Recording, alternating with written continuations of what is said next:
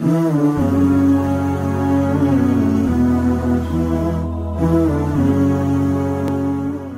الله الرحمن الرحيم. كتاب خاني دنجي روشناي. ناوي كتاب مناري ونبو. نسيني دكتور عبد الله عزام. وجراني كاروان رشيد محيدين. خوێندنەوەی هەڵوێست حەسەن. مۆنتاژ و کارە دەنجەکان ڕێبین کازم محەممەد. پێداچوونەوەی تۆماری ڤیان حەمید عوسمان. تایب ڕیاض مەحموود کاکە. پیچنین بەیان ڕەشید. دیزاینی ناوەوە وریا عەبد. نۆرە و ساڵی چاپ یەکەم 2013. تیراژ 1000 دانە. چاپ چاپخانەی شارستان سلێمانی. ژمارەی سواردنی 1610 ساڵی 2013 پێدراوە. تێبینی سەرجەم کتێبە تۆمارکراوەکانی کتێبخانەی دەنجی ڕۆشنایی گزارش لە لۆچوونی نووسەر دەکەن و بە هەموو شێوەیەک بازرگانی پێوەکردنیان قەدەغەیە. بە هیوای سوود بینین.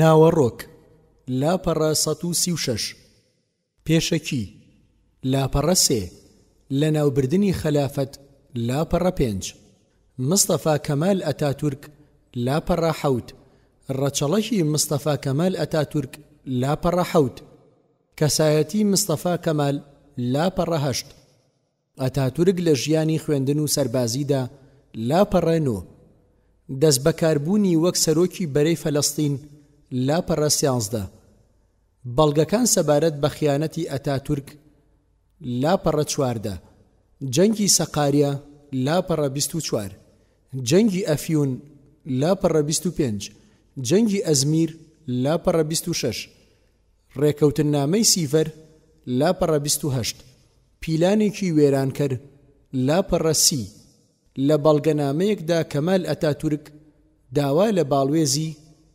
لاپەڕە 35 لە 3 مارسی 1924 دا خەلافەتی ئیسلامی لاپەڕە 42 پەیوەندی مستەفا کەمال ئەتاتورک بە جوولەکەوە لاپەڕە 44 بەڵگەنامەی باڵوێزی بەریتانی لاوزەر لاپەڕە 56 فەرمانڕەوایی کەمال ئەتاتورک بۆ تورکیا لاپەڕە 62 ژیانی تایبەتی کەمال ئەتاتورک لاپەڕە 71 نەخۆشکەوتن و مردنی ئەتاتورک لاپەڕە 74 تورکیای پاش ئەتاتورک لاپەڕە 78 پێشەکی لاپەڕە 3 إن الحمد لله نحمده ونستعينه ونستغفره ونعوذ بالله من شرور أنفسنا ومن سيئات أعمالنا من يهدي الله فلا مضل له ومن يضلل فلا هادي له وأشهد أن لا إله إلا الله وحده لا شريك له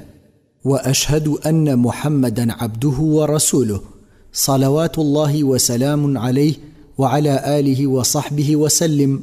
أما بعد بیرم دێت لە کتێبی مێژووی شەشی سەرەتایی باسی دەوڵەتی عوسمانیمان دەخوێند وەک ئیمپراتۆریەتێکی داگیرکەر باسی دەکرا و دەیان ناساند وەک داگیرکەری وڵاتە عەرەبیەکان. بۆ چونکە بەعسە ئەفلاقیەکان مێژووەکەیان داڕشت بوو. خۆگومانیشی تێدا نییە سەددامی لە ناوچوو جگەل لەوەی بەعسیەکی عەلەمانی بوو جێبەجێکاری پیلانەکانی ماسۆنیەتیش بوو. یەکێک لە کارەکانیان ناشرینکردنی ئیسلام و مێژووی موسڵمانان بوو. نمونەیەکی تری ناشرینکردنی مێژووەکەمان ئەوە بوو زۆربەی سەربازگە و دەستگاکانیان بە ناوی کەسایەتی و ڕووداوە ئیسلامیەکانەوە ناو نابوو وەک معسكر خالد بن وليد ومنظمة الحطين هەتا دوایی تا کابرای بەندکرا و ستەملێکرا و کە ئەو ناوانەی خوێندەوە بێزی بێتەوە و ڕق لەو مێژووە هەڵگرێکە ئەم ناوانەی دروست کردووە.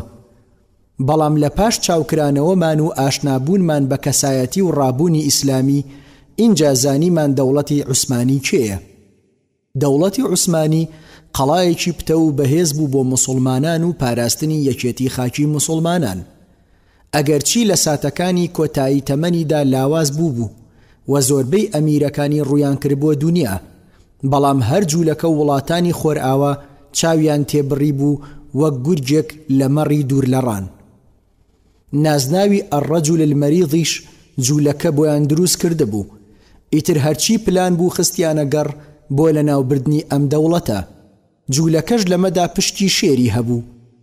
عەبدوڵڵا عەزامیش ڕەحمەتی خوای لێبێ زۆر بەباشی باسی پیلانەکانی جوولەکە و هاوپەیمانانی کردووە، بە تایبەتی کەمال ئەتاتورکی گۆڕبەگۆڕ کە جێبەجێکاری پیلانەکان بوو و دامەزرێنەری عەلەمانیەت و لە ڕەگ و ڕیشە هەڵکێشەری دەوڵەتی عوسمانیش بوو.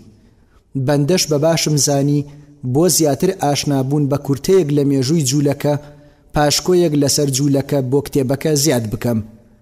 خوایە ئێمە بەندەی تۆین و دڵسۆزی دینەکەت و مسلمانان و مێژوەکەین.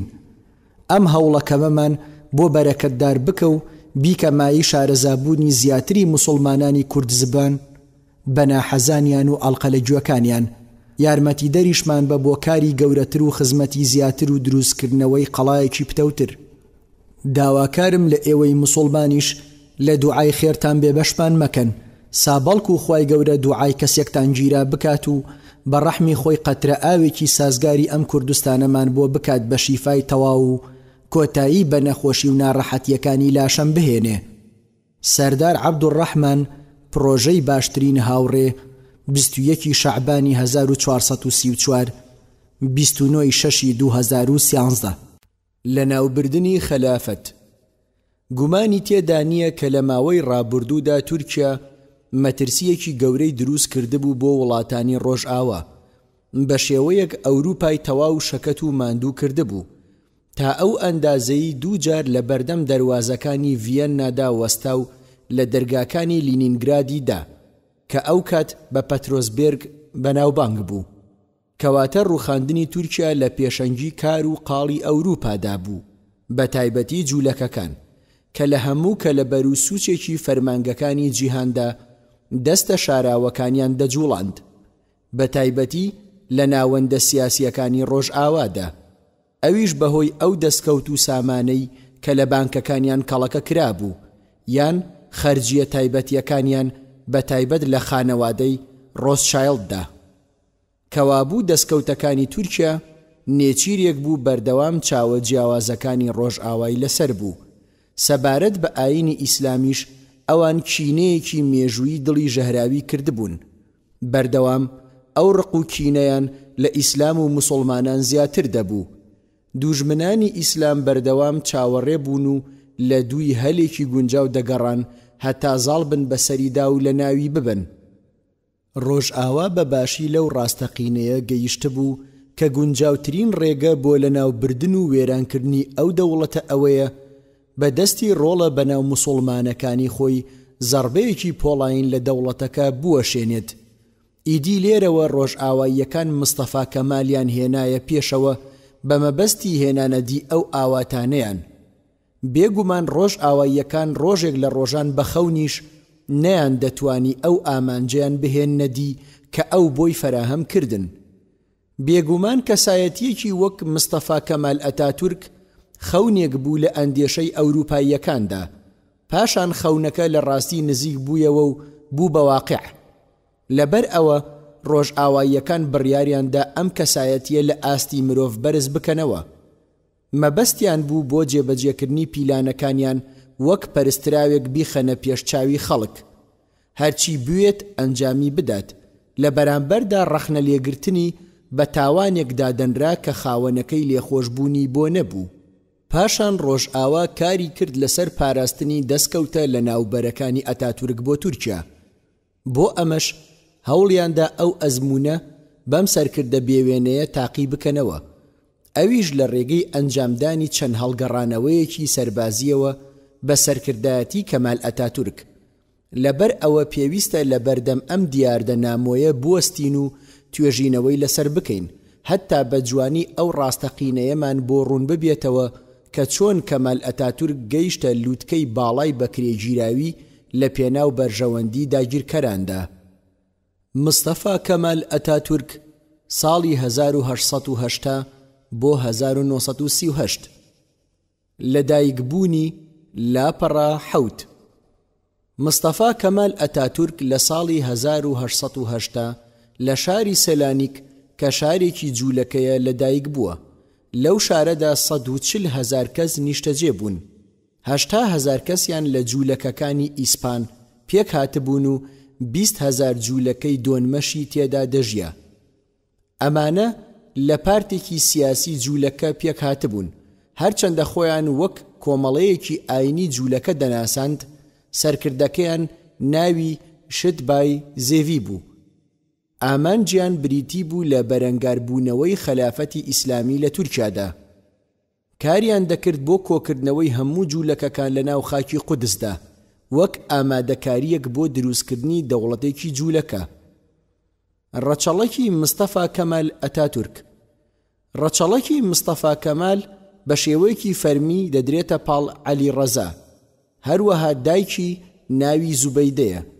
هەروەک گومانێکی زۆر هەیە سەبارەت بە ڕەچەڵەکی ئەم پیاوە، چونکە مستەفا کەمال ئەتاتورک بە هیچ شێوەیەک عەلی ڕەزای بە باوکی خۆی نەدەزانی. دەشگوترێت باوک و دایکی خەڵکی ئەلبانیان. بۆ ئەم مەبەستە کەمال ئەتاتورک سەردانی فەرمانگەی باری شارستانی نفوسی لە سەلانیک کردووە و لەسەر تۆمار ناوی باوکی کوژاندووەتەوە. هەروەها دەوترێت زوبەیدەی دایکی بەکاری زینە مستەفا کەمالی هەڵگرتووە کە لە یانەیەکی شەوانەدا کاری کردووە لە کەسێکەوە ناوی عەبدو مسن ئاغا بووە.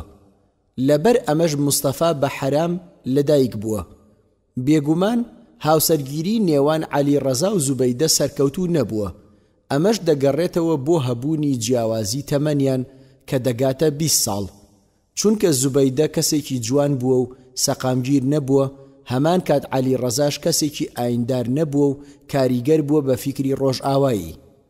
ناوبراو بە نەخۆشی سیل لە ساڵی 1986دا کۆچی دوایی کردووە. لە پاش خۆی کوڕوکچێکی بەجێهێشتووە. کەمال ئەتاتورک کوڕەکەی بووە. کەسایەتی مستەفا کەمال. کەمال ئەتاتورک لەلایەن هاوڕێ نزیکەکانیەوە بە کەسایەتێکی دوورە پەرێزی داغ لە دڵی قێزەون و ئاژاوەچی ناسراوە. وەک هاوڕێکانی دەیگێڕنەوە بەردەوام ئەتاتورک کێشەی هەبووە لەگەڵ مامۆستاکانیدا و ئەو ساتانە دڵی خۆش بووە کە دەستدرێژی کردووەتە سەر کەسانی دی. ئەو بەردەوام حەزی لە ستەم و زۆرداری بووە وەک عیرفان ئۆرکا باسی دەکات. کەمال ئەتاتورک زۆربەی ناکۆکی و دووبەرەکیەکانی لەگەڵ بەرپرسانی کۆمەڵەی ئیتیحاد و تەرەقیدا بوو، چونکە حەزی نەدەکرد کەس بەرپرس بێت بەسەریەوە کە کەسانێکی وەک ئەنوەر پاشا و تەلعەت پاشا و جاویدی تێدا بوو. جارێکیان ئەندامانی کۆمەڵەی ئیتیحاد و تەرەقی خەریکی گفتوگۆ بوون سەبارەت بە بەرزکردنەوەی پلەی مستەفا کەمال. لەو کاتەدا ئەنوەر پاشا دێتە وەڵام و دەڵێت زۆر چاک بزانن ئەگەر پلەی پاشای بدەینێ دواتر حەز دەکات بکرێتە سوڵتان. ئەگەر ئەو پلەیەشی پێدرا ئارەزوو حەزەکانی پەرە دەستێنن و داوای خوایەتی دەکات. ئەتاتورک لە ژیانی خوێندن و سەربازیدا لاپەڕانۆ. سەرەتا کەمال ئەتاتورک پەیوەندی کرد بە قوتابخانەی ئاینیەوە.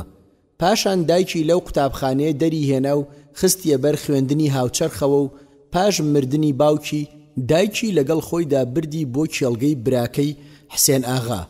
ئەو کێڵگەیە دەکەوێتە نزیک سەلانیک. ئیدی لەوێ ئەتاتورک سەرگەرمی پاک و خاوێنکردنەوەی تەویلەکان و ئالیکدان بە ئاژەڵەکان و چاودێریکردنی کێڵگەکە بوو. پاشان لە سەلانیک دایکی خستیەوە بەر خوێندن. لەبەر ئەوەی بەردەوام خەریکی پێکدادان بوو لەگەڵ قوتابیەکاندا و شەڕی لەگەڵ دەکردن، مامۆستاکەی لی دەدات و پاشان لە قوتابخانە هەڵهات. ئیدی لێرەوە بە یەکجاری وازی لە قوتابخانە هێنا و نەگەڕایەوە. دواتر ساڵی 1993 لە سەلانیک پەیوەندی کرد بە قوتابخانەی سەربازیەوە. دوای 4 ساڵ خوێندن لەو قوتابخانەیەدا قۆناغی سەرەتایی تەواو کرد. پاشان بۆ تەواوکردنی قۆناغەکانی خوێندنی ناوەندی ڕووی کردە ناوچەی مۆناستر لە باڵقان. لەو کاتەدا فیتنە و ئاژاوە سەبارەت بە خەلافەت پەرەی سەندە بوو.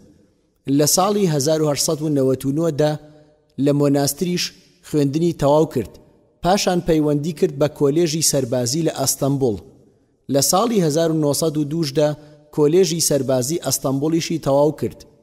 دواتر بۆ درێژەدان بە خوێندن پەیوەندی کرد بە کۆلێژی ئەرکان الحەربەوە و ساڵی 1905 تەواوی کرد. پاشی ئەوە وەک ئەفسەرێک بە پلەی ڕائید پەیوەندی کرد بە سوپای پێنجەمەوە لە دیمەشق. ئەو کات تەمەنی 25 ساڵ بوو. دواتر لە شام و لە لیوای ئەلفورسان الثەلاثیندا دامەزرا. لە وڵاتی شام بۆ ماوەی 2 ساڵ مایەوە و پاش تەواوکردنی مەشقە سەربازیەکەی لە لیوای ئەلفورسان الثەلاثیندا پلەی ئاغاسی وەرگرت. ئەم پلەیە دەکەوێتە نێوان ڕائید و مقدەمەوە. دواتر بە هەوڵ و کۆششی هاوڕێکانی لە هاوینی ساڵی 1970دا گوێزرایەوە بۆ سەلانیک و لە فەرمانگەی ئەرکانی سوپای سێم دەست بەکار بوو. ئیدی لێرەوە کەمال ئەتاتورک پەیوەندی کرد بە کۆمەڵەی ئیتیحاد و تەرەقیەوە و کە ڕکابەری بەهێزی تێدا بوو، نمونەی ئەنوەر پاشا و تەلعەت پاشا کە ئەمانە زۆر پێگەیان بەهێز بوو لە ناو پارتەکەدا.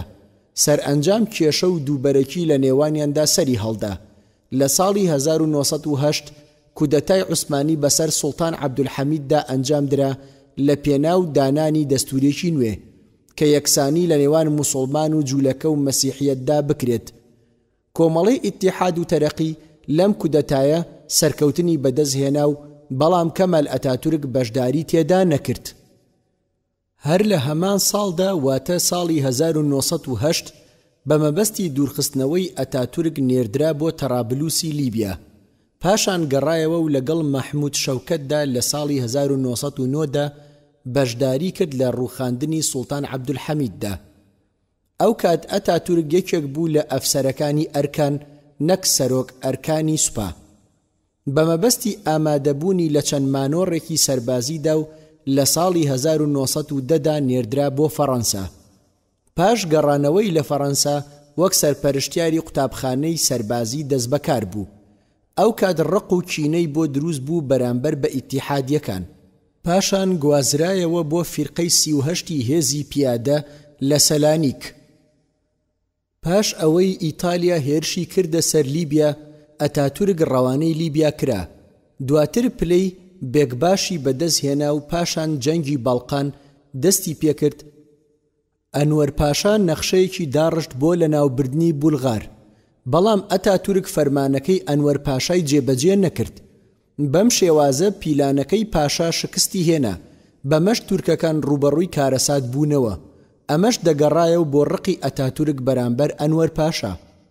ئەتاتورک مەبەستی بوو شانازی سەرکەوتن بەسەر ناوبراودا نەبڕدرێت و بەوەش لە ئورنە تێکشکان بەهۆی خیانەتی ئەتاتورکەوە.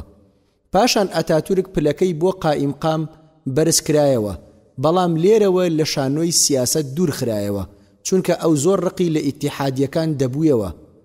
ئەتاتورک تەنها پەیوەندی لەگەڵ جەمال پاشادا هەبوو.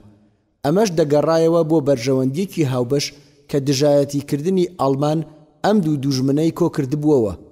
بەهۆی ئەوەی زۆر ڕەخنەی لە ئیتیحادیەکان دەگرت دوور خرایەوە بۆ سۆفیا. لەگەڵ بەرپابوونی جەنگی جیهانی یەکەمدا ئەتاتورک داوای لە ئەنوەر پاشا کرد کە سەرکردایەتی یەک لە بەرەکانی جەنگ لە ئەستۆ بگرێت. پاش ئەوەی چەندین جار داواکاریەکەی ئاڕاستەی ئەنوەر کردەوە، دواتر سەرکردایەتیکردنی بەرەی باشووری لە ئەستۆ گرت کە لە شێوەی جەزیرەی گالیپۆلیدا بوو. ناوبراو ئازایەتیەکی زۆر بێوێنەی نواند و چەندین سەرکەوتنی بەدەست هێنا. پاش ئەوەی هاوپەیمانەکان لە گالیپۆلی پاشکشەیان کرد، ئەتاتورک بە چەندین سەرکەوتنەوە گەڕایەوە و بەو هۆیەوە دووچاری لوودبەرزی و لە خۆبایی بوون هات. ئیدی لێرەوە پەنای بۆ پیلانگێڕان و کودەتاکردن برد بەسەر ئیتیحادیەکاندا. پاشان بڕیاری دەستگیرکردن بۆ ئەتاتورک و هەموو ئەوانە دەرچوو کە دەستیان لە پیلانەکەدا هەبوو. دواتر ئەنوەر پاشا جگەل لە کەمال ئەتاتورک هەموو ئەو کەسانەی لە سێدارەدا کە دەستیان لە پیلانەکەدا هەبوو. دوای ئەو ڕووداوە ئەتاتورکی دوور خستەوە بۆ ناوچەکانی ژێر دەسەڵاتی سوپای شەشەم لە ناوچەی قەفقاس. دواتر نێردرا بۆ ناوچەکانی ژێر دەسەڵاتی سوپای دووەم لە دیار بەکر. پاش ئەمەش مستەفا کەمال هیچ پێگە و ڕۆڵێکی نەبوو کە شیاوی ئاماژە پێکردن بێت لەبەر پاشەکشەی هێزەکانی رووسیا بەهۆی شۆڕشی شویعیەکانەوە لە ساڵی 1970دا. پاشان لە ساڵی 1970دا نێردرا بۆ شام و هەر ئەو کات پلەی لیوە یاخود پاشای وەرگرت و ئیدی کرا بە یاریدەدەری سەرکردەی سوپای 2 دەستبەکاربوونی وەک سەرۆکی بەرەی فەڵەستین لاپەڕە 13 لە فەڵەستیندا ڕێکەوتنێک لە نێوان سەرکردەی ئینگلیزەکان ژەنەڕاڵ ئەلێنبی و مستەفا ئەتاتورک ئەنجام درا. لە ڕێکەوتنەکەدا ئەتاتورک بڕیاری کشانەوەیدا هەتا ئەلێنبی لەو دەروازەوە بەبێ هیچ کێشەیەک بچێتە ناوەوە و گورزێکی بەهێز بوەشێنێت لە هەر چوار بەشەکەی سوپای تورکیا. ئەمەش پاش ئەوە هات کە ئەلێنبی لە ئەبواب سەڵت بە نائومێدی گەڕایەوە. شیاوی ئاماژەیە لە ماوەی ڕابردوودا لە سەردەستی جەمال پاشای فەرماندەی سوپای چواری دەوڵەتی عوسمانی دووچاری شکست بوونەوە. لە ئەنجامی ئەم خیانەتە گەورەیەدا تورکیا بۆ هەتایە دووچاری تێکشکاندنێکی گەورە بوویەوە. هەمان کات بەرهەمی ئەم شکستە بۆ تورکیا زۆر کارەساتبار بوو. لەو شەڕەدا ژمارەی دیلەکانی تورکیا نزیک دەبوونەوە لە 100,000 دیل، جگەل لەو هەموو سەربازانەی کە لەلایەن ئەرمەن و دروزەکانەوە بە فیشەک دەکوژران. بەڵگەکان سەبارەت بە خیانەتی ئەتاتورک و ڕێکەوتنی لەگەڵ ئینگلیزدا. بێگومان بەڵگەیەکی زۆر لە بەردەستدایە سەبارەت بە خیانەت و ناپاکیەکانی ئەتاتورک و ڕێکەوتنی لەگەڵ ئینگلیزەکاندا.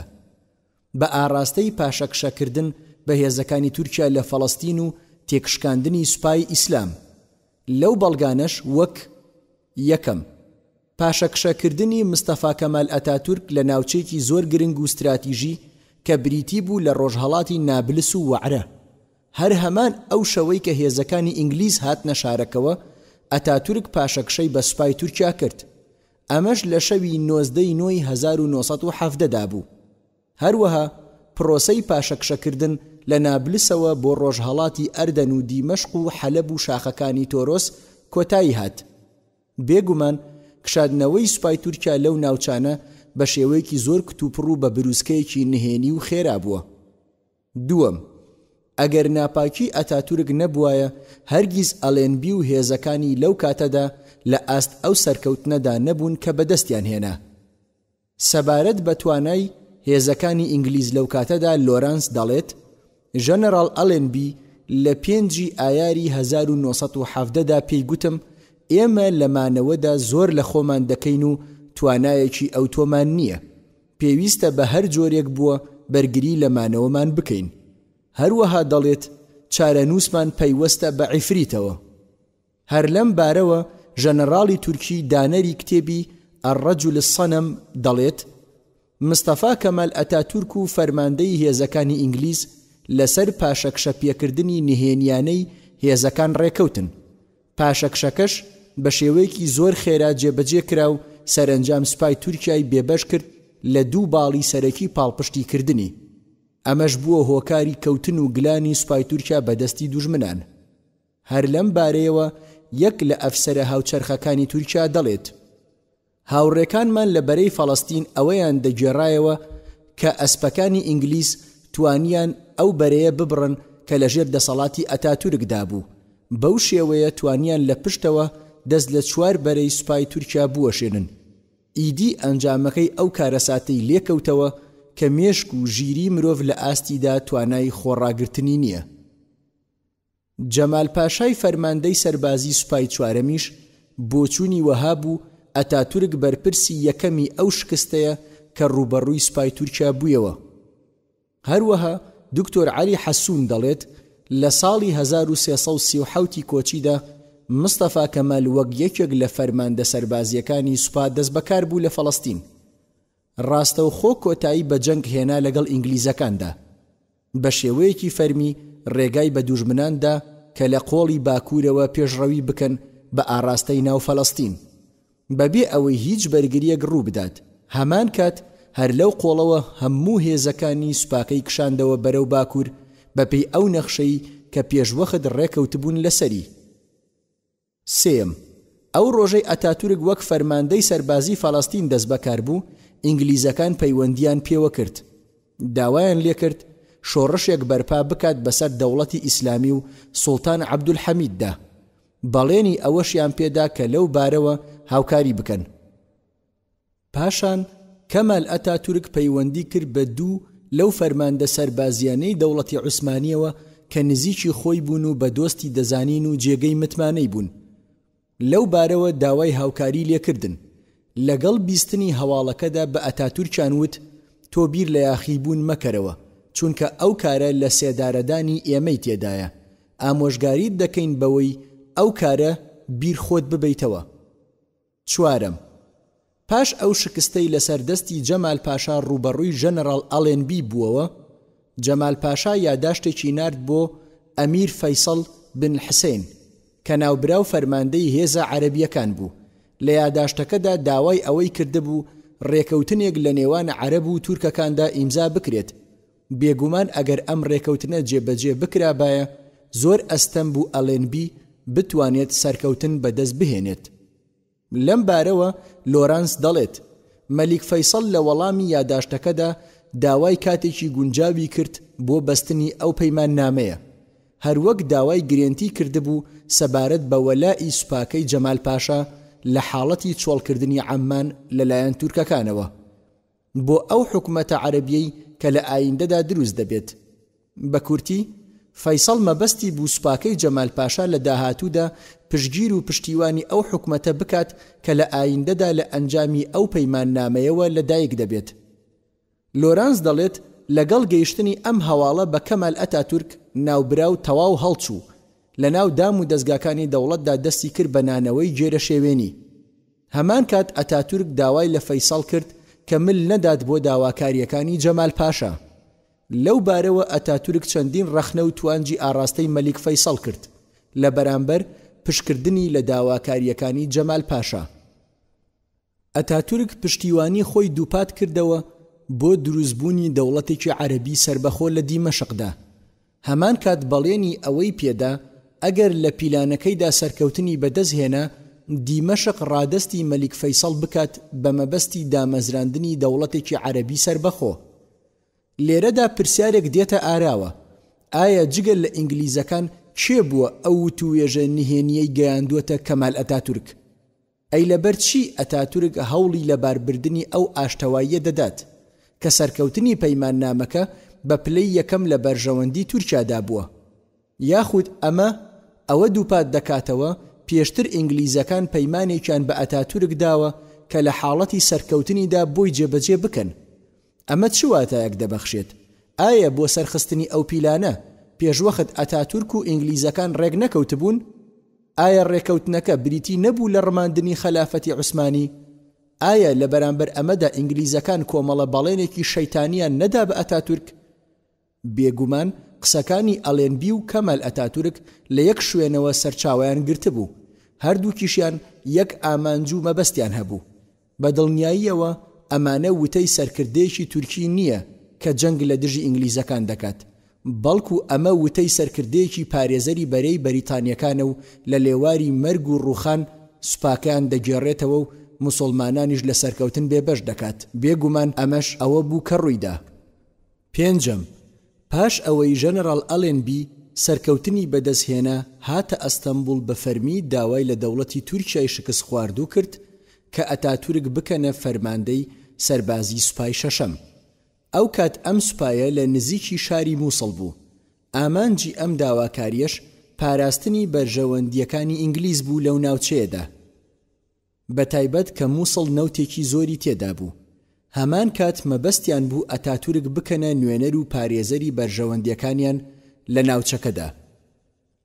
شەشەم، مستەفا کەمال پاش ئەو شکستەی بەدەستی خۆی بەسەر تورکیای داهێنا، پاش گەڕانەوەشی بۆ تورکیا پەیوەندیەکی بەهێزی لەگەڵ قەشەی بەناوبانگ قەشە فرید دروست کرد کە بەرپرسی هەواڵگری ئینگلیزەکان بوو لە تورکیا. حوتەم، مستەفا کەمال پەیوەندیەکی بەهێزی هەبوو بە سوڵتان وەحیدەدین کە بە محەممەدی شەشەمیش ناو دەبرا. ئەمەش بۆ ئەوە دەگەڕایەوە کە لە بەهاری ساڵی 1970 ئەتاتورکی وەک یاوەری سەربازی خۆی دامەزراند بوو. هەمان کات ئەو وەلی عەهد بوو. هەروەها کەمال ئەتاتورک ئەوەی بۆ محەممەدی شەشەم باس کردبوو کە زۆر ڕقی لە ئیتیحادیەکان دەبێتەوە. بێگومان هەردووکیان ئەوەیان باس کرد کە بۆ بەرژەوەندی تورکیا هەوڵ دەدەن. ئیدی لێرەوە دوو هاوڕێی گیانی بەگیانی لە پێناو بەدیهێنانی ئامانجێکدا یەکیان گرت و بە زووترین کاتیش ئەتاتورک بوو بە سەربازێکی سوڵتان وەحیدەدین و پارێزەری نهێنیەکان. پێویستە ئاماژە بەوە بکەین کە لە ماوەی جەنگدا سوڵتان محەممەد ڕەشاد کە بە سوڵتان محەممەدی پێنجەم ناسرا بوو کۆچی دوایی کرد. دواتر سوڵتان وەحیدەدین جێگەی گرتەوە و بوو بە خەلیفە. هاوکات ئەمیش پلەی ئەتاتورکی بەرز کردەوە و ناردی بۆ ئەنەدۆڵ. پلەی فەرماندەی ڕوبەڕووبوونەوەی داگیرکەرانی لە ناوچەی ئەنادۆڵ پێسپێردرا. هەروەها ڕێژەیەکی زۆر زێڕی بە دیاری پێبەخشی کە 20,000 لیرەی ئاڵتونی بوو.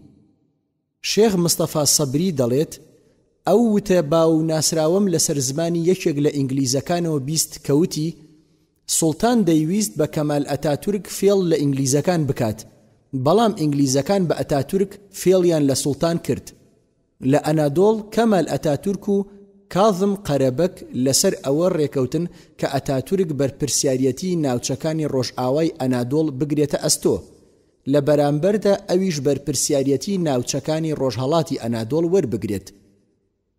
بەڵام کاظم دەڵێت پاش تێپەڕبوونی 18 ڕۆژ بەسەر جێبەجێکردنی ئەو نەخشەیەدا و بە دیاریکراوی لە 3 شوباتی 1920دا نامەیەکم لە کەمال ئەتاتورکەوە پێگەیشت کە لە نامەکەدا وتبووی هیچ بوارێک بۆ بەرگریکردنی سەربازی نەماوەتەوە کە لە دژی مەرجە خراپەکانی ڕێکەوتن بکرێت، تەنها لە ناوچەی قەفقازدا نەبێت، بەڵام لە ناوچەکانی تردا لە توانادا نییە هیچ کارێک ئەنجام بدرێت. ئەگەر تورکیا هاوکاری بکات لە دەست بەسەراگرتنی قەفقازدا و لەو بارەوە لەگەڵیدا یەک هەڵوێست بوون، بەو شێوازە ئەنادۆڵ لە ڕۆژهەڵات و ڕۆژئاواوە هەروەها لە عێراق و ئێران و دەروازەکانی هیندەوە هەموو ئەمانە لە بەردەمیاندا کراوە دەبن. بۆ ئەو مەبەستە خەلیل پاشای مامەی ئەنوەر پاشا هات بۆ ئازەربایجان قەفقاسیا و پێی ڕاگەیاندن تورکیا دەخوازێت ئێوە ڕێگە بە سوپای ڕووسی بدەن کە لێرەوە تێپەڕ ببێت بە مەبەستی گەیاندنی هاوکاری بە سوپای تورکیا. لە وەڵامدا ئەوانیش گوتیان پێشتریش سوپای ڕووسەکان بەو جۆرە قسانە فریویان داین، پاشان هاتنە وڵاتمانەوە و بەبێ ئەوەی بتوانین هیچ جۆرە بەرگریەک بکەین، لەگەڵ ئەوەی ئێمە خاوەنی سوپایەکی بەهێزین و توانای بەرگریکردنمان هەبوو، بەڵام ڕێی پێ نەداین بەرگری لە خۆمان بکەین. ئابەم شێوازە جارێکی تر کەوتی نەژێر دەسەڵاتی ڕووسەکان. بێگومان ئەمەش پیلانێکی ئینگلیزەکان بوو، مەبەستیان بوو وەهای دەربخەن کەمال ئەتاتورک دوژمنی بەریتانیایە. هەروەک لە کاتێکدا ڕاولسۆنی وەزیری دەرەوەی بەریتانیا لەگەڵ کاظم کۆ دەبێتەوە و هەمان ئەم پیلانەی بۆ دەخاتە ڕوو. کاظم سەری سوورما لەو لێکچوونەی لە نێوان ویستی ئەتاتورک کە خۆی وەک دوژمنی ئینگلیزەکان دەردەبڕێت، چونکە ئەتاتورک لە ڕووکەشدا وەک دوژمنی ئینگلیزەکان خۆی نیشان دەدا. هەمان کات ئەم پیاوە کاظم سەری سوورما بوو لە ئارەزووی ئینگلیزەکانیش لەو بارەیەوە، چونکە بەریتانیەکانیش ئەتاتورکیان بە دوژمنی سەرسەختی خۆیان دادەنا. ڕاولسۆن لەگەڵ رووسیا لەسەر سەربڕینی گەلی قەفقازی موسڵمان ڕێکەوتبوون. بێگومان ئەم پیلانەش هەر خۆی دایڕشت بوو. پاشان بە ئاراستەی جێبەجێکردنی ئەو کردەوە قێزەونە کارنامەی پیلانەکەیان بە کەمال ئەتاتورک سپارد. پیلانەکەش لەلایەن خەلیل پاشاوە ئەنجام درا. بەو شێوەیە گەلی موسڵمانی قەفقاز کەوتنە ژێر چنگی دڕندانەی شویعیەکان و گەورەترین قەسابخانەیان لە دژ ئەنجام درا. تا ئێستاش کاریگەری ئەو کردەوە دڕندانەیان بەسەرەوە ماوە. ئەوان دەیانویست بە یەکجاری ئیسلام لە ناو گەلی قەفقازدا بکوژێننەوە. دواتر ئەو ڕاستەقینەیە ئاشکرا بوو کە ڕاولسۆن و کەمال ئەتاتورک بە نهێنی لە خاکی ئەرز ڕۆم کۆبوونەتەوە. گرنگی بابەتەکە وەهای کردبوو کە کۆبوونەوەکەیان تا بەرەبەیان درێژە بکێشێت. هەشتم، لێدوانی بەرپرسانی ئینگلیز سەبارەت بە پێویستی بەستنی پەیماننامەی لێکتێگەیشتن لەگەڵ کەمال ئەتاتورکدا. لەم بارەوە لۆرد کێرزۆنی وەزیری دەرەوەی بەریتانیا دەڵێت پاش ئەوەی ئەزمیر بەو شێوازە لەلایەن یۆنانەوە داگیر کرا لەسەر هەموو تاکێکی تورکی پێویستە دوای ئەم ڕووداوە دڵسۆزی خۆی لەگەڵ کێشەی نیشتیمانەکەیدا دەرببڕێت کە لە ئێستادا ئەتاتورک لەو بارەوە پێشڕەوە و لەسەر ئەو ڕێبازە بەردەوامە. هەروەها سێر هێنری ویلسن سەرۆک ئەرکانی سوپا دەڵێت هیچ ڕێگەیەک لە بەردەم دیبلۆماسیەتی ئینگلیزەکاندا نییە جگەل لەوەی کە پێویستە پەیماننامەی لێکتێگەیشتن لەگەڵ کەمال ئەتاتورکدا ببەستن. نۆیەم، ئەو شانۆیانەی کە بە بۆنەی سەرکەوتنەکانەوە ئەنجام دەدران بە تایبەت لە ناوچەکانی سەقاریا و ئەزمیر لەسەر جەمبۆنەکاندا کەمال ئەتاتورک وەک داهێنەر و پێشڕەوی ئەو سەرکەوتنانە وەسف دەکرا و وەک پیا هەڵدانیش گۆرانی بەسەردا دەوترا. کار گەیشتە ئەوەی شاعیرانی شعریان بەسەردا دەگوت و تەنانەت ئەحمەد شەوقیش لە وەسفی ئەتاتورکدا دەڵێت: الله أكبر كم في الفتح من عجب يا خالد الترك الجدد خالد العرب. بەڵێ ساد لە دوای سات شان و دەستکردەکەی دەستی ئینگلیز کە خۆیان بە شێوەیەکی ژیرانە کاری دەرهێنانیان بۆ کردبوو بەرەو سەرکەوتن و دواساتەکانی کۆتایی هەنگاوی دەنا بە ئاراستەی ڕماندنی خەلافەتی ئیسلامی تا دەهات بەریتانیەکان مەرجی قورستریان بەسەر سوڵتانی موسڵماناندا دەسەپاند هەتا لاوازی بکەن و بەرەو بچووکبوونەوەی زیاتری ببن. هەمان کات کار ئاسانی زیاتریان پێشکەشی ئەتاتورک دەکرد هەتا وەک کەسێکی ئازا و بێهاوتا وێنای بکەن. مستەفا سەبری دەڵێت داواکاریمان پێگەیشت لە لیژنەی باڵای هاوبەشی هاوپەیمانەکانەوە لە پاریس کە لە گەورە بەرپرسانی هەریەکە لە ئینگلتەرا و فەڕەنسا و ئیتالیا و یۆنان پێک هاتبوون. لیژنەکە لە ئێوارەی 12 مایۆی 1990دا بڕیاری دابەزینی سوپای یۆنانی بۆ ناوچەکانی ئەزمیر و ماکەدۆنیای دەرکرد.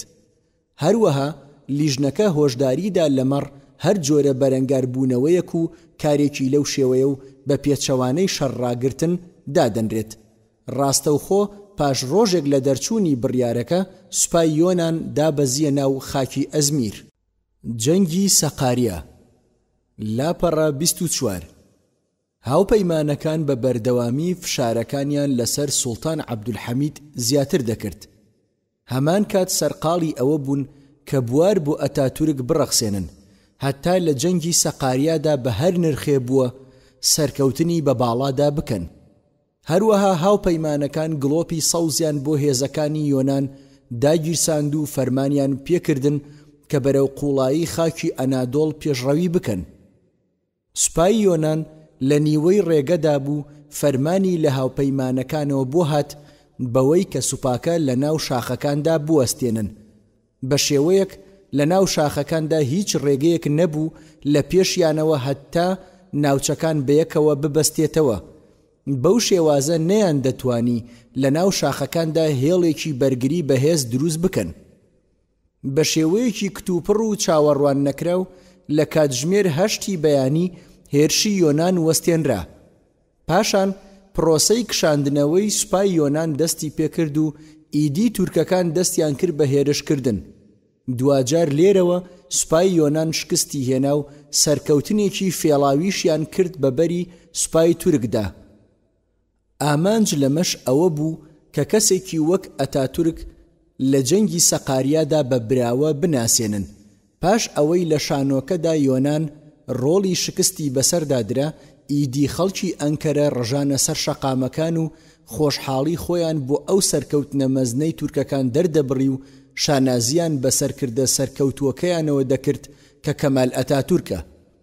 لێرەوە نازناوی غازیان لە ئەتاتورک نا. لەو بارەیەوە بروسکەی پیرۆزبایی لە وڵاتانی رووسیا و ئەفغانستان و هیند و ئەمریکا و فەڕەنسا و ئیتالیاوە ئاڕاستەی ئەتاتورک دەکران. پاش ئەوەی ئەتاتورک لە سەقاریاوە بەو سەرکەوتنەوە گەڕایەوە ئیدی داوا لە ئەنجومەنی نوێنەران کرا نازناوی غازی و 4 ملیۆن لیرە وەک پاداش بدەنە ئەتاتورک. لێرەوە ئەنجومەنی نوێنەران نازناوی غازیان پێبەخشی بەبێ ئەوەی هیچ بڕاپارەیەکی بدەنێ. جەنگی ئەفیۆن سەبارەت بە جەنگی ئەفیۆن هەر شانۆگەریەکی دیکەی هاوپەیمانەکان بوو. ئەویش پاش ئەوە دێت کە فەرماندە هێزەکانی سوپای یۆنان هاگیانستس سەربازەکانی بەبێ خواردن و خواردنەوە بەجێهێشت. بەو شێوەیە گیانی بەرگری لە نێو سەربازەکانی یۆناندا نەما. کەمال ئەتاتورکیش لە ماوەیەکی زۆر کەمدا هێرشی کردە سەریان و وەک بروسکە لە بەرەی ئاسیادا سەرکەوت بە سەریاندا. جەنگی ئەزمیر لە بەرەی ئاسیادا ناوچەکە بەدەست هێزەکانی یۆنانەوە بوو. ئەمە جگەل لەوەی ناوچەکەی ژێردەستیان گەلێک استراتیژی و گرنگ بوو، لەگەڵ ئەوەشدا و بەپێی پیلانێکی نەخشە بۆ کێشرا و لێی کشانەوە بەبێ ئەوەی تەنها گولەیەکیش بتەقێندرێت. شوێنەکە بۆ ئەتاتورک چۆڵ کرا. شانۆگەریەکان بە دوای یەکدا دەهاتن و هاوپەیمانەکانیش مەبەستیان بوو بە ئامانجەکانیان بگەن و جێگۆڕکێ بە سەرکەوتنەکان بکەن. هاوپەیمانەکان بە ئارەزووی خۆیان و چۆنیان بویستایە و فەرمانیان بە سوپای یۆنان دەکرد. بۆ ئەو مەبەستە سەرەتا داوای پێشڕەوی سوپا و دواتر داوای وەستان و پاشان داوای کشانەوەیان لێکردن. بەو شێوەیە کەمال ئەتاتورک کەوتە پێشڕەوی و لەبەر چاویاندا و بە ئاشکرا دەستی کرد بە دەرپەڕاندنی یۆنانیەکان. ئەوانیش وا خۆیان نیشان دەدا کە توانای جوڵەیان نەماوە. پاشان کەمال ئەتاتورک چووە ناو خاکی ئەزمیرەوە و زۆر بە بێدەنگی بە ناوچەکاندا تێپەڕ دەبوو. تەنانەت ئارمسترۆنگ دەگێڕێتەوە و دەڵێت ئەگەر بەو پیلانەی هاوپەیمانەکان نەبوایە هەرگیز ئەتاتورک نەیدەتوانی بچێتە خاکی ئەزمیرەوە. هەروەها کەمال ئەتاتورک چووە ناوچەی بەسفۆڕ و دەردەنیل. ئەمە ئەو ناوچەیە بوو کە سوپای بەریتانی تێدا کۆکرا بوویەوە و هێزەکانی ئینگلیزی تێدا باڵادەست بوون. بەو شێوەیە بە ئازادی چیان بویستایە لە دەوروبەری بنکە سەربازیەکانی بەریتانیا دەیان کرد بەبێ ئەوەی بەریتانیەکان یەک گولەش بە ئاراستەی سوپاکەی ئەتاتورک بتەخێنن. یاخود بە پێچەوانەوە تورکەکانیش یەک گولەیان بە ئاراستەی هێزەکانی ئینگلیز نەدەتەقاند. لەوەش سەیرتر ئەوە بوو زۆربەی ئەو چەکانەی هێزەکانی ئەتاتورک شەڕیان پێدەکرد بە لێشا و لە ڕووسیاوە بەدەستیان دەگەیشت. ئەو هەموو چەکە بە ناوچەی بەسفۆڕ و دەریای ڕەشدا تێپەڕ دەبوون. بێگومان ئەو ناوچانە لە ژێر قەڵەمڕەوی هێزەکانی ئینگلیزدا بوون. دەیەم، هاوپەیمانەکان وەها خۆیان نیشان دەدا کە بەزەیان بە سوڵتاندا دێتەوە و ڕقیان لە ئەتاتورکە. هەروەک ئینگلیزەکان لە 16 مارسی 1920دا شاری قوستەنتینیان داگیر کرد. داواکاری هاوپەیمانەکان بۆ دانیشتوانی شارەکە ئەوە بوو گوێڕایەڵی خەلیفە بن لە بڕیارەکانیدا کە هۆکارێک بوو بۆ قورسایی باری سەرشانی. لە بەرامبەردا ناوچەکانی ئێسکی شەهر چۆڵ کران. ئەمەش پاش گەماروی هێزەکانی ئەتاتورک هات بۆ ناوچەکە بەبێ ئەوەی هیچ بارگرژیەک لە نێوانیاندا ڕوو بدات. ناوچەکانی ئەنادۆڵیش لە هێزە هاوپەیمانەکان پاک کرایەوە و خەڵکیش بەو سەرکەوتنانە دڵخۆش بوون. لە هەمان کاتدا شەیخ الئیسلام فتوایەکی دەرکرد لە فتواکەیدا کەمال ئەتاتورک و تاقمەکەی بە کافربوون حکومدا. ئیدی لێرەوە ڕق و تووڕەی خەڵک لە سوڵتان و موفتیش پەرەیسەند. ڕێکەوتن نامەی سیڤەر. لەگەڵ ئەوەی کەمال ئەتاتورک خەریک بوو دەکەوتە پەلەقاژە و لە ناوچوون نزیک دەبوویەوە، دەست بەجێ هاوپەیمانەکان بە ڕێکەوتن نامەی سیڤەر ئەتاتورکیان لە لێواری مەرگ ڕزگار کرد. بەپێی ڕێکەوتنەکە وڵاتی تورکیا لە نێو ئەوروپاییەکاندا دابەش کرا. ئەستەمبوڵیش وەک دەوڵەتێک دانرابوو. هەروەها بەپێی ڕێکەوتنەکە هەموو ناوچە عەرەبیەکان لە تورکیا داڕنران. هەروەک تورکیای ئەوروپی و ناوچەکانی ئەلیەحیا بە ئیدارەی یۆنانیەوە پەیوەست کران. هەروەها ئەرمینیاش بوو بە دەوڵەتێکی سربەخۆ. ناوچەکانی کوردستانیش حکمی زاتیان پێدرا.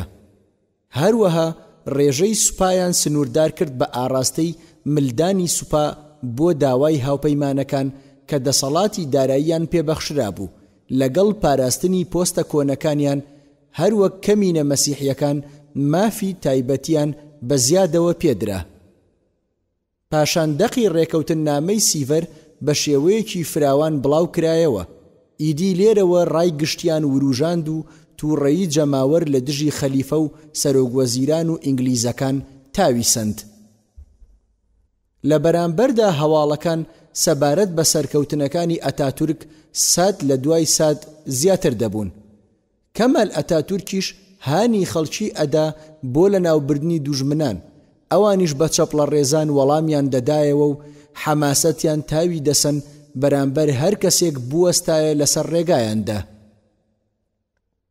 بەو شێوازە سنوورکشانی یۆنانیان دووچاری وەستان کردەوە. هەموو ئەو شۆڕشانش کە لایەنگرانی سوڵتان هەڵیان دەگیرساند خامۆش کران. دواتر ئەنکەرەیان ئازاد کرد، لە هەموو ئەو مەترسیانەی دەورەیان دابوو. پاشان هێرش کرایە سەر مڕعیش هەموو ئەو سەربازگە فەڕەنسیانە لە ناوبران لەگەڵ ئەو ئەرمەنانەی کە لەوێدا سەرباز بوون. هەر وەک پەلهاوێشتنی کوردەکان تێکشکێنرا. هەروەها هێزەکانی سوپای ئیتالیا تێکشکێندران کە بە درێژایی هێڵی ئاسنینی قونیە درێژ بوونەوە. دواتر هێرش کرایە سەر سەربازگەکانی ئینگلیز لە لای هێڵی ئاسنینی ئێسکی شەهیر. پاشان بەرەو دەریا ڕاونران. دواتر سەرجەم ئەو ئەفسەرانە بەدیل گیران کە چاودێری هاوپەیمانەکان بوون. بەدیلگرتنی ئەو ئەفسەرانە کارێکی زۆر گرنگ بوو، بە مەبەستی گۆڕینەوەیان لەگەڵ ئەو نوێنەرانەدا کە لە ماڵتەدا بەدیل گیرابوون. کەمال ئەتاتورک لە کاتی وتارەکانیدا تووڕەیی خۆی دەڕشت بەسەر ئینگلیزەکاندا و دەیگوت ئەم داگیرکەرانە دەزانن کە ئێمە لە ئاستی ئەوان داین و بگرە زۆر لەوانیش باشترین. جا دەبینین بە هەنگاوی یەکسانی هەڵسوکەوتمان لەگەڵ دەکەن و ڕۆژێک لە ڕۆژان نابینین ملکەچی بنوێنین بۆیان. بەردەوام لە دژیان دەوەستین تا کۆتا هەناسەی ژیانمان و شارستانیەتەکەیان بەسەردا دەڕوخێنین. بەم شێوەیە لە ڕێی چەند پەیماننامە و ڕێکەوتنێکی نهێنیەوە کە لەگەڵ ئەتاتورکدا ئەنجامیاندا، هاوپەیمانەکان بڕیاریاندا ئەستەمبول چۆڵ بکەن. بێگومان سوپای هاوپەیمانەکان لە قوستەنتینیە بۆ چەند هەزار سەربازێک کەم کرابوونەوە بە مەبەستی کشانەوە. فەرماندەی گشتی شێوەی پلانەکەی خستە ڕوو. لەو بارەیەوە هەموو پێداویستیەکانی ئامادە کرد هەتا لە کەمترین ماوەدا و بە شێوەیەکی خێرا پرۆسەی کشانەوەکە جێبەجێ بکرێت. سەرنجام لە ماوەیەکی کەمدا و هەموو گەنجینەکان و سەرجەم ئەو پێداویستیانەی کە لە ناویاندا بوون سووتێندران. هەروەک سەرجەم پردەکانیان بۆمبڕێژکردن بە مەبەستی ڕێگریکردن لەو کەسانەی کە دەیانەوێت بپەڕنەوە. زیاتر لەوەش هاوپەیمانەکان بڕیاری وەدەرنانی یۆنانیەکانیان دەرکرد. ئەمە لە کاتێکدایە لە بەشە ئەوروپیەکەی تورکیاوە ئەوان هاوپەیمانیان بوون. لێرەوە بە شێوەیەکی یەکجارەکی بڕیاری ڕۆیشتنی یۆنانیەکانیان لە تورکیا دەرکرد. ئەمەش لە پێناو ئەوەدا بوو سەرکردە مەزنەکە ئەتاتورک ئەو کارە بکات کە بە هەموو ڕۆژئاواییەکان ئەنجام نادرێت. پیلانێکی وێرانکەر. لاپەڕە سی. ئەم بەڵگەنامەیە پەردە لەسەر ئەو پەیوەندیە توند و تۆڵە هەڵدەماڵێت کە لە نێوان ئەتاتورک و ئینگلیز و هاوپەیمانەکاندا هەبووە. لێرەدا بە جوانی نهێنیەکانی کەمال ئەتاتورک و پاشەکشە پێکردنی سوپای هاوپەیمانەکان دەخەینە ڕوو. جێی ئاماژەیە ئەم بەڵگەنامەیە لەلایەن هاوڕێیەکی گیانی بەگیانی ئەتاتورکەوە ئاشکراکرا کە ناوی مەزهەر موفید قەنسوێ. هەمان کات ئەم کەسە پارێزەری نهێنیەکانی ئەتاتورک بووە. ئەم پیاوە لە یادەوەریەکانیدا دەڵێت لە بەرەبەیانی حوتی 1990دا و لە خاکی ئەرزڕۆمی ئەنادۆڵدا کەمال ئەتاتورک دەفتەرێکی دا بەدەستمەوە. زۆر پێداگری لەسەر ئەوە کرد کە نهێنیەکانی ناو دەفتەرەکە بپارێزم و گوتی نابێت هیچ کەس بەو نهێنیانە بزانێت جگەل لە شەوکەت سورەیە ئایدەمیر. تکای ئەوەی لێکردم کە نهێنیەکان لە نێوانی ئەم سێ کەسە نەچنە دەرەوە و پێویستە تا کۆتایی ژیان بیان پارێزین.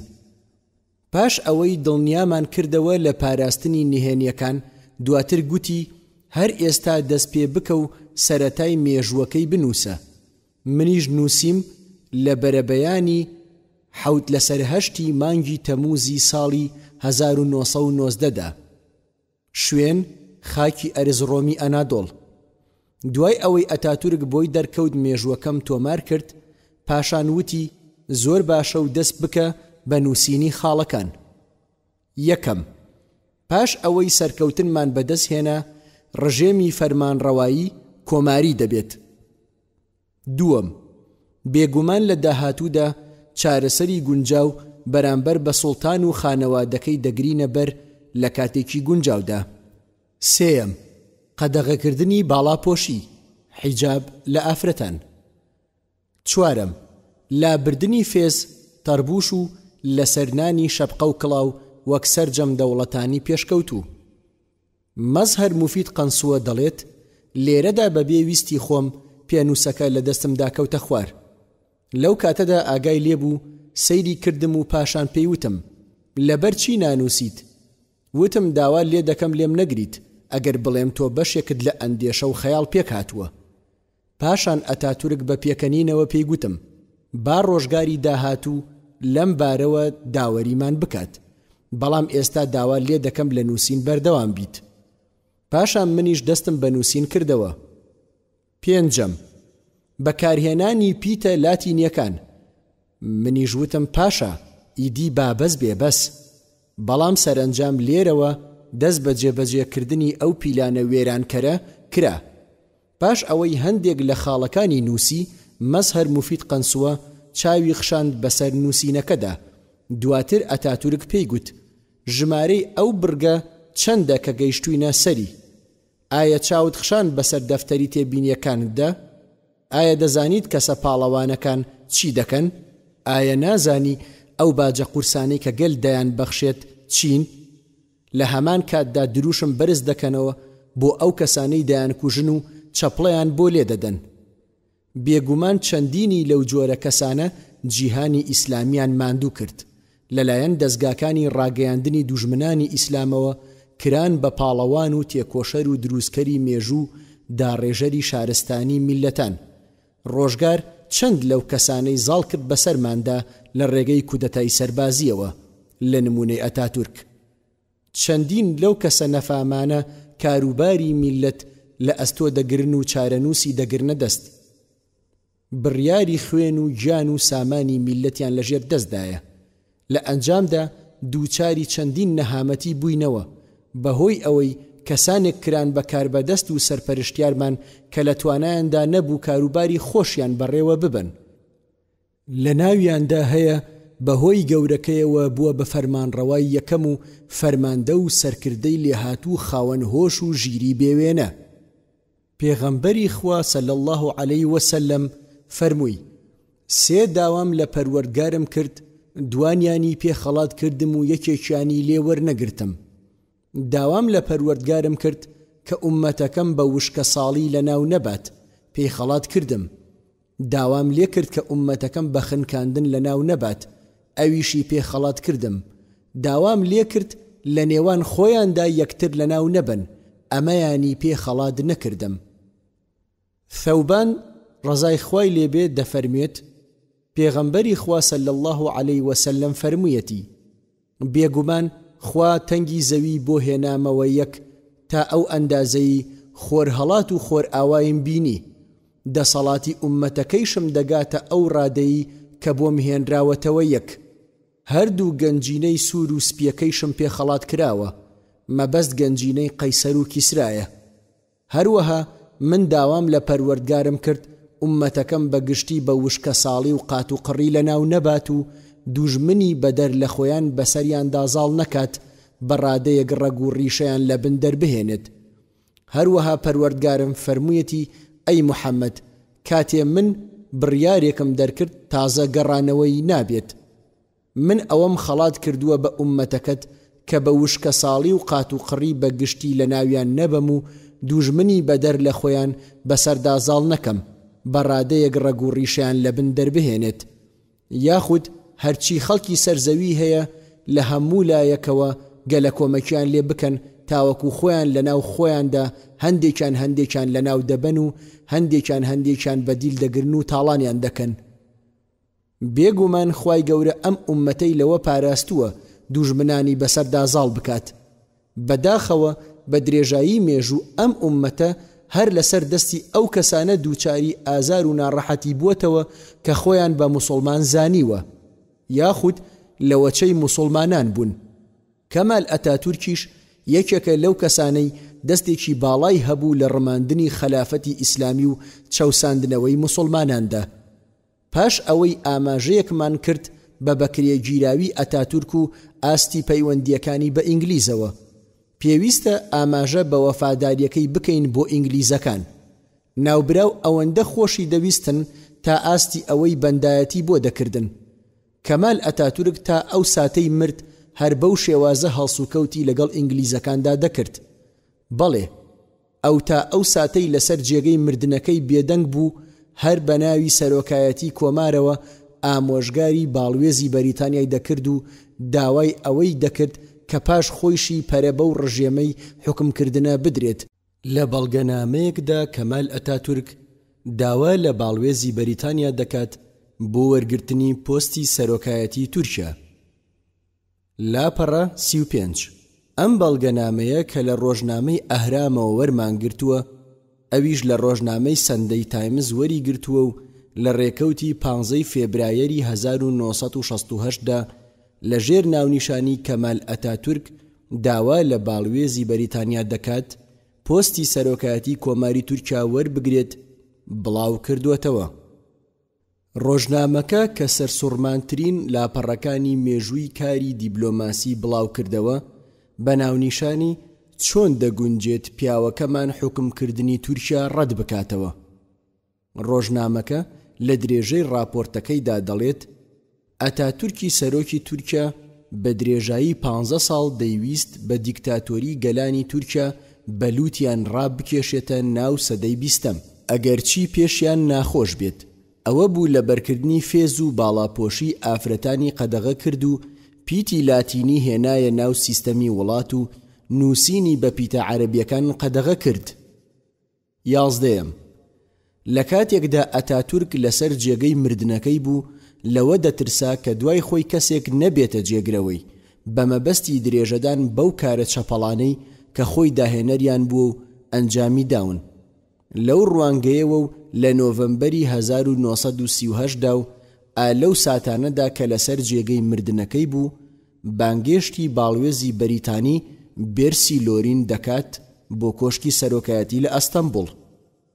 جێگەی باسە ئەو گفتوگۆیەی لەو بارەیەوە لە نێوانیاندا ڕوویدا بۆ ماوەی 30 ساڵ بەنهێنی مایەوە و ئێستا و پاش ئەو ماوە دوور و درێژە لەلایەن بێرس دیکسنەوە پەردە لەسەر ڕووداوەکان هەڵدەماڵدرێت کە لە باسکردنی ژیانی باوکیەوە بێرسۆن دیکسن ئەم نهێنیانە ئاشکرا دەبن.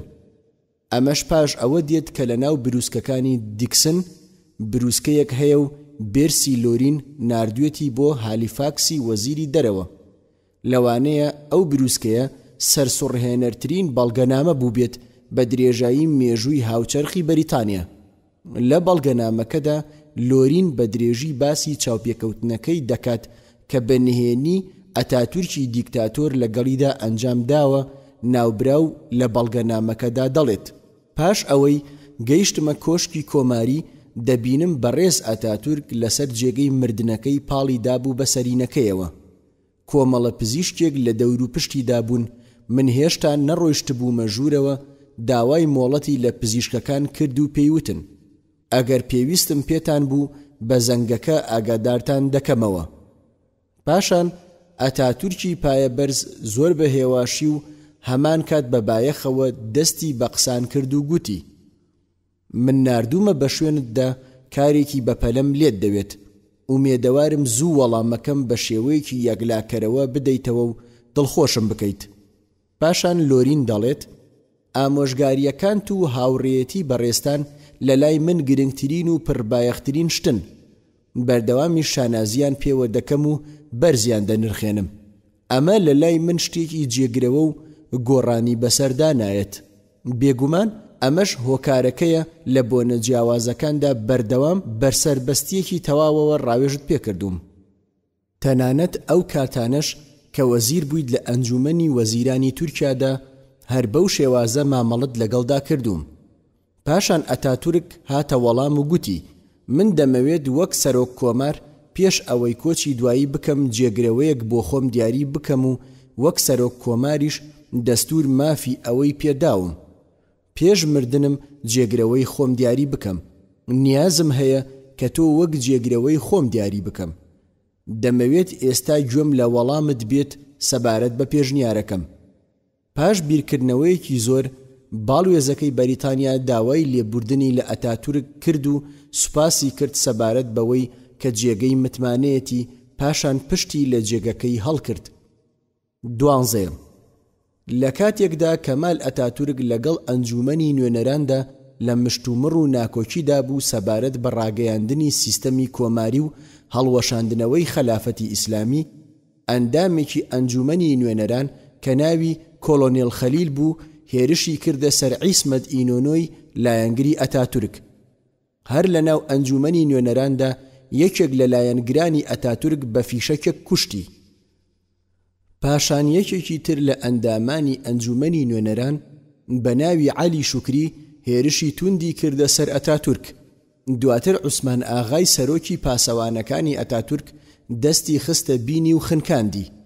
بەم شێوەیە پیلانەکە ئاشکرا بوو پێگەی ئەتاتورک ئاڵۆز بوو. ئەویش عیسمەت ئاغای لە پۆستی سەرۆکوەزیران لا برد و فەتحی ئەوفیاری لە جێگەی دانا. بەڵام ڕێژەی ناحەزانی زۆرتر و تونتر دەبوون. ئیدی سەرنجام ئەتاتورک شپرزە بوو لە ناو کۆشکەکەیدا بە دڵشکاوی و خەمباریەوە مایەوە و دەستی کرد بە شەراب خواردنەوە. لێرەوە ڕاستەوخۆ بەریتانیا کەوتە جوڵە بۆ ڕزگارکردنی ئەتاتورک. ئەویش داوای ویلایەتی مووسڵی دەکرد. بەمەش بوارێکی تری ڕەخساند بە ئاراستەی کۆکردنەوە و جۆشدانەوەی جەماوەر لە دژی داگیرکەری دەرەکی کە هێزەکانی بەریتانیان. هەروەها کوردەکانیش لە ڕۆژهەڵاتەوە دەستیاندایە شۆڕش. بەڵام ئەوە ئاشکرا نییە ئایا بەریتانیا ئەم پشێویەی دروست کرد بۆ ڕزگارکردنی ئەتاتورک یاخود نا. بە دڵنیاییەوە گومان لەوەدا نییە کە ئەو پشێویەکانی بۆ بەرژەوەندی خۆی قۆستنەوە. لە ناو گەلیشدا بەتوندی دەیگوت تورکیا لە مەترسیدایە، دوژمنی دەرەکیمان بەریتانیایە کە پشتیوانی لە خۆپیشاندانی کوردەکان دەکات و بە پارە و چەک هاوکاریان دەکات. بێگومان ئەمە سەرکەوتوترین ڕێگایە بۆ داگیرکەران، هەتا بەهۆیەوە بەکرێگیراوەکانیان لە لێواری مەرگدا و لە ژێر شەپۆلی تووڕەیی گەلدا ڕزگار بکەن. بەهۆی ئەم شانۆیانەوە ئەتاتورک گەڕێندرایەوە و کرا بە سەرۆک. لەم بارەیەوە ئارمسترۆنگ دەڵێت هەموو تورکەکان چەکیان هەڵگرت و خۆیان ئامادە کرد و هەموو ناکۆکیە سیاسی و بەرگریە ئاینیەکانیان وەلانە. جا لە هەموو ناوچەکانی تورکیادا بروسکەی پشتگیری و خۆبەخشین و هاییکاری بۆ غازی ئەتاتورک دووپات کرایەوە. چونکە تورکیا لە مەترسیدایە، تەنها غازیش دەتوانێت ڕزگاری بکات. بێگومان ئەم شانۆیە هاوشێوەی ئەوەی یۆنان بوو. پاش ئەوەی شۆڕشەکە خامۆش کرا و دادگای سربەخۆیان دروست کرد، ئیدی بە ئارەزووی خۆیان کەوتنە لە سێدارەدان و بەندکردن و هەڵواسین و ئەشکەنجەدانی نەیارانی. لەو میانەیەدا 46 کەس لە سەرۆک هۆزەکانی دیاربەکر لە سێدارە دران کە دوایین کەسیان شێخ سەعیدی پیران بوو. ئەم شۆڕشەیان کردە بیان و بۆ لە ناوبردنی نەیاران و بەوە تۆمەتباریان دەکردن کە پەیوەندیان هەیە بە هێزەکانی ئینگلیزەوە. پاشان نوێنەران لە دژیان وروژان و بەمەش ژمارەیەکی زۆری ئەنجومەنی نوێنەران بەرەو دەرەوەی وڵات هەڵاتن. دواتر لە چوارچێوەی دەستوردا بڕیاری دامەزراندنی کۆمەڵەیەک درا. دەسەڵاتی تەواوەتی درا بە ئەتاتورک بە مەبەستی ڕزگارکردنی وڵات لە کێشەکانی. پاشان مستەفا کەمال حەسانەی یاسایی لەسەر پەرلەمانتاران هەڵگرت و چاودێریەکی توندی سەپاند بەسەر ڕاگەیاندندا.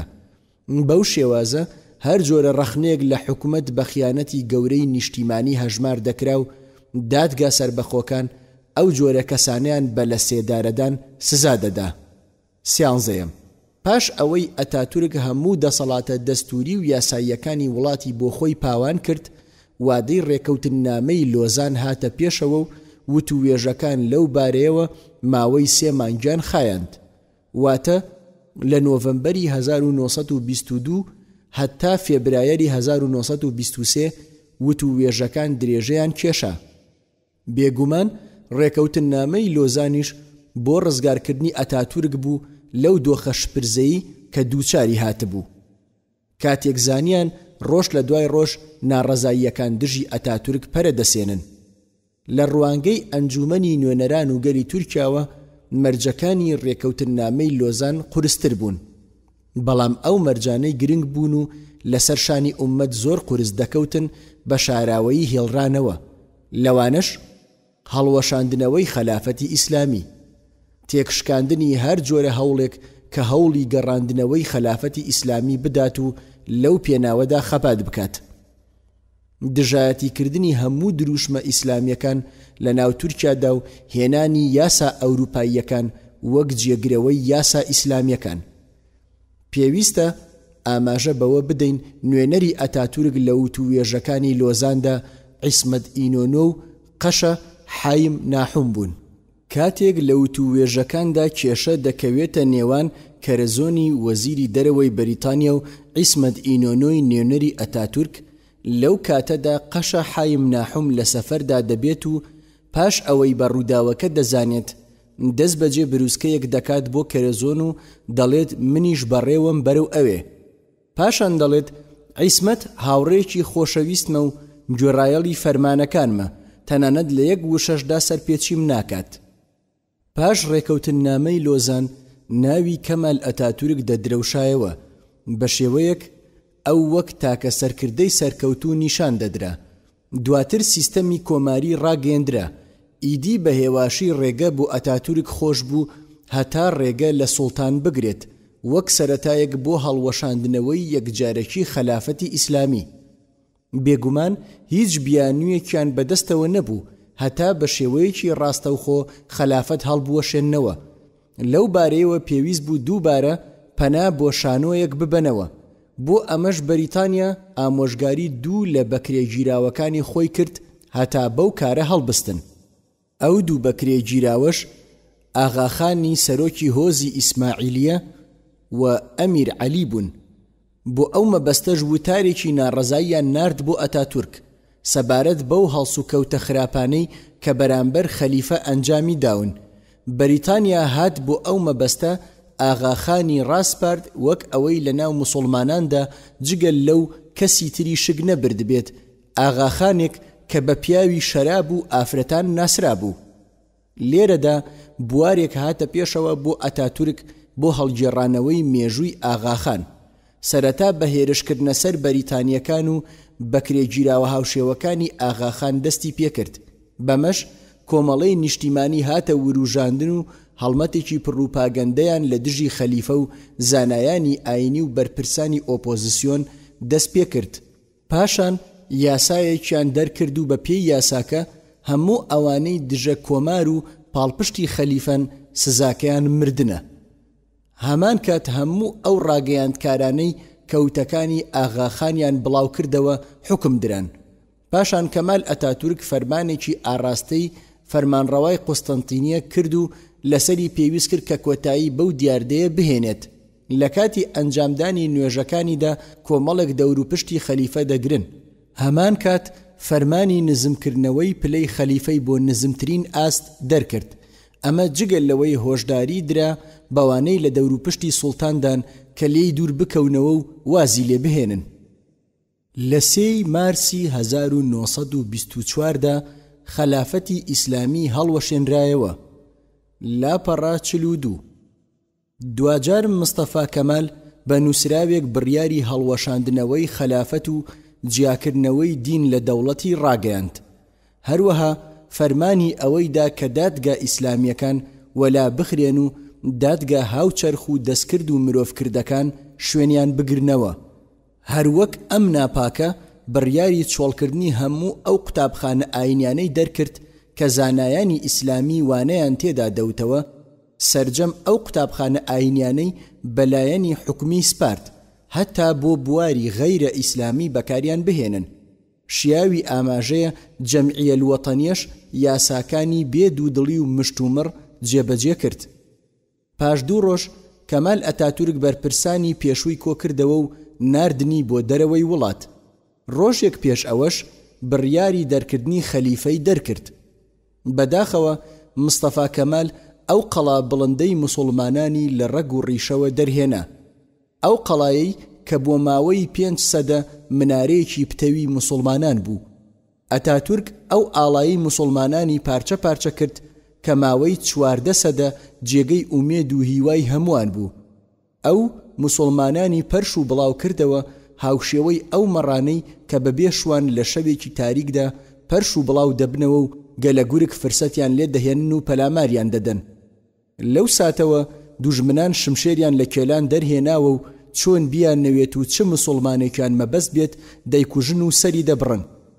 ئەمە بەشێکی ئەو بەڵگەنامانە بوون کە پەیوەندی ئەتاتورک بە ئینگلیزەوە دەسەلمێنن. بە دڵنیاییەوە وەک بەندەیەکی خوای گەورە ئەوەی توانیم و بەردەسم کەوت لە بەڵگەنامە و لێدوان و یادەوەریەکان سەبارەت بەم پیاوە خستمە ڕوو. بێگومان زۆر لە نهێنیەکانی ئەم بەکرێ گیراوە تا ئێستا ئاشکرا نەبوون. خوای گەورە لە ڕۆژی دواییدا سەرجەم ناپاکیەکانی تریشی لە دژی ئیسلام و مسلمانان ئاشکرا دەکات. پەیوەندی مستەفا کەمال ئەتاتورک بە جوولەکەوە. لاپەڕە 43. بێگومان کەمال ئەتاتورک پەیوەندیەکی زۆر بەهێزی لەگەڵ جوولەکەدا هەبووە. ئەگەر زیاتر لە ئینگلیزەکان پەیوەندی بە جوولەکەوە نەبوو بێت بێگومان کەمتر نەبووە. بە دڵنیاییەوە جوولەکە لە تورکیادا زۆر بە ئاشکرا هاوکاری ئەتاتورک بوون لە بۆ ڕماندنی خەلافەتی ئیسلامی. لەبەر ئەم بەرژەوەندیە هاوبەشەیە کە ئەتاتورک بە شێوەیەکی ئاشکرا پەیوەندی لەگەڵ جوولەکەدا گرتووە و پەرەشی بەو دۆستایەتیە داوە. لێرەدا هەوڵ دەدەین ئەگەر بە کورتیش بێت ئاماژەیەک بەو پەیوەندیانە بکەین. یەکەم، وەک پێشتر ئاماژەمان پێدا ئەتاتورک لە سەلانیک لەدایک بووە. ئەمە هۆکارە هەتا لەو بارەیەوە چەندین پرسیار دەربارەی ڕەچەڵەکی ئەم پیاوە بوروژێت. بێگومان سەلانیک ناوچەیەکی جوولەکە نشینە و زیاتر لە 100,000 جوولەکەی تێدا ژیاوە. ئەمە لە کاتێکدایە ئەو کاتەی کۆی دانیشتوانی سەلانیک لە 140,000 کەس پێک هاتبوو. دووەم، زۆرێک لە مێژوونووس و نووسەرەکان ڕەچەڵەکی کەمال ئەتاتورک دەگەڕێنەوە بۆ سەر جوولەکە. ئەوان دەڵێن ئەتاتورک لە ڕەگەز و ڕەچەڵەک و کردەوەکانیدا کەسێکی جوولەکە بووە. نمونەی ئەو کەسانش ئەو بۆچوونەیان هەیە وەک سەبیر جعیبس کە نووسەرێکی مەسیحیە لە کتێبەکەیدا جمهوریەت الئیسرائیل العالەمیە ئاماژەی بەم ڕاستەقینەیە کردووە.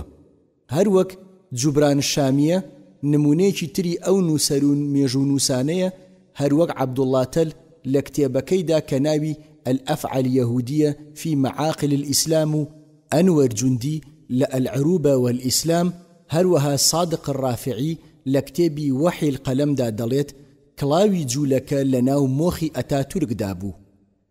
سيم، لشيشلي كناوچيكي تركيا أفسريكي جولكي دونما مشقي بيكردوه. چوارم، لسالي 1923 دا پارتی گەلی کۆماری بۆ دۆنمە و ماسۆنیەکان دامەزراند.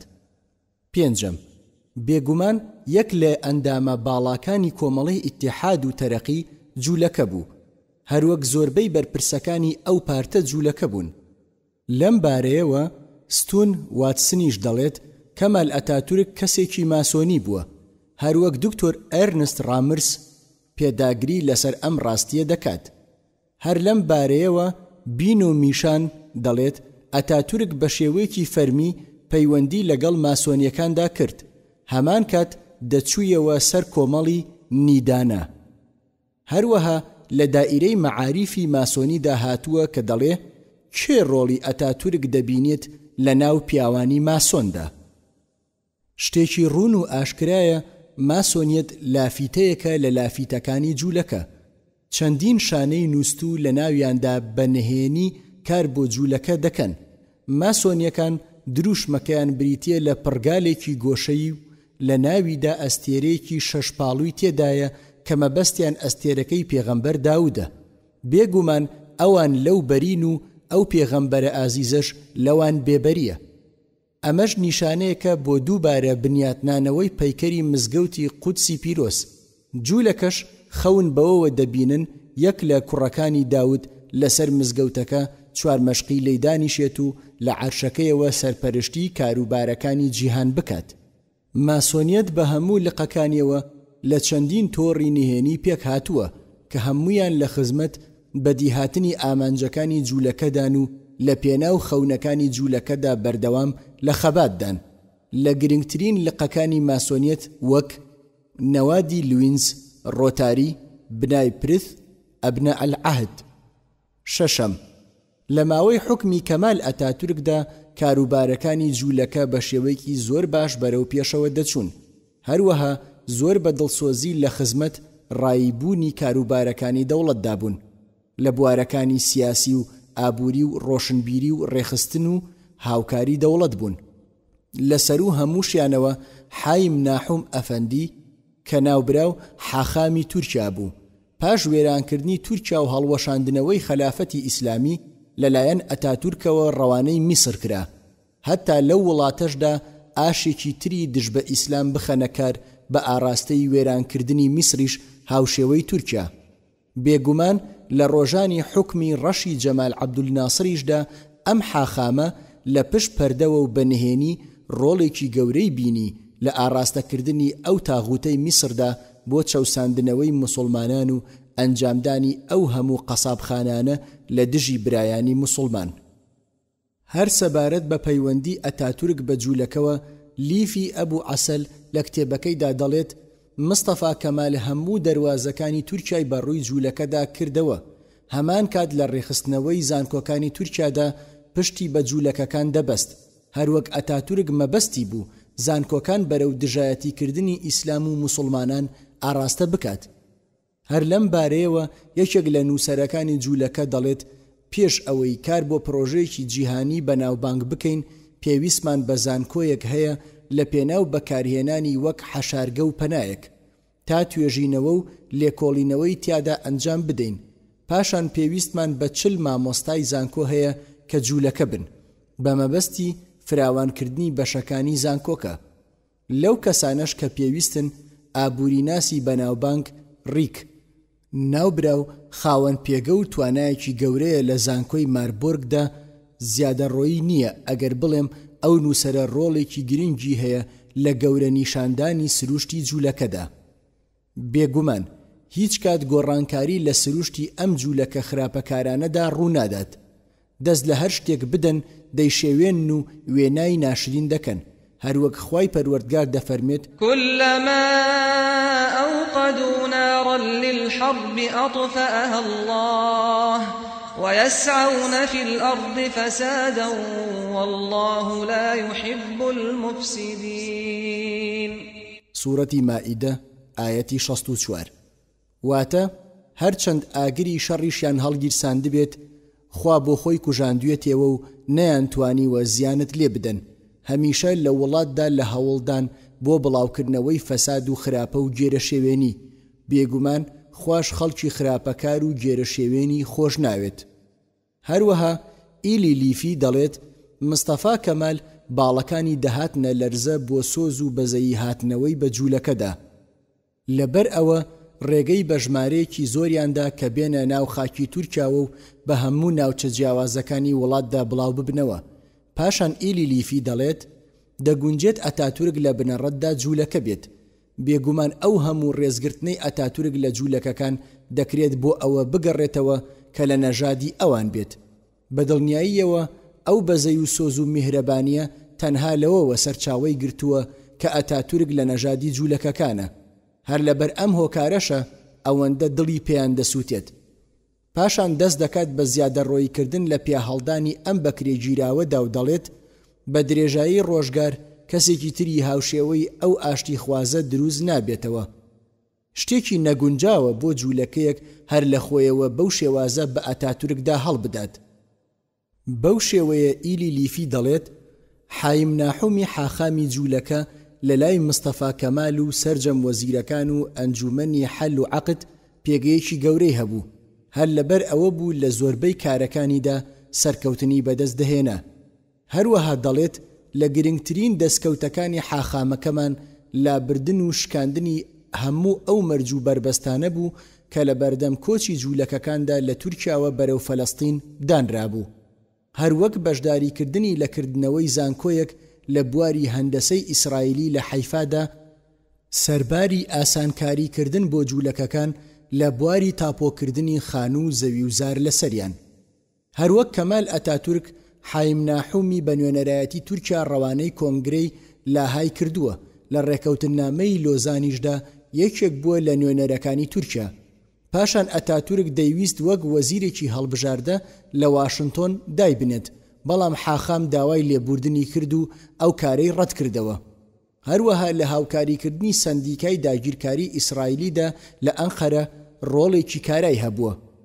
ورد ببنەوە بزانن ئەم حاخامە لە سەردەمی مستەفا کەمالی ڕسوادا چ ڕۆڵ و دەسەڵاتێکی بەرفراوانی پێدراوە؟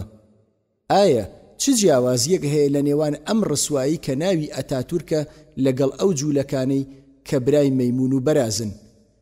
پاشان دەڵێت ئەو کودەتایی تورکیا کە لە ساڵی 1970دا برای گەورە مستەفا کەمال ئەنجامیدا بەو کارەی سوودی بە هەموو گەلگەیاند، بێگومان دەسەڵاتی سوڵتانی هەڵوەشاندەوە، خەلافەتی ئیسلامی لەناو برد و دادگا شەرعیەکانی پوچەڵ کردەوە و ئاینی ئیسلامی وەلاخست و وەزارەتی ئەوقافی هەڵوەشاندەوە. ئایا ئەمە ئەوە ناگەێنێت کە ماسۆنیەت لەناو هەموو گەلێکدا گیانی بەرخودان و بەرگریکردن دەچێنێت؟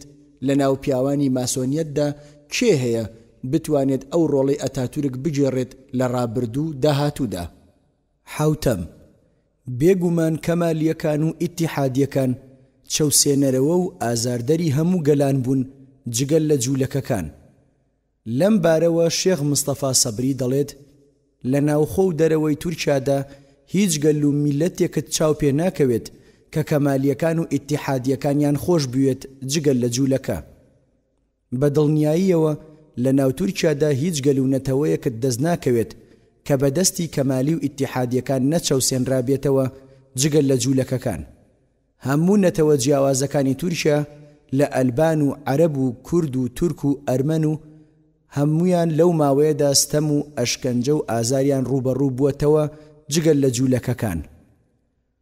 هەشتم باڵا دەستبوونی جوولەکە لە تورکیادا پاش مردنی ئەتاتورکیش بەردەوام بوو.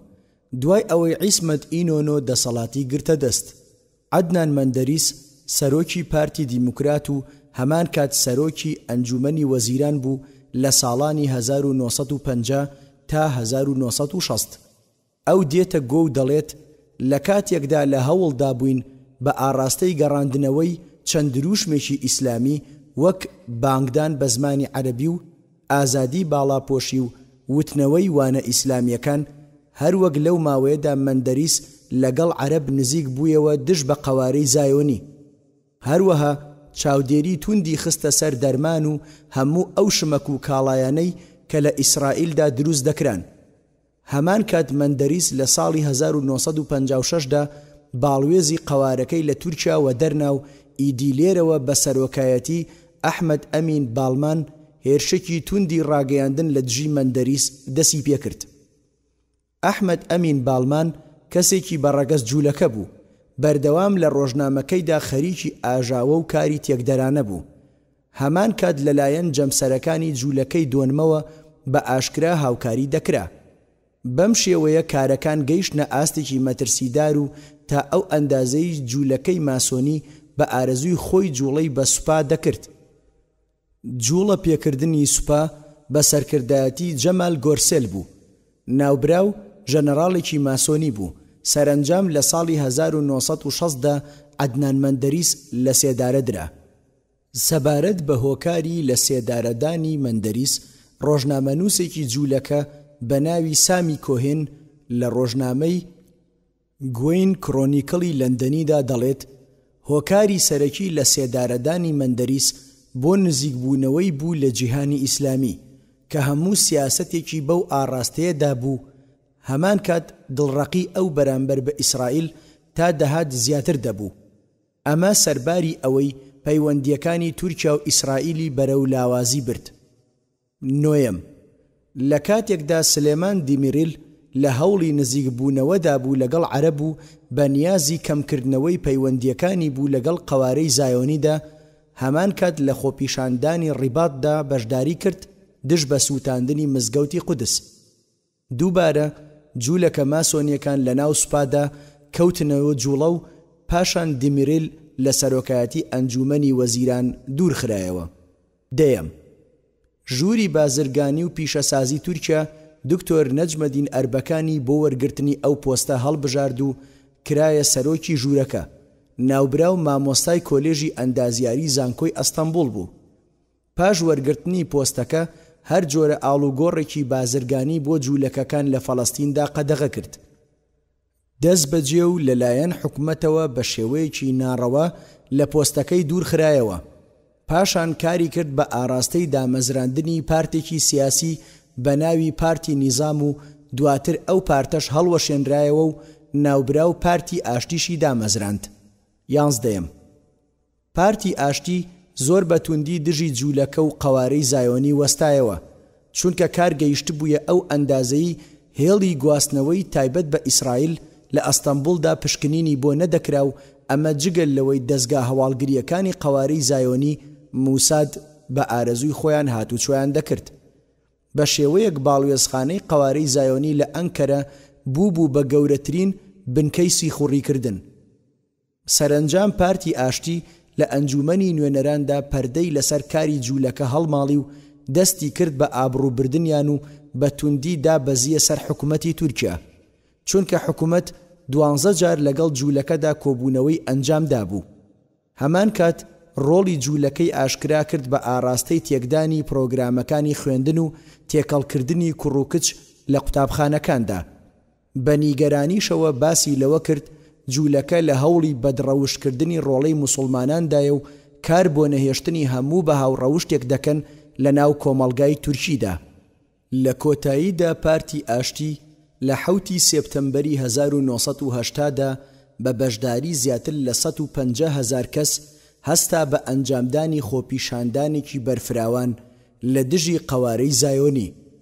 خۆپیشاندەران ئاڵای ئیسرائیلیان سووتاند.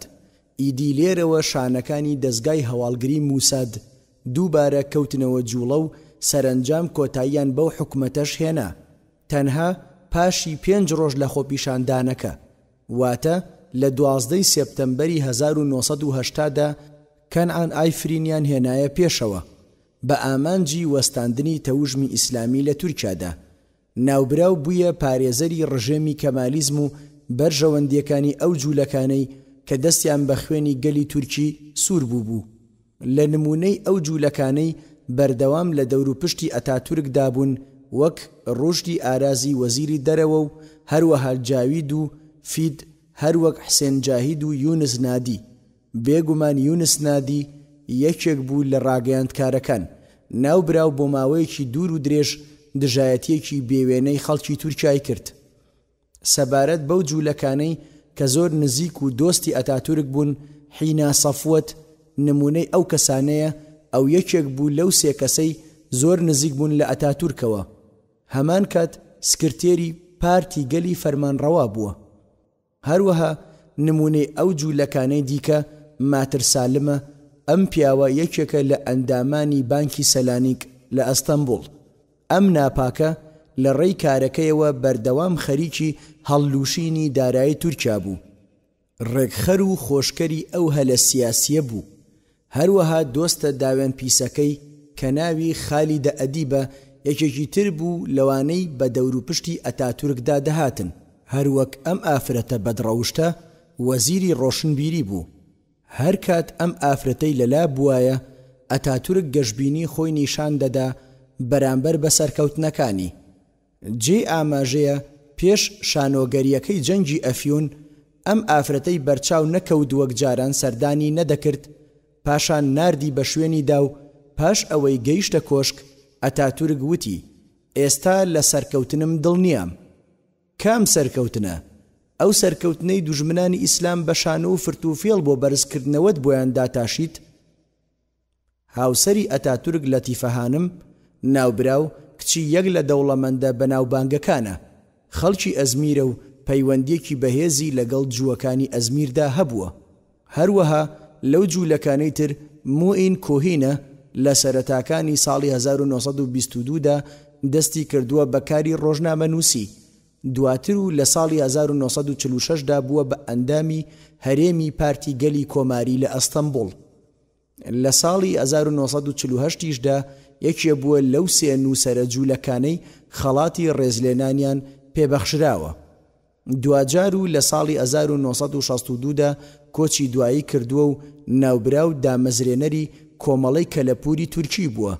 هەمان کات موئین کۆهین نووسەری 3 کتێبە بە ناوەکانی سیاسەت التەتریک، الکەمالیە، الڕۆح التورکیە. لە گرنگترین وتە بەناوبانگەکانی موئین کۆهین. ئەو کەسەی نوێنەرایەتی کەمالیزم دەکات و لەو پێناوەدا هەوڵ دەدات هەر بە تەنها مرۆڤێک نییە بەڵکو لەسەرەوەی مرۆڤەوەیە. هەروەها دەڵێت ئەو خودایی کە هەر لە سەرەتاوە کەمالیزم پەرستوێتی نەتەوەیە. هەروەک لە وتەیەکی دیکەیدا دەڵێت پێش دەستکردن بە بنیاتنان پێویستە گۆڕەپانەکە لە ئاین و خەلافەت پاک بکەینەوە. لە ڕاستیدا ئەمانە دوو لەمپەری زۆر ترسناکن لە بەردەم بەرەو پێشچوونی کارەکانماندا. هەروەها دەڵێت کەمالیزم یەکەمین هێرشی خۆی ئاڕاستەی فەرمانڕەوایی ئیسلامی کرد. بە یەک لێدانی ئەتاتورک ئەو دەسەڵاتە زۆردارە لەناوبرا. بەڵگەنامەی باڵوێزی بەریتانی لاوزەر ساڵی 1910 بڵاوی کردووەتەوە سەبارەت بە پەیوەندی ئیتیحادیەکان و جوولەکە و ماسۆنیەتی جیهانی. لاپەڕە 56 ئەم بەڵگەنامە نهێنیەی بەردەستان لە بنەڕەتدا بروسکەیەکی نهێنی بووە کە باڵوێزی بەریتانی لە قوستەنتینیە سێر جیبرار لاوزەر لە ڕێکەوتی 29/1910 ئاڕاستەی سێر SH هارۆنگی وەزیری دەرەوەی بەریتانی کردووە.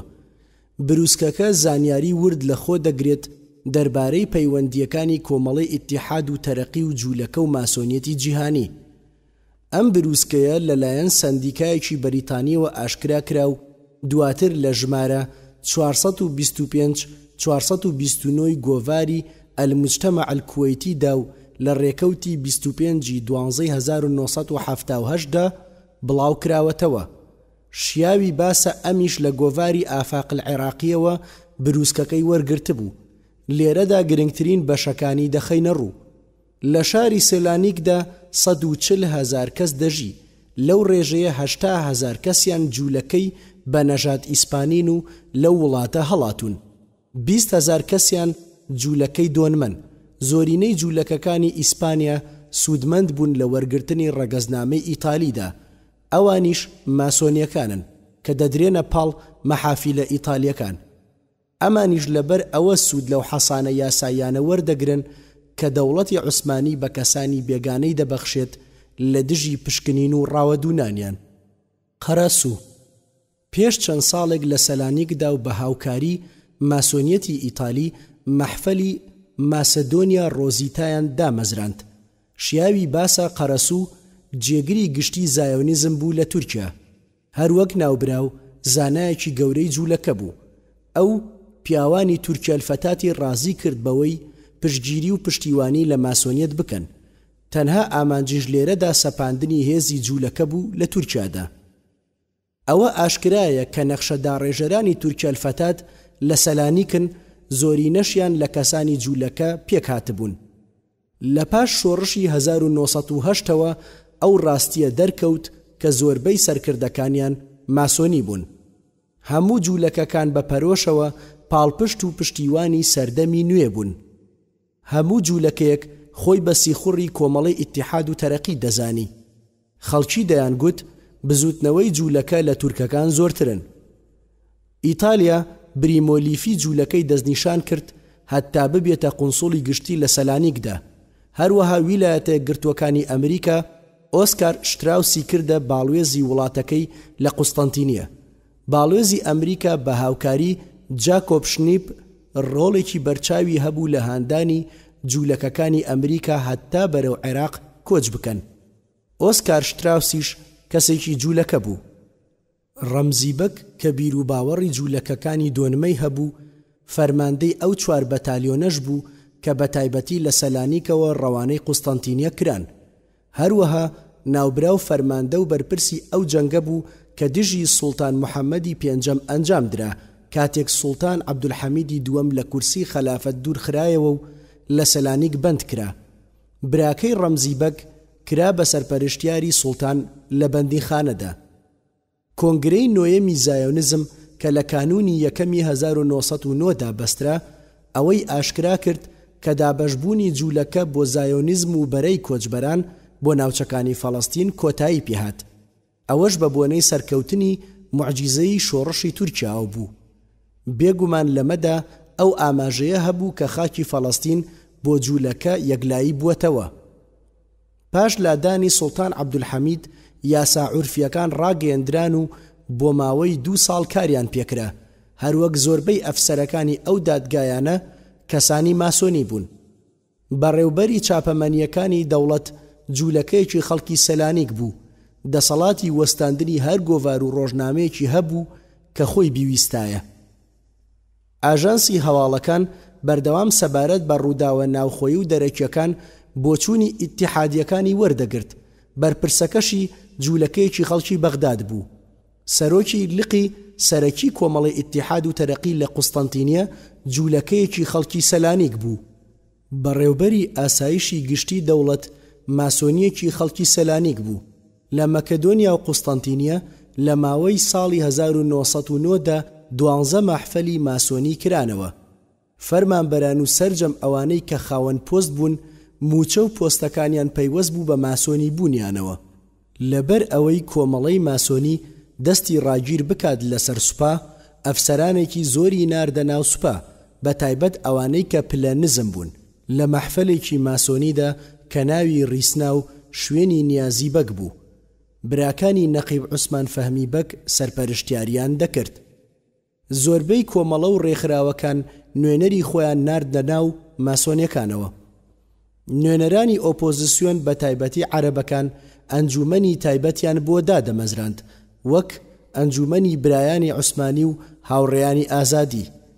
لە ماوەی ساڵانی 1909 بۆ 1910دا ئەم ئەنجومەنە ماسۆنیانە دامەزراون: الوفاء الشرقي، نهضة البيزنطة، الأصدقاء الحميميون للاتحاد والترقي، الحقيقة، الوطن، النهضة، الفجر. پێویستە ئاماژە بەوە بدەین سەرجەمی ئەنجومەنە ماسۆنیەکان بۆ نمونە وەک تۆڕی ئەنجومەنە ماسۆنیەکان لە مەکەدۆنیا و سەلانیکدا هەموو ئەمانە جوولەکە نەخشەکەی داڕشتون و پێشڕەوایەتی کردوون. سەعید حیلمی، میری میسر و عەباس حیلمی برای و میر عەزیز حەسەن ئەمانەش کەسانی ماسۆنی بوون. ئیدریس بەگراغیب سەرۆکی میحفەلی گەورەی میسر کە دامەزرێنەری چەندین ئەنجومەنی ماسۆنیە لە هەریەکە لە وڵاتانی میسر و سووریا و فەلەستین و لوبنان. زۆربەی ڕۆمە کاسۆلیکەکانی دانیشتووی لوبنان ماسۆنی بوون. محەممەد ئورفی پاشا ژمارەیەکی زۆری ئەنجومەنی ماسۆنی لە هەریەکە لە وڵاتانی میسر و قودس و باشووری سووریا دامەزراندووە. هەروەها یوسف بەک ئەسسەکاکینی لە گەورە بەرپرسانی ماسۆنی بوو. سەرکردەی نیشتیمانی میسری محەممەد فەرید ناوبراو ماسۆنیکی پایە بڵند بوو. ڕۆڵی بەرچاوی هەبوو لە بەرەو پێشبردن و فراوانکردنی ئەنجومەنە ماسۆنیەکاندا لە هەریەکە لە میسر و تەنتا. حاخام حایم ناحوم سەرپەرشتی گەورەترین هۆزی جوولەکەی دەکرد لە تورکیادا. ناوبراو هاوڕێی زانکۆیی بەشێک لە ئەندامانی باڵای کۆمەڵی ئیتیحاد و تەرەقی بوو. تەڵعەت و جاوید لەسەر ئاستی باڵای تورکیا نوێنەرایەتی ماسۆنیەتیان دەکرد. بێگومان جاویدیش کەسێکی جوولەکە بووە. پێش ساڵێک لە دەستبەکاربوونی تەڵعەت وەک وەزیری ناوخۆ بەچڕی دەستی کرد بە بڵاوکردنەوەی تۆڕی ماسۆنیەت لە هەموو ناوچەکانی دەوڵەتدا. لەو بارەوە چەندین ئەرک و لێپرسراوێتی گەورەی هەرێمەکانی بە ماسۆنیەکان بەخشی. لاوزەر دەڵێت لێرەوە ئەو ڕاستیە دەردەکەوێت کە حکوومەتی شاراوەی تورکیا بووەتە گەورەترین لانکەی ئەنجومەنەکانی ماسۆنیەت لە ڕۆژهەڵاتدا. بێگومان لەم بارەوە مامۆسای گەورە تەڵعەت بەک ڕۆڵێکی گرنگی هەبووە. ماسۆنیەت چالاکیەکانی بەرەو فراوان بوون دەچوون، بە شێوەیەک لە تورکیاوە بەرەو ئێران پەلی دەهاویشت. هەمان کات ئەنجومەنی ماسۆنیەت لە پشت ئەو کودەتایەوە بوو کە لە ئێراندا ڕوویدا. هەروەها باسی ئەوە دەکرا کە مەحفەلێکی ماسۆنی ڕۆژئاوایی لە ئێران بکرێتەوە. فەرەحوڵڵا خان کە سەرپەرشتی کارەکانی باڵوێزخانەی نوێی ئێرانی لە قوستەنتینیەتا دەکرد پەیوەندی کرد بە ماسۆنیەتەوە. جوولەکە زۆر گرنگی دەدەن بە پاراستنی هێزیان لە ناو ئەنجومەنی وەزیرانی تورکیای نوێدا. جوولەکە بە بەردەوامی زۆر گرنگی دەدا بە هەڵگیرساندنی ئاژاوە و فیتنە و دووبەرەکی لە نێوان تورکەکانی نەیارانی جوولەکەی داگیر کردا. بازرگانەکانی جوولەکە بە خۆشحاڵیەوە ئامادەی پێدانی قەرز بوون بە تورکیا لە بەرامبەر قازانج و دەستکەوتی ئابووریدا. لە ڕۆژئاواشدا جوولەکە خۆیان سەپاندبوو بەسەر کاروباری ڕۆژنامەگەریدا. جوولەکە بە بەردەوامی لە هەوڵی بەدیهێنانی ئامانجە باڵاکانی ئیسرائیلدا بوون لە داهاتوودا. جوولەکە بە توندی لە هەوڵی کۆنتڕۆڵکردنی لاوانی تورکیادا بوون. جوولەکە ئەرکی چاپکردنی ڕۆژنامەی تورکیا الفتات و چەند ڕۆژنامەیەکی تری قوستەنتینیان لە ئەستۆ گرتە بوو. زۆربەی بازرگانە دەوڵەمەندەکانی ئەوروپا جوولەکە بوون. تورکیا داوای چەند پارەی بکردایە بە قەرز پێیان دەبەخشی. کۆمەڵی ئیتیحاد و تەرەقی و ماسۆنیەکان هانی شۆڕژگێڕە جوولەکە و ئەرمەنەکانیان دەدا کە ئاژاوە و نائارامی لە ڕووسیای قەیسەریدا دروست بکەن. جوولەکە کۆمەڵی ئیتیحاد و تەرەقی ئاڕاستە دەکرد کە لە گرتنەبەری هۆکارەکاندا لاسایی شۆڕشی فەڕەنسی بکەنەوە. جوولەکە ڕێخۆشکەر بوون بۆ تورکەکان تا تێکەڵی هەنگاریەکان ببن. پاڵنەری ئەمەش ڕەگەزی تۆرانیەکان بوو، چونکە هەنگاریەکان دەگەڕانەوە سەر تۆرانیەکان. هەموو ئەم زانیاریانەی ئاماژەمان پێکردن لە ڕێگەی ماسۆنیە ناوخۆییەکانەوە و لە کارێکی زۆر نهێنیدا بەدەستمان گەیشتون. بەم شێوەیە بەڵگەنامەی وەزیری دەرەوەی بەریتانی لاوزەر کۆتایی هات کە ساڵی 1910 نووسیوێتی: فەرمانڕەوایی کەمال ئەتاتورک بۆ تورکیا. لاپەڕە 62. یەکەم، بە درێژایی مێژوو کەمال ئەتاتورک یەکێک بووە لەو کەسانەی کە بە شێوەیەکی ڕەهایی فەرمانڕەوایی تورکیای کردووە. هەمان کات بە ئاگر و ئاسن و خوێنڕشتن ئەو وڵاتەی بەڕێوە بردووە. ئەمەش ڕاستەقینەیەکە و زۆرینەمان لەسەری هاوڕاین. بەردەوام ئەتاتورک بە کچە دڵدارە جوولەکەکەی خالیدە ئەدیبی دەگوت: سەرکەوتوترین ڕژێمی فەرمانڕەوایی لە وڵاتدا حکمی تاکە کەسیە، بە مەرجی ئەوەی بە شێوازێکی ڕەها هەموو دەسەڵاتەکان لە دەستی خۆیدا کۆبکاتەوە. ئیدی بەو شێوازە هەموو کەسێک ناچاری ئەوە دەبێت فەرمانەکان جێبەجێ بکات. بێگومان ئەگەر فەرمانڕەوایی بە شێوەیەکی ڕەهایی کەوتە دەستی تاکە کەسێک، ئەو کات ڕەخنە و ئامۆژگاری لە کەس قبول ناکرێت. سەرنجام هەموو کاروبارەکان ڕێڕەوی ئاسایی خۆیان وەردەگرن و گەلیش ناچار دەکرێت ئەوەی بوێت کە جەنابی سەرۆک مەبەستێتی. بە دڵنیاییەوە کەمال ئەتاتورک بە کردار خۆی کرد بە فەرمانڕەوای ڕەها لە کاتی هەڕەشەکانی یۆناندا کە ئاڕاستەی ئەنکەرەی کردن. ئەتاتورک داوای لە ئەنجومەنی نوێنەران کرد بیکەنە سەرۆکێکی ڕەها و دەستکراوە و هەموو دەسەڵاتێکی بدەنێ. دووەم، بەکارهێنانی ترس و تۆقاندن بۆ دامرکاندنەوەی شەپۆلی ناڕەزایی هاوڵاتیان. لەو پێناوەدا 25 ئەفسەری لە سێدارەدا. سێم، لە کاتێکدا کێشەی جیاکردنەوەی دەسەڵات لە خەلافەتی ئیسلامی لە ئەنجومەنی نوێنەراندا خرایە ڕوو، ئەتاتورک گوتی: پێویستە حکم و دەسەڵات لە خەلافەت جیا بکرێتەوە و پاشان خەلافەت بە یەکجاری هەڵبوەشێندرێتەوە. ئەگەر ئەنجومەنی نوێنەران لەو بارەیەوە ڕەزامەندی نیشان بدات یاخود لە دژی ئەم کارە بوەستێتەوە، من وەک ئەتاتورک هەر ئەو کارە ئەنجام دەدەم. سەرنجام هەموو ئەوەش ڕوودەدا و سەرێکی ئێوە لەو پێناوەدا لێ ئەکرێتەوە. پاشان بە ناچاری و بە کۆی دەنگی ئەلجەمعیەت الوەتەنیە الکوبرا بڕیاری هەڵوەشاندنەوەی خەلافەتی ئیسلامی لە تورکیادا پەسەند کرا. جا نوێنەرەکان هاواریان دەکرد ئەمە درۆیەکی شاخدارە، بەڵام ئەو گوێی بە کەس نەدەدا. چوارم، سەرنجام حەسانەی یاسایی لەسەر نوێنەران هەڵگرت، چاودێری توندی خستە سەر ڕاگەیاندن. پاش ئەوەی ئەنجومەنی نوێنەرانی هەڵوەشاندەوە، کاتێک ناڕەزاییەکان توند بوونەوە، ئەنجومەنی نوێی نوێنەران هەڵبژێردرا. بەڵام ئەنجومەنەکە ناڕەزایی زیاتری لێکەوتەوە. لێرەوە بۆ دەرباسکردنی ئەتاتورک لەو دۆخە ناهەموارەی کە تێی کەوتووە، ڕێکەوتنامەی لۆزان هێنرایە ئاراوە. گفت و گۆکانی لۆزان ماوەی 3 مانگ درێژەیان کێشا. لە نۆڤەمبەری ساڵی 1922 بۆ فێبرایەری 1923. بێگومان ڕێکەوتنامەی لۆزان زۆر توند لەسەر گەلی تورکی کەوت. ئەوان لە دەرئەنجامی ئەو ڕێکەوتنە نەفرین لێکراوەوە گرنگترین گەوهەری خۆیان لەدەستدا کە بریتی بوو لە وەلانانی ئیسلام و ڕمانی خەلافەتی ئیسلامی. دوژمنانی ئیسلام ئەم خاڵیان بە نهێنی لە ناو خۆیاندا هێشتەوە تا ساتی جێبەجێکردنی. بەڵام ئەوەی لە خاڵەکان ئاشکراکرا چەند شتێکی لاوەکی بوون بە بەراورد بە ڕمان و لە ناودانی خلافەت، وەک کشانەوەی دوایین سەربازی هێزەکانی ئینگلیز لە پایتەخت. پێنجەم، ڕژێمی کۆماری ڕاگەیەندرا، ئەمەش دەرئەنجامی گەلە کۆمەکەیەکی زۆری دوژمنان بوو. ئیدی لێرەوە هەژمونی ئاینی ئیسلامیان لە جونگەکانی ژیانی فەرمانڕەوایی تورکیادا بە زیادە زانی و بڕیاری دوورخستنەوەی ئیسلامیشیان لە کورسی فەرمانڕەوایی دەرکرد. سەرئەنجام ئەو ڕاستیە تاڵەیان جێبەجێ کرد کە ڕماندنی خەلافەتی ئیسلامی بوو. پاشان یاسایەک دەرکرا، بە پێی یاساکە هەموو ئەوانەی کە دژی ڕژێمی کۆمارین یان پشتیوانی لە سوڵتان دەکەن بە خیانەتکار دێنە ئەژمار و سزاکەشیان مردنە. شەشەم، لە 3 مارسی 1924دا پرۆژە یاسای هەڵوەشاندنەوەی خەلافەت و دەرکردنی خەلیفە ئاراستەی پەرلەمان کرا. پاشان ئاینی ئیسلام لە هەموو جومگەیەکی فەرمانڕەوایی دوورخرایەوە. هەمان کات سەرجەمی دادگا ئیسلامیەکان ڕوبەڕووی داخستن کرانەوە و دادگای دەستکرد و هاوچەرخ و مرۆڤکردەکان هێنرانە پێشەوە.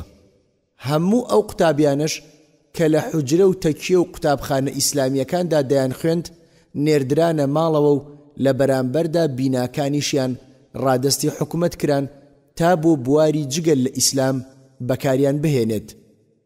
ڕاستەوخۆ و ڕۆژێک پاش ئەوە بڕیاری دوورخستنەوەی خەلیفە لە کورسی فەرمانڕەوایی ڕاگەیەندرا و هەموو ئەمیرەکانیشی ڕەوانەی دەرەوەی وڵات کران. حەوتەم، پاش هەڵوەشاندنەوەی خەلافەت هەژاری بەرۆکی وڵاتی گرت، خۆراک کەم بوویەوە و نرخی شمەکەکان بەرز بوویەوە، لە بەرامبەردا پارەش کەم بوویەوە. کار گەیشتە ئەوەی کە خۆراک و شمەک و کاڵاکان لە بازاڕەکاندا کەم بوونەوە. چێڵگە کشت و کاڵیەکان ڕوبەڕووی لە ناوچوون بوونەوە بەهۆی کەمی ئالیکەوە ئاژەڵ و مەڕ و ماڵاتێکی زۆر مردار بوونەوە. بەو شێوازە ژیانی دانیشتوان بە شێوەیەکی لە ئەندازە بەدەر دووچاری مەترسی بوویەوە تا ئەو ڕادەیی مێژووی وڵات گرانی و نەهامەتی لەو جۆرەی بە بیستنیش بەخۆیەوە نەدی بوو. هەشتەم، لێرەدا هەندێک لەو ئەندامانە کە نەیاری بوون پارتێکیان بە ناوی ئەتەقەدمیون الجمهوریونیان بە سەرۆکایەتی فەرمانڕەوای ئەستەمبوڵ دامەزراند کە ناوی ڕەئوف بوو. لەو کاتێ عیسمەت ئینۆنۆ هێرشی کردە سەر کۆلۆنێل خەلیل، ئەویش لەو جێگەیەدا کوژرا. پاشان عەلی شوکری هێرشێکی توندی کردە سەر سیاسەتەکانی ئەتاتورک، سەرئەنجام ئەویش لەلایەن عوسماناغای سەرۆکی پاسەوانانی ئەتاتورکەوە خنکێنرا و تەرمەکەی لە چۆڵەوانیەکدا فڕێدرا. پاش ئەوەی ئەم هەڵوێستانەی ئاشکرا بوون تووشی تەنگەلا بوو، لەبەر ئەمە ئەتاتورک عیسمەت ئینۆنۆی لابرد و فەتحی ئۆقیای کردە سەرۆکی ئەنجومەنی وەزیران. کاردانەوەکان سات بە سات تونتر دەبوون. ئیدی لێرەوە جارێکی تر بەریتانیا کەوتەوە جوڵە بۆ ڕزگارکردنی بەکرێگیراوەکەی. لەو پێناوەدا و بۆ هێورکردنەوەی بارودۆخەکە ئاگاداریەکی سەبارەت بە ویلایەتی مووسڵ وروژاند. لێرەوە کوردەکانیش دەستیان کرد بە شۆڕش. ئەتاتورک هاواری کرد کە وڵات لە مەترسیدایە. هەستی نەتەوەی تورکەکان لە دژی ئینگلیز و کوردەکان وروژێنرا. سەرئەنجام 46 گەورە بەرپرسی کوردەکان دەستگیر کران و لە سێدارە دران کە شێخ سەعیدی پیران یەکێک بوو لەو کەسانە. دواتر پارتی ئەتەقەدمیون الجمهوریونی نەیارانی بەوە تۆمەتبار کرد کە پەیوەندیان بە هێزەکانی ئینگلیزەوە هەیە. پاشان ئەوانیش لەلایەن دادگای سربەخۆوە بە تۆمەتی بەرهەڵستبوونیان لە سیاسەتەکانی سزای لە سێدارەدانیان بۆ دەردەکردن و لە نێوانیشیاندا ئەو سزایە 4 سەرکردەی سەربازی پارتەکەی گرتەوە. پاش ئەوەی بڕیاری لە سێدارەدان لەلایەن ئەتاتورکەوە واژۆ کران، دواتر سەرجەمیان لە سێدارە دران، جگەل لە 4 سەرکردە سەربازیەکەی پارتی ئەتەقەدمیون الجمهوریون و لە ئەنجامدا ئەمان ئازاد کران. بەم شێوەیە ئەتاتورک لە هەموو ناوچەکانی وڵاتدا فەرمانڕەواکانی خۆی بڵاو کردەوە. نۆیەم، پاش ئەوەی خۆی خاڵی کردەوە لە دوژمنایەتیکردنی ئیسلام و وەلانانی خەلافەتی ئیسلامی، دەستی کرد بە سەپاندنی قوبعە، کڵاو، بێگومان ئەمەش ناڕەزایی توندی تورکەکانی بە دوای خۆی داهێنا و بە بۆچوونی ئەوان ئەم کڵاوە نیشانەی ئەهلی کوفرە. ئەوانیش ناڕازی بوون بەم کارە. ئەتاتورک بۆ گەیشتن بە ئاواتە گڵاوەکانی و دامرکاندنەوەی ناڕەزایەتی خەڵکی پەنای بۆ هەموو کارێکی دڕندانە دەبرد. دڕندەیەکەی گەیشتە ئاستێکی مەترسیدار و دەستی کرد بە تۆقاندنی خەڵک و پەتی سێدارەی هاوشێوەی یاری جۆلانەی منداڵان لە گۆڕەپان و مەیدانەکاندا هەڵواسی بوو. یەکێک لە شاهێد حاڵەکان دەڵێت لە کاتێکدا بەلای ئەو گۆڕەپانانەدا تێپەڕ دەبووم کە خەڵکەکەی تێیدا لە سێدارە درابوو، هەرگیز ئەو دیمەنانم لە یاد ناچێت کە دەموچاوی ئەو پیاوە بە تەمەنانم دەبینی لە سێدارە درابوون و ڕیشی سپیان لەگەڵ شنەی بادا دەجوڵایەوە. دەیەم، پاشان ئەتاتورک دەستی کرد بە هێنانی یاسا دەستکردەکانی ئەوروپا. دواتر دەستی کرد بە بانکردنی پسپۆڕ و شارەزایانی یاسایی مرۆڤ کرد بە مەبەستی هەڵیەنجانی یاساکانی تاوان و مەدەنی و بازرگانی لە یاساکانی وڵاتانی ئیتالیا و سویسرا و ئەڵمان. 11. مستەفا کەمال ئاڵای ڕەگەزپەرستی تورکیای بەرز کردەوە، هەمان کات دەستی کرد بە دووبارە گەڕاندنەوەی بیر و باوەڕی بتپەرستی کۆنی تورکەکان. بۆ نمونە بانگەشەکردن بۆ پەرستنی گورجی سپی بۆسکورت کە وێنەکەی لەسەر پۆستە بەریدیەکان نەخشێنرا بوو. لەو بارەیەوە چەندین سرود و هۆنراوە دانران، هەمان کات لە قوتابخانەکاندا جەنگیزخان وەک خوا نیشانی قوتابیان دەدرا و ئەمەش خرایە ناو پرۆگرامەکانی خوێندنەوە. ئەمە جگەل لەوەی چەندین کتێب بۆ بڵاوکردنەوەی ئەم بەرنامە نەفامیانە چاپ و بڵاو کرانەوە، لەوانەش خالیدە ئەدیبی کچە عاشقی ئەتاتورک کتێبی تۆران الجەدیدەی نووسی، هەروەک موئین کۆهینی جوولەکە کتێبی ئەلکەمالیە وەڕوح تورکیەی نووسی. موئین کۆهین لە وتەیەکیدا دەڵێت ئەو خوایی کە هەر لە سەرەتاوە کەمالیزم پەرستوێتی بریتیە لە نەتەوە. هەروەک شاعیری نەتەوەیی ضیا کۆکئەلب دەڵێت من سێشتم خۆش دەوێن کە بریتین لە نەتەوەی تورک و نەتەوەی ئیسلامی و شارستانیەتی ڕۆژئاوا. 12. پاشان نووسینی بە پیتە عەرەبیەکان هەڵوەشاندەوە، ئەو پیتانەی کە سەردەمێکی زۆر زمانی نووسینی تورکەکان بوون. هەمان کات بەهۆی ئەم پیتە عەرەبیانەوە شارەزای کەلتور و کەلەپوری ئیسلامی لە تەفسیر و فەرموودە و فیقه و مێژوو دەبوون. دواتر پیتە لاتینیەکانی کردە زمانی فەرمی نووسین لە تورکیادا، هەتا کۆمەڵگای تورکی لە ئاین و کولتورە ئیسلامیەکەیان داببڕێت. پاش ئەوەی بڕیاری جێبەجێکردنی ئەو یاسایەشی دەرکرد، دواتر ڕۆژێکی دەستنیشان کرد هەتا سزای هەموو ئەو کەسانە بدات کە پابەند نابن بە بڕیارەکەوە و پیتی لاتینی بەکار ناهێنن لە نووسیندا. سزاکەش لە دەرکردن لە وەزیفەوە دەستی پێدەکرد بۆ وەرگرتنەوەی ڕەگەزنامە و بەندکردن و دەرکردنی کەسی سەرپێچی کار لە وڵات. 13. فرێژنی قەدەغە کرد، هەمان کات یەکسانی ژن و پیاوی لە سەرجەم کایەکانی ژیاندا و لە ئەرک و مافدا ڕاگەیاند. چەندین قوتابخانە و دامەزراوەی هونەرە جوانەکانی بۆ کوڕان و کچانی لاو کردەوە، هەروەک بۆ ئاشناکردنی کوڕان و کچانی تورکیا بە سەمای شەرقی و غەربی. چەندین قوتابخانەی لەو بارەیەوە کردەوە و ئافرەتیشی لە ناو خێزان و لە پەروەردەکردنی منداڵەوە دەرهێنا و ڕەوانەی دام و دەستگا حکومیەکان و شوێنە گشتیەکانی کرد. هەروەها گرنگی دا بە فراوانکردنی ئەو شوێنانەی کە ڕێگە خۆشکەری تێکەڵبوونی کوڕان و کچانن، هەروەک ئاسانکاری زۆریشی دەکرد بۆ سازکردنی ئاهەنگی تایبەت بە سەماکردن. 14. سەبارەت بە دوو مزگەوتە گەورەکەی تورکیاش، مزگەوتی ئایا سۆفیا و مزگەوتی فاتح، ئەم تاوانبارە نەگریسە هەردووکیانی کرد بە مۆزەخانە. 15. کێڵگەیەکی گەورەی نمونەیی دروست کرد، دەستی کرد بە بەخێوکردنی بەراز و مانگا تێیدا. بێگومان ئەمەش بێئەدەبیەکی تری ئەو بوو لەگەڵ ئیسلام و کۆمەڵگەی موسڵمانانی تورکیادا.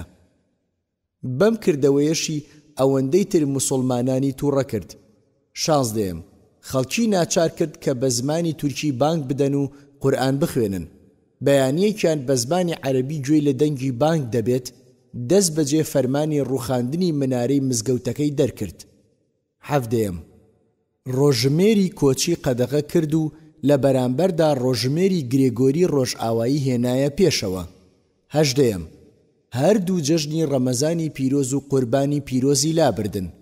19 لە بری ڕۆژی هەینی ڕۆژی یەکشەممەی کردە پشووی فەرمی دەوڵەت.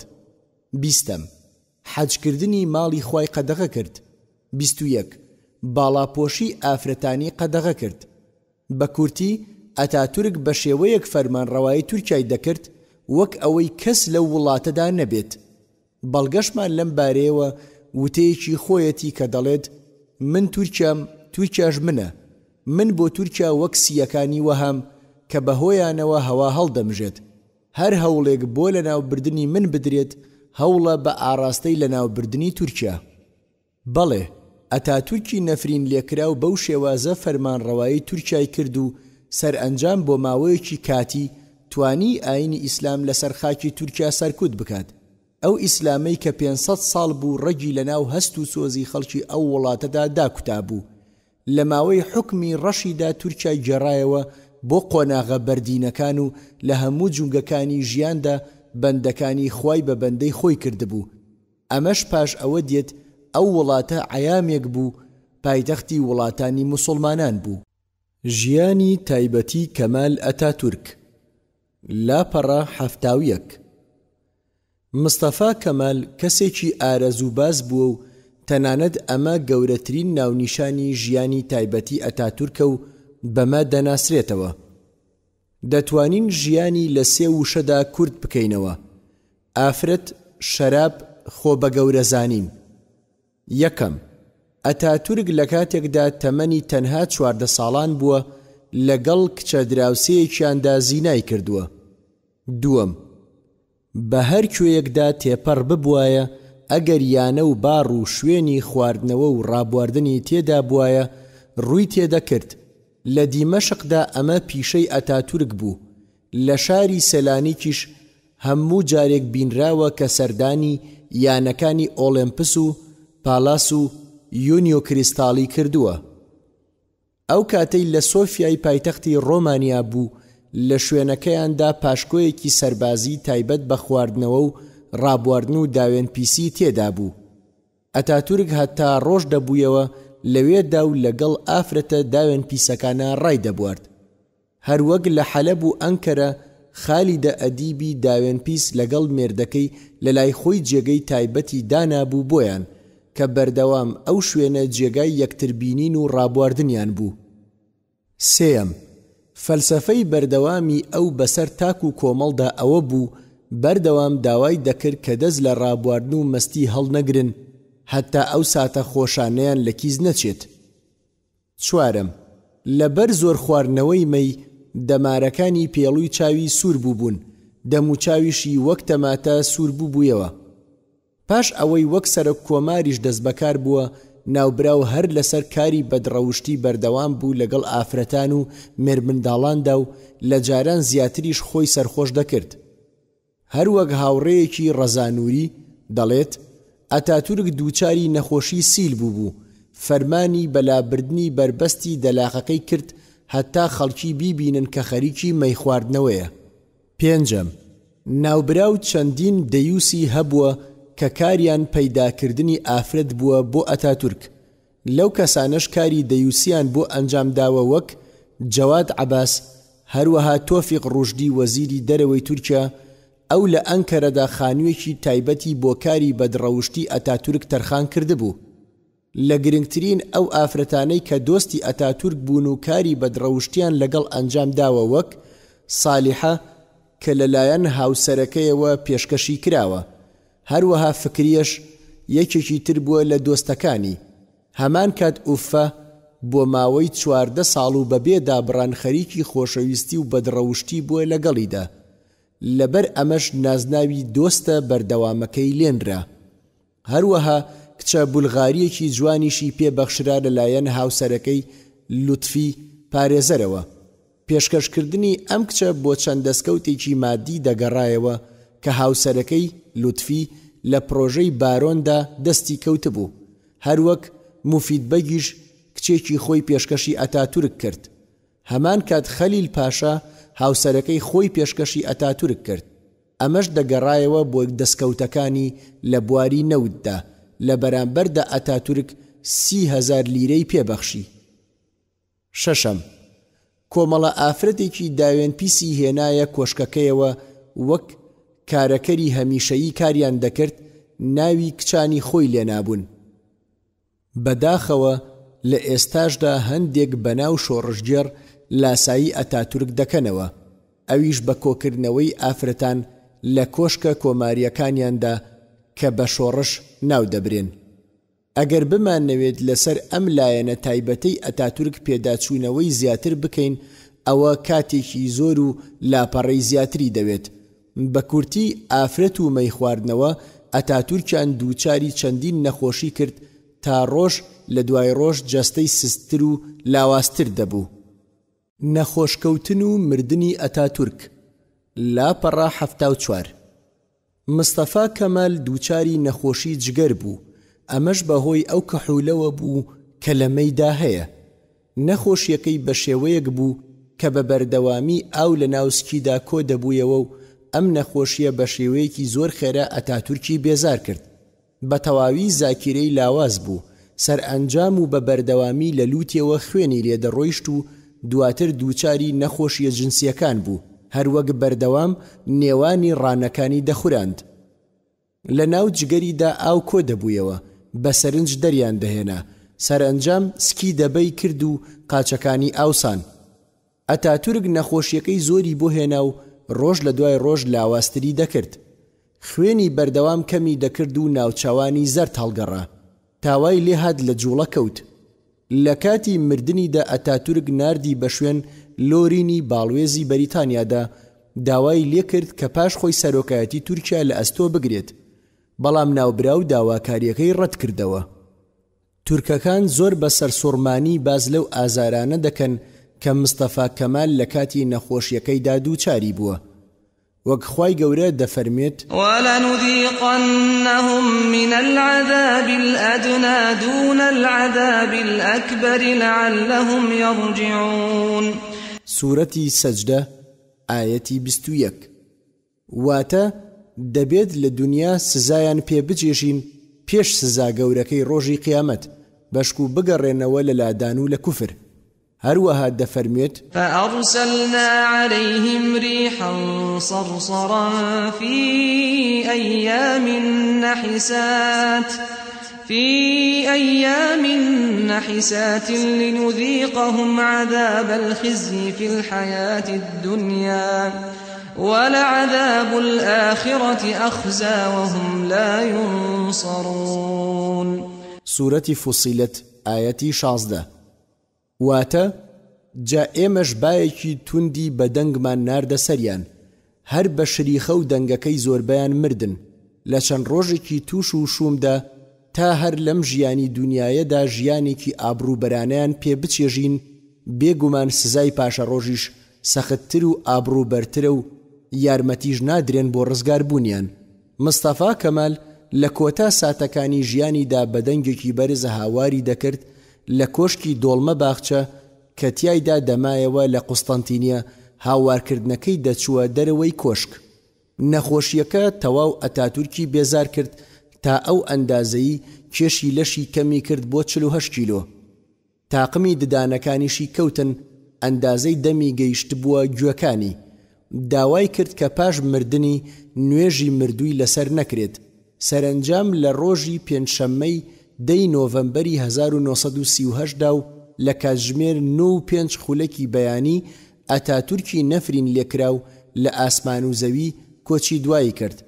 هەروەک پەروەردگار دەفەرمێت: فما بكت عليهم السماء والأرض وما كانوا منظرين. سورەتی دوخان ئایەتی 29. واتە جا ئاسمان و زەوی شین و زاری نەکردن و ساتێکیش مۆڵەت نەدران و دوانەخران بۆ کاتێکی تر، بەڵکو بەپەلە سزادران.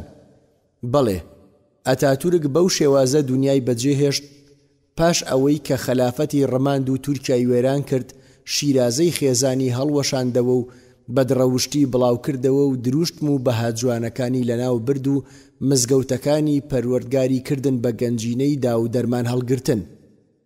هەروەها خوای پەروەردگار دەفەرمێت: ومن أظلم ممن افترى على الله كذبا أو قال أوحي إلي ولم يوح إليه شيء ومن قال سأنزل مثل ما أنزل الله ولو ترى إذ الظالمون في غمرات الموت والملائكة باسطوا أيديهم أخرجوا أنفسكم اليوم تجزون عذاب الهون بما كنتم تقولون على الله غير الحق وكنتم عن آياته تستكبرون ولقد جئتمونا فرادا كما خلقناكم أول مرة وتركتم ما خولناكم وراء ظهوركم وما نرى معكم شفعاءكم الذين زعمتم أنهم فيكم شركاء لقد تقطع بينكم وضل عنكم ما كنتم تزعمون. سورة الأنعام آية 93-94. واتا دەبێت چ کەسێک لەوە ستەمکارتر بێت و بڵێت خوا هیچ شتێکی بەوەحی نەناردووەتە خوارێ، نە تەورات و نە قورئان، یا بڵێت من لەلایەن خواوە وەحی و سروشتم بۆ کراوە لە ڕاستیشدا هیچ شتێکی بۆ وەحی نەکراوە، ویان بڵێت منیش دەتوانم وەک ئەو کتێبانە بنێرم کە خوا ناردوێتی. ئەگەر لەو کاتەدا کەستەمکاران لە ناڕەحەتی و پەلەقاژەی مەرگدا ببینی چۆن گرفتارن، فریشتەی گیانکێشانیش دەستیان لێ دەکەنەوە و لیان دەدەن و پێیان دەڵێن دەیگیانی خۆتان لە جەستەتان دەربهێن و بینێرنە لای قەهر و تووڕەیی خوای گەورە. بێگومان ئەوانیش بۆیان دەرنایە و فریشتەکانیش لە پشتەوەتیان دەسرەوێن و پێشیان دەڵێن و ئەمڕۆژ بەو پەڕی سەرشۆڕی و ڕسواییەوە جەزرە بەو تۆڵە دەدرێن، چونکە لە دنیادا لەسەر خوا درۆتان هەڵدەبەست و قسەی نابەجێتان دەکرد، لە بەرامبەر ئاەتەکانیشیەوە خۆتان بەزل دەزانی. لە ڕۆژی دواییدا خوا بەبێ باوەڕەکان دەفەرمێت وا ئەمڕۆ بێماڵ و حاڵ و ڕوت و قوت و تاک و تەنیا و بێسۆ هاتنەوە لامان، هەروەک چۆن لە سەرەتاوە بێماڵ و حاڵ و ڕوت و قوت دروستمان کردن، هەرچیشمان پێدا بوون لە ماڵ و سامانی دنیا، لە دوای خۆتان گشتان بەجێهێشت. ئەوانش نابینن بەهاناتانەوە بێن کە پێتان وەها بوو شەریک و هاوبەشی خوان هەتا تکاو شەفاعەتتان بۆ بکەن. ئەوە هەرچی ئەسباب و هۆ پەیوەندی نێوانتان بوو پچڕاو نەما، ئەو شتانش ئێوە بە خەیاڵ واتان دەزانیت کاتان بۆ دەکەن هەموو تیاچوون و بە هیچ دەرچوون. عیرفان ئۆرکا دەڵێت ئەتاتورک بۆچوونی وەها بوو کە ئەبێت هەوڵ و تێکۆشانی بەردەوام دش بە ئاین بێت، هەر لە منداڵیەوە بڕوای وەها بوو کە مرۆڤ پێویستی بەخوا نییە، هەروەک خۆی لەو بارەیەوە دەڵێت هێزی مێشک و ویستی مرۆڤ دەتوانن زاڵ ببن بەسەر هێز و ویستی خوددادا. ئەتاتورک لە دووە ساتەکانی ژیانیدا دەستی بەرز کردەوە و بەرەو ئاسمان ڕایدەوەشاند وەک هێمای هەڕەشەکردن و گاڵتەجاڕی. تورکیای پاش ئەتاتورک لاپەڕە 78. یەکەم، ئەتاتورک مرد. پاش ئەوەی کە تورکیای ڕوبەڕووی برسیەتی کردەوە، کارەکانیشی بەدڵی ڕۆژئاوا و جێگای خۆشحاڵی ئەوان بوو. خاچپەرستان و جوولەکە زۆر پێداگر بوون لە پاراستنی دەستکەوتە ڕووخێنەرەکانی ئەو. بێگومان ئەگەر لە ڕێی بەکرێگیراوێکی وەک ئەتاتورکەوە نەبوایە، بە خەونیش ڕەمانی دەوڵەتی ئیسلامیان نەدەبینی. پاش ئەتاتورک عیسمەت ئینۆنۆ بوو بە سەرۆک کۆماری تورکیا. ئەو نەفرین لێکراوە لە ساڵی 1948دا دانینا بە دەوڵەتەکەی قەوارەی زایۆنیدا. پاشان ئەمریکاش بنکە سەربازیەکانی خۆی تێدا بڵاو کردەوە.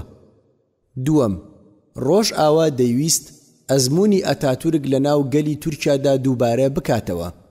پاشان عیسمەت ئینۆنۆیان ناچار کرد ڕێگە بە دروستبوونی پارتی سیاسی بدات لە تورکیادا. دواتر ئینۆنۆ جەلالبایەری دەستنیشان کرد و داوای لێکرد پارتێکی بەرهەڵست و پارتێکی دیموکراتی پێک بهێنێت. جەلالبایاریش هاوکاری عەدنان مەندەریسی دەکرد. پاشان عەدنان بوو بە باڵی سەرەکی کارگێڕ لە ناو پارتەکەدا. سێم، خوای پەروەردگار ویستی وەها بوو لەو ماوەیەدا ڕووداوێکی زۆر سەرسوڕهێنەر لە ژیانی مەندەریسدا ڕوو بدات. جارێکیان مەندەریس سواری فڕۆکە دەبێت و پاش ماوەیەک لە فڕینی یەکێک لە بزوێنەرەکانی دەوەستێت. پاشان فڕۆکەوان لە مەترسی کەوتنە خوارەوە ئاگاداریان دەکاتەوە. لەو کاتەدا مەندەریس بە دڵێکی پەشیمانەوە ڕوو دەکاتە پەروەردگاری و دەڵێت خوایە گیان، ئەگەر لەم کارەساتە ڕزگارم بکەیت بەڵێنی گەڕانەوەی ئیسلامت پێدەدەم بۆ تورکیا. سەرنجام فڕۆکەکە کەوتە خوارەوە و تەنها کەسێکیش کە بە سەلامەتی لە مردن ڕزگاری بوو عەدنان مەندەریس بوو. چوارم، لە ساڵی 1950 پارتی دیموکرات بە بەرنامەیەکی زۆر ورد و بابەتیانە چووە هەڵبژاردنەوە. هەمان کات هەموو توێژینەوە ئەمریکاییەکان پێشبینی شکستێکی زۆر گەورەیان بۆ دەکرد. پروپاگەندەکانی هەڵبژاردنی پارتی دیموکرات لەم دروشمانە زیاتر نەبوون. گەڕاندنەوەی بانگدان بە زمانی عەرەبی، ڕێگەدان بە تورکەکان بۆ ئەوەی حەجی ماڵی خوا بکەن، کردنەوەی قوتابخانە ئیسلامیەکان و وتنەوەی وانەی ئیسلامی تێیاندا. هەروەها لە پروپاگەندەی هەڵبژاردندا بەڵێنی گەڕاندنەوە و کردنەوەی مزگەوتی ئایا سۆفیایدا وەک چۆن بە درێژایی 500 مزگەوت بوو. هەڵوەشاندنەوەی دەزوەردانی دەوڵەت لە جلوبەرگی ئافرەتاندا. بێگومان ئەگەر پێشکەوتن نەیەوێت باڵاپۆشی بەسەر ئافرەتاندا بسەپێنێت بە دڵنیاییەوە لە پێشکەوتن ناوەشێتەوە کە خۆڕوودکردنەوە بەسەر ئافرەتاندا بسەپێنێت. پێویستە ئاماژە بەوە بدەین عەدنان مەندەریس زۆر ڕازگۆ بوو لە گەڕانەوەیدا بەرەو ئیسلام. پاش ئەوەی بۆی دەرکەوت کە بەردەوامیدان بە ڕێچکەکەی ئەتاتورک و جێگرەکەی تورکیا بەرەو وێرانبوونی زیاتر دەبات. هەر لەبەر ئەوەش بوو گەڕانەوە بۆ ئیسلامی کردە بەرنامەی کار و بانگەشەی هەڵبژاردنەکەی، چونکە ئەو لەوە تێگەیشت کە تەنها گەڕانەوە بۆ ئیسلام دەبێتە هێزێکی بنەڕەتی گەلی موسڵمانی تورکیا بە ئاراستەی دەربازبوونیان لە قەیرانەکان. پێنجەم، ئەنجامی هەڵبژاردنەکان زۆر سەرسوڕهێنەر بوو بۆ موسڵمانان سەرکەوتن و بۆ دوژمنانی ئیسلامیش ئەنجامەکەی گاڵتەجاڕی و پێکەنی ناوی بوو. پارتەکەی ئەتاتورک دووچاری شکستێکی مەزن بوویەوە و تەنها 32 کورسی پەرلەمانی بەدەست مایەوە. لە بەرامبەردا پارتی دیموکراتی 318 کورسی بەدەست هێنا و جوولەکە و ماسۆنیەکان دووچاری سەرسامبوونێکی زۆر هاتن کاتێک بینیان مەندەریس شکستی بە جێگرەکەی ئەتاتورک هێنا. لەو ڕۆژەدا ئینۆنۆ هاواری کرد عەدنان مەندەریس بە بانگەشەی ئاینی سەرکەوتنی بەدەستهێنا. دواتر عەدنان مەندەریس بوو بە سەرۆکی ئەنجومەنی وەزیران و جەلالبایاریش وەک سەرۆک کۆمار دەست بەکار بوو. پاشان دەستی کرد بە جێبەجێکردنی ئەو بەڵێنانەی کە لە کاتی بانگەشەی هەڵبژاردنەکاندا بە گەلی تورکیایدا بوو. بێگومان مەندەریسی ڕازگۆ وەڵامی گەلی موسڵمانی تورکیایدایەوە. یەکەمین دانیشتنی پەرلەمان کەوتە مانگی ڕەمەزانی پیرۆزەوە. لەو مانگە پڕفەڕەدا گەورەترین دیاری پێشکەشی گەلی موسڵمانی تورکیا کرد کە بریتی بوو لە بانگدان بە زمانی عەرەبی و ئازادی لە پۆشینی جلوبەرگدا و ئازادکردنی وتنەوەی وانە ئیسلامیەکان. ئیدی لێرەوە دەستی کرد بە نوێکردنەوەی مزگەوتەکان. بە تێپەڕبوونی ڕۆژگار کاتی هەڵبژاردنەکانی ساڵی 1954 هاتە پێشەوە. ژمارەی کورسیەکانی پارتەکەی ئەتاتورک بۆ 24 کورسی دابەزی. ئیدی لێرەوە دووبارە ڕێگەدرا بە فێربوونی زمانی عەرەبی و خوێندنەوەی قورئان و وتنەوەی لە هەموو قوتابخانە بنەڕەتی و ناوەندیەکاندا و لەو میانەیەدا 10,000 مزگەوتی دروست کرد. تەنها لە ئەنادۆڵدا 22 پەیمانگای تایبەت بە پێگەیاندنی وتاربێژ و مامۆستای ئاینی ئیسلامی کرانەوە. دواتر چاپکردن و بڵاوکردنەوەی ئەو کتێبانە ئازاد کرا کە داوای پەیوەستبوونی موسڵمانان دەکەن بە ئیسلامەوە و هەموو ئەو مزگەوتانەیش کە ئەتاتورک کردبوونی بە گەنجینە نوێ کرانەوە و ڕۆڵە سەرەکیەکەی خۆیانیان بۆ گێڕایەوە و کرانەوە بە شوێنی پەرستنی خوای گەورە. هەروەها مەندەریس لە بۆ دژایەتیکردنی قەوارەی زایۆنی لە عەرەب نزیک بوویەوە. چاودێری توند خرایە سەر هەموو ئەو داو دەرمانانەی کە قەوارەی زایۆنی دروستی دەکردن. هەمان کات لە ساڵی 1956دا باڵوێزی قەوارەکەی لە تورکیاوە دەرنا. ئەوەی زۆر دڵخۆشکەر بوو کردنەوەی 35,000 قوتابخانەی لە بەرکردنی قورئانی پیرۆز بوو. شەشەم، سەرئەنجام جوولەکەی جیهانی کەوتنە دژایەتیکردنی مەندەریس. بە تایبەت ڕۆژنامەنووسی بەناوبانگی جوولەکە ئەحمەد ئەمین یاڵمان خاوەن ئیمتیازی ڕۆژنامەی ئەلوەتەن زۆر بەتوندی دژایەتی مەندەریسی دەکرد. هەمان کات ئەمریکا و دەوڵەتانی تری ڕۆژئاوای ماسۆنی لە ناو سوپادا کەوتنە جم و جۆڵ. سەرئەنجام ژەنەڕاڵێکی ماسۆنی کە ناوی جەمال گۆرسێل بوو لە ساڵی 1960دا کودەتای سەربازی ئەنجامدا. هەر یەکە لە مەندەریس و فەتینزۆرلۆ و حسێن بلکاثانی لە سێدارە دران. لەم بارەیەوە سامی کۆهێنی ڕۆژنامەنووسی جوولەکە دەڵێت هۆکاری سەرەکی لە سێدارەدانی مەندەریس نزیکبوونەوەی بوو لە جیهانی ئیسلامی. هەمان کات بە پلەبەندی پەیوەندیەکانی تورکیای لەگەڵ ئیسرائیلدا داخست. پاشان پارتی عەدالەی شکست پێهێنا. حوتەم، لە ساڵی 1965دا هەڵبژاردن ئەنجام درایەوە. سەرئەنجام پارتی عەدالە سەرکەوتنی بەدەستهێنا. سەرۆکی پارتەکە سلێمان دیمیریل بوو. لەم بارەی و ئینۆنۆ دەڵێت من بە دیمیریل نەدۆڕم، بەڵکو ئەوە کۆمەڵەی نووری شوێنکەوتەی شێخ سەعید نورسی بوون دووچاری شکستیان کردم. سەرئەنجام پارتی عەدالە لە کۆی 450 کورسی توانی 363 کورسی پەرلەمان بەدەست بهێنێت. دیمیریل قوتابخانەکانی ئەئیمەی بۆ 72 قوتابخانە زیاد کرد. هەمان کات قوتابخانەکانی تایبەت بە لەبەرکردنی قورئانی پیرۆزیشی زیاد کرد بۆ 12,000 قوتابخانە و لە عەرەبەکانیش نزیک بوویەوە. هەروەها پەیوەندیەکانی لەگەڵ قەوارەی زایۆنیدا خاوبوونەوەی بەخۆیەوە بینی. پاشان پارتی عەدالە بەشداری خۆپیشاندانێکیان کرد دژ بە قەوارەی زایۆنی کە لە شاری ڕیبات ئەنجام درا. ئیدی لێرەوە ئەمریکا و جوولەکەی جیهانی کەوتنە جوڵاندنی سوپا. سەرئەنجام سوپا کودەتای بەسەر پارتی عەدالەدا ئەنجامدا و دیمیریل لە کورسی فەرمانڕەوایی دوورخرایەوە. بەڵام بەهۆی ماسۆنی بوونیەوە دیمیریل لە سێدارە نەدرا. هەشتەم، ڕۆژ لە دوای ڕۆژ قەرزە کەڵەکە بووەکانی سەر تورکیا زیاتر دەبوون. ڕێژەی فراوان بوون لە ساڵی 1970دا گەیشتە 42 بۆ 160 و ڕێژەی بێکاریش لە 120 تێپەڕاند.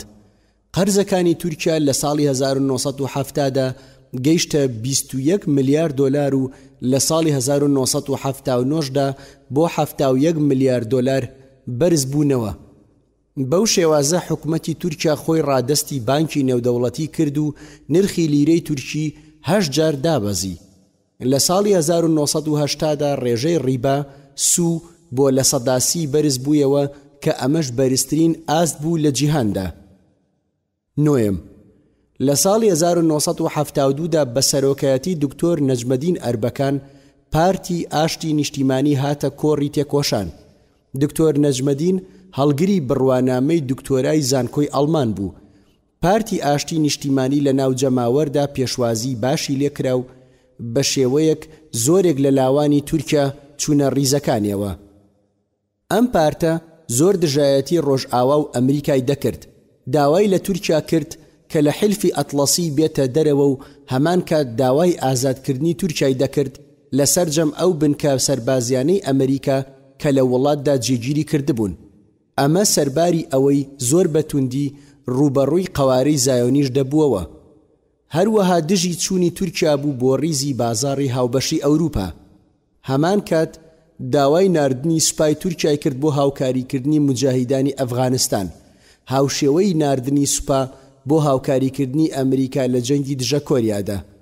دەیەم، وەک پێشتر ئاماژەمان پێدا پارتی ئاشتی لە ساڵی 1972دا دامەزرا و لە ماوەی هەمان ساڵدا هەڵبژاردن ئەنجام درا.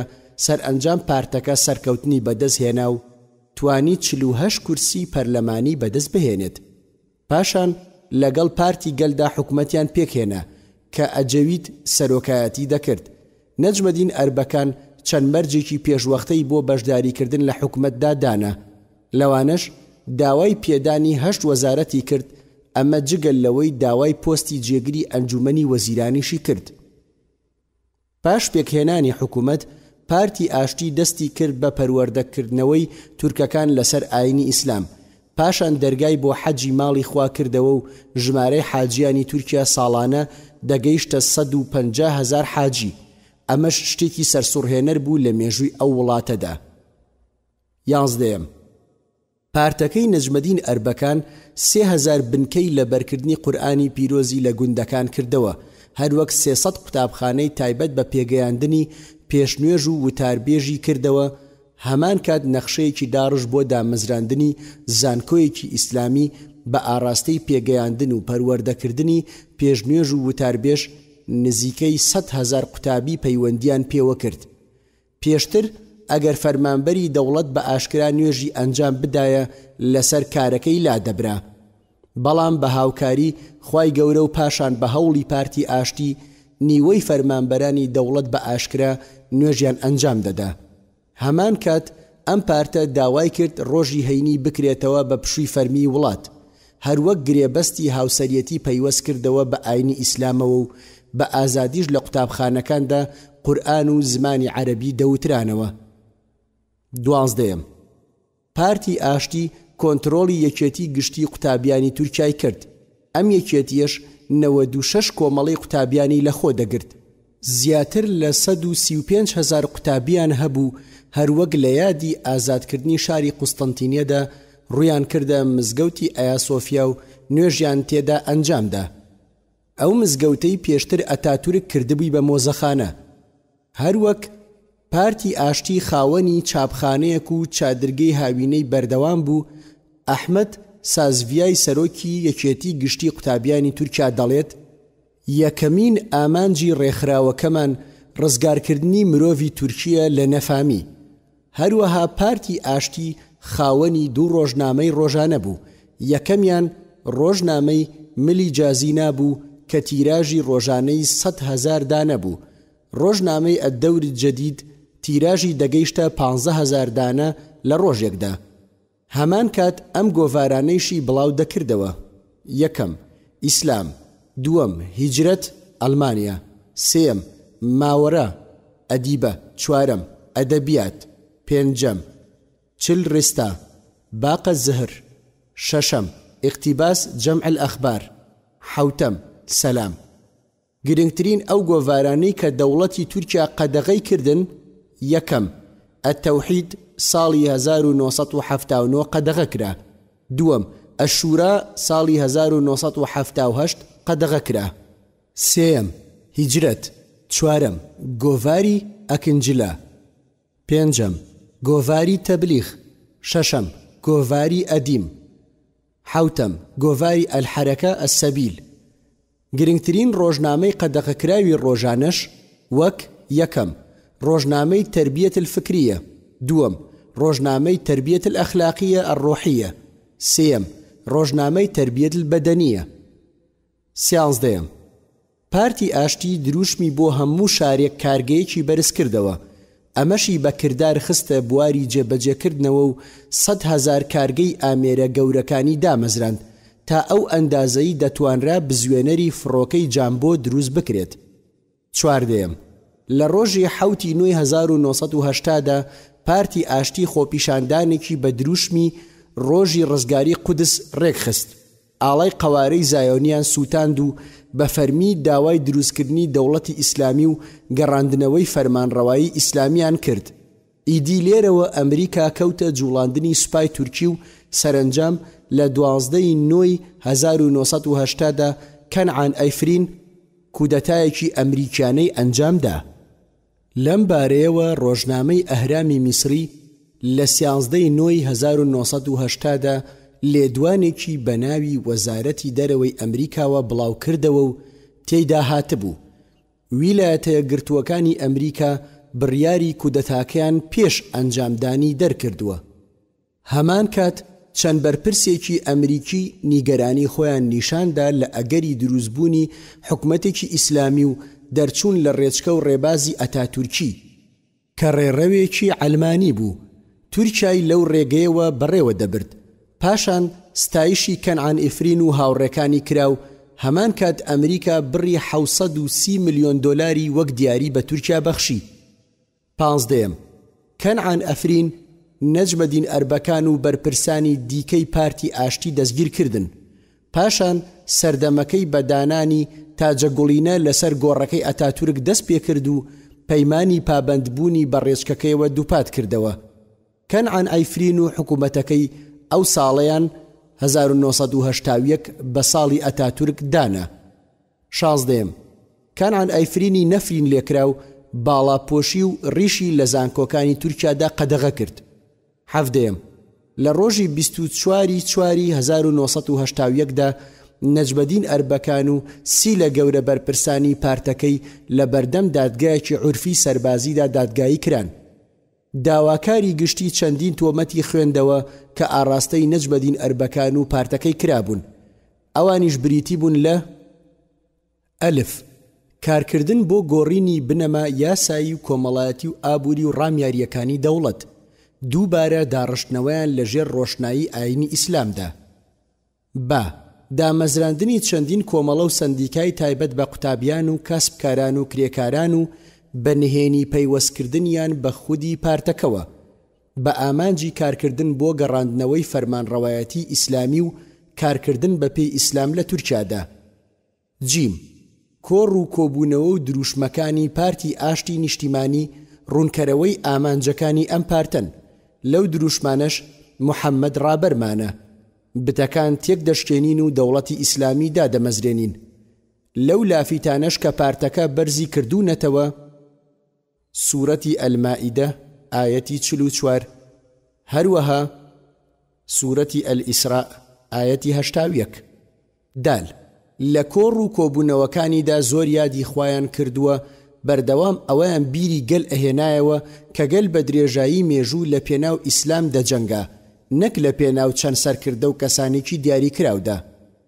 ها ئەربەکان لە حەجی ساڵی 1970دا لە شاری مەککە وتارێکی پێشکەش کرد کە تیایدا هاتبوو لەسەرمان پێویستە گفتوگۆ لەبارەی ئەوە بکەین ئایا دەمانەوێت قورئان لە سیستمی فەرمانڕەواییدا جێبەجێ بکەین یاخود نا. واو سووربوون و پێداگری ئەربەکان لەسەرکردنەوەی قوتابخانەی لەبەرکردنی قورئان لە هەموو لادیەکاندا و پێداگریشی لەسەرکردنەوەی مزگەوتی ئایا سۆفیا دەکرد. زا یەک لە دەرچوانی کۆلێژی شەریعەی زانکۆی ڕیاض لە کۆبوونەوەیکی پارتی ئاشتیدا دەڵێت خۆم بە خۆشحاڵ دەزانم کە لەم کۆبوونەوە ئیسلامیەدا بەشداریم کردووە. نوێنەری کەرەم مەلا ئۆغڵو لە وتارێکدا کە لە سەربازگەی چەنەقەلێ پێشکەشی کرد تیایدا دەڵێت شۆڕشەکانی ئەتاتورک گەلی تورکیای دابڕ کرد لە مێژووی ڕابردووی خۆی و چاکسازیەکانی ئەو بەها جوانەکانی گەلیان لەناو برد و بە توندیدا بەزیە سەر ڕێکەوتنامەی لۆزان و کردنی پیتەکانی زمانی عەرەبی بە لاتینی و گۆڕینی یاساکانی ئیسلام و لە کۆتایی وتارەکەیدا گوتی تورکیای ئێستا کۆمارێکی لادەر و خوانەناسە.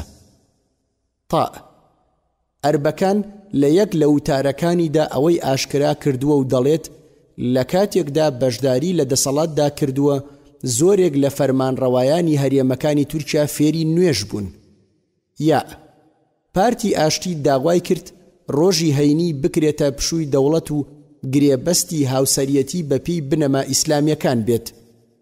کاف ئەربەکان دەڵێت سربەزبوونی مرۆڤ لە بەندایەتیدا لە وڵاتانی رووسیا و ئەڵمان ڕێی پێدراوە و بۆ تورکیاش بە هەمان شێوەیە چونکە بەندایەتیەکان هەموو ئاین ناگرنەوە. لام ماسۆنیەت تاوانبار دەکەن لە لادانی سوڵتان عەبدولحەمیددا. یەکەم ئەنجومەنی ماسۆنی کە هێرشی کردە سەر دەوڵەت لە سالۆنیک بوو. ئەتاتورک یەکێک بوو لەوانە. ئەمەش سوکایەتێکی ئاشکرایە. میم کۆمەڵەی ئیتیحاد و تەرەقی کە لە ناوبەری سوڵتان عەبدولحەمیدن بە ماسۆنی و جوولەکە تاوانبار دەکەن. نون لە نووسینگەکەی ئەربەکاندا دەست بەسەر کۆمەڵە نووسراوێکدا گیراوە کە باز لەوە دەکەن چەندین گەورە بەرپرسی ئەستەمبوڵ بەیعەتیان پێداوە. ئەمە واتای ئەوە دەگەێنێت کە ئەربەکان پاڵێوراوی خەلافەتە. لە بەرامبەر تۆمەتە ئاراستەکراوەکاندا جێگری گشتی داوای بەندکردنی ئەربەکان و هاوڕێکانی کرد بۆ ماوەی 14 بۆ 36 ساڵ. سەرسوڕمانیت کۆتایی پێنێت کە ئەو تۆمەتانە ئاراستە دەکەیت لە کاتێکدا تۆ لەسەر خاکی محەممەد فاتح و سوڵتان عەبدولحەمید و ناوەندی خەلافەتیت کە بەردەوام شورایەکی پتە و منارەیەکی بەرز و کۆکەرەوەی هەموو پێکاتە جیاوازەکانی کۆمەڵگای موسڵمانان بوو. هەمان کات ڕێنوێنی بوو بۆ ئەو کەسانەی نوری ڕێنوێنی ئەم ئاینەیان دەگرتە بەر. 18 بەدڵنیاییەوە ڕۆژئاواییەکان و بەتایبەت ئەمریکا پاش ئەوەی قازانجێکی زۆریان لە تورکیادا لەسەر دەستی ئەتاتورک دەستکەوت نایان نەوێت بە ئاسانی ئەو دەستکەوتانیان لە کیس بچێت.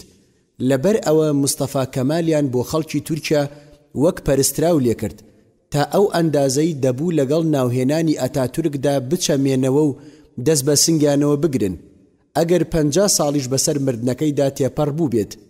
ئەمریکا و ڕۆژئاواییەکان ئەوەندەیان پیرۆز کرد تا ئەو ئەندازەیی دەستدرێژیکردن بۆ سەر کەسایەتی ئەتاتورک بە تاوان ئەژمار دەکرا و خاوەنەکەی بە توندی سزا ئەدرا. تەنانەت لە دەستوردا پیرۆزی ئەتاتورک خراوەتە پێش خوا و پێغەمبەری خۆشەویست صلی الله عليه وسلم. بێگومان ئەمەش فڕوفێڵی مرۆڤە، بەڵام نەخشەسازی خوا بەهێزتر و باڵاترە، وەک خوای پەروەردگار دەفەرمێت إنهم يكيدون كيدا وأكيد كيدا فمهل الكافرين أمهلهم رويدا. سورة الطارق آية 15 تا 17. واتە بێگومان ئەو بێباوەڕانە فرتوفێڵ دەکەن بۆ کوژاننەوەی نوری قورئان و منیش بە نەخشەی حەق فێڵیان پوچەڵ دەکەمەوە. جاتۆش ئەی پێغەمبەر صلی الله عليه وسلم پەلە لە بێباوەڕەکان مەکە، کەمێک مۆڵەتیان بدە و لیان بوەستە. 19 گەلی تورکی بە درێژایی مێژوو گەلێکی ئایندار بوون. ئیسلام ڕەگی قوڵی لە ناویاندا داکوتیوە. جەستەیشی کە تووشی دوو مەڵێک دەبێت وەک ئەتاتورک هیچ لە سروشتی ئەو گەلە ناگۆڕێت و دۆستایەتی ئیسلام و تورکەکانی پێتێک ناچێت. گەلی موسڵمانی تورکیا هیچ کات ئەویان لەبیر ناچێتەوە کە بە درێژایی 500 ساڵ ئاینی ئیسلام لە وڵاتەکەی ئەوانەوە فەرمانڕەوایی ناوچەیەکی بەرفراوانی جیهانی کردووە و تورکیا لەو ماوەیەدا پایتەختی ئیسلام و خەلافەتی ئیسلامی بووە. بەداخەوە دووبارە گەلی تورکیا دووچاری زەبوونی کرایەوە و بەدەستی مستەفا کەمال و عەلمانیەتەکەی ماوەیەک کەوتە دواوەی کاروانی مرۆڤایەتیەوە تا ئەو ئەندازەی قەرزەکانی تورکیا لە ساڵی 1979دا گەیشتنە 17 ملیار دۆلار. 20 بە دڵنیاییەوە گەلی تورکی دەگەڕێنەوە بۆ لای خوای پەروەردگار و دووبارە بە خۆشەویستیەکی تەواوەوە ئاینەکەیان لە ئامێز دەگرنەوە. هەرچەندە کات درێژەی هەبێت لە تورکیای دوای ئەتاتورکدا سەدان هەزار لەم نەوەلاوەی ئێستا بەڕێوەن کە قورئانی پیرۆزیان لەبەرە و بە کەسانی دیکەشی دەڵێنەوە. ئەمەش یاسای خوایە کە خەڵکی لەسەر دروست کردووە. فأقم وجهك للدين حنيفا فطرة الله التي فطر الناس عليها لا تبديل لخلق الله ذلك الدين القيم ولكن أكثر الناس لا يعلمون. سورة الروم آية سي. واتە ئەی ئینسان زۆر بە پاکی و دروستی ڕوو لەم ئاینە پاک و پێگەردەی ئیسلام بکە، لەسەر ئەو خیلقەتە بن کە خوا خەڵکانی لەسەر دروست کردووە و پەیڕەوی ئاینی یەکتاپەرستی بکەن. نابێت هیچ جۆرە گۆڕانکاریەک لە دروستکراوی خوددادا بکرێت کە خەڵکی لەسەر دروست کردووە، هەر ئەوەیشە ئاینی و ڕێک و ڕاست، بەڵام زۆربەی ئاپۆڕەی مەردوم حەقیقەتی ئەوە نازانن. دەنگدانەوەی بزوتنەوەی کەمالی و ڕنگدانەوەی لەسەر جیهانی ئیسلامی. لاپەڕە 92 شتێکی ڕوون و ئاشکرایە ئەتاتورک یەکێک بووە لە ئەندامانی کۆمەڵی ئیتیحاد و تەرەقی. کەسانێک پێشڕەوایەتی ئەو کۆمەڵەیان دەکرد نە موسڵمان بوون و نە تورک بوون.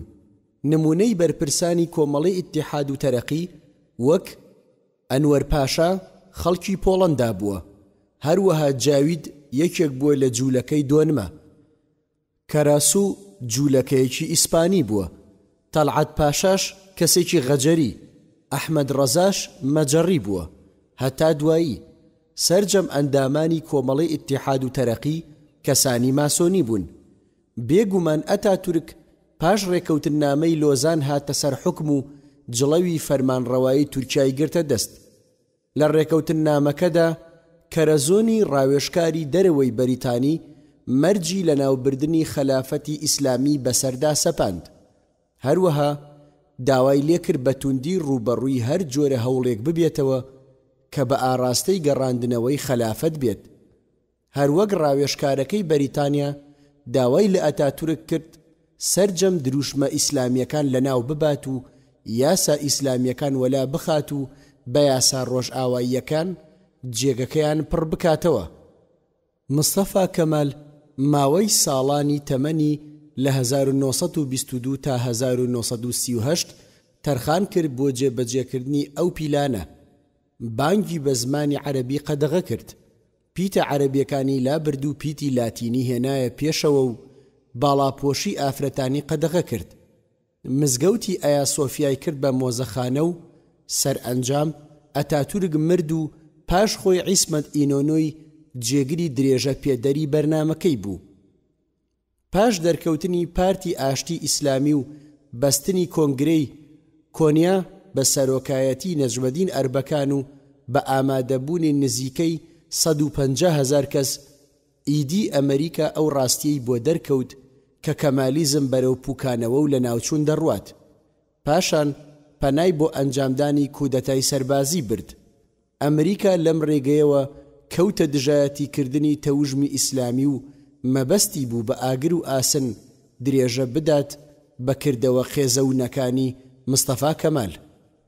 دواتر حکوومەتی سەربازی هەستا بە دروستکردنی پەیکەر کە بە وێنای کەمالیزم نەخشێنرا بوو بە هەموو شوێنێکدا بڵاوکرانەوە. لێرەدا بە کورتی ئەزمموی کەمالیزمتان بۆ دەخەینە ڕوو. یەکەم، ئەم ئەزمونە بریتی بوو لە پەڕووباڵکردنی موسڵمانان لەلایەن خاچپەرستانەوە. پیلانەکەشیان لە ڕێی ئەتاتورکی داماوی ونبووی شوێنکەوتەی ئارەزوبازی و دنیاویستیەوە جێبەجێ کرا.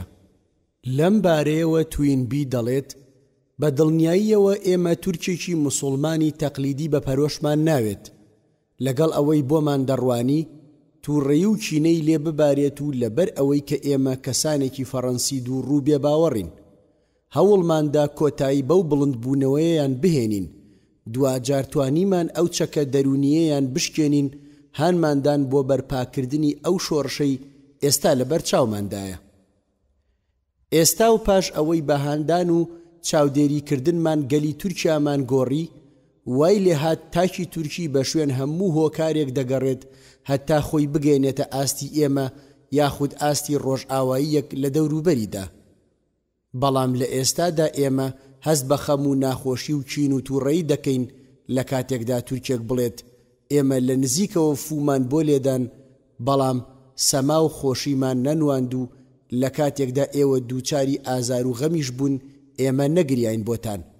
ئەمە وتەی توینبیە و خوای گەورەش ڕاستی فەرمووە كمثل الشيطان إذ قال للإنسان اكفر فلما كفر قال إني بريء منك إني أخاف الله رب العالمين.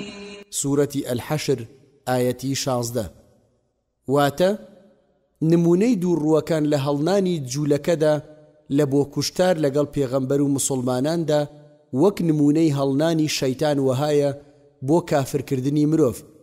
کاتێک پێیوت کافر بە من لەگەڵتم جا کاتێک بێباوەڕ بوو گوتی بەڕاستی من بەری و بێزارم لە تۆ، بەڕاستی من لە خوای پەروەردگاری جیهانەکان دەترسم.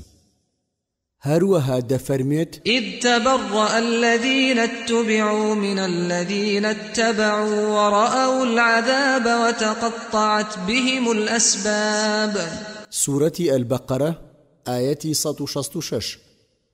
واتە ئەو کاتەی کە سەرۆک و پێشەواکان لە پەیڕەوانی خۆیان بێزار دەبن و حاشا دەکەن کە بە چاوی خۆیان سزاکە دەبینن، هەموو پەیوەندی و هۆیەکی نێوانیان بچڕە و لێکترازە و بە خزم و کەسوکار و گرۆهەکانیان هیچ هیوایەک نەما.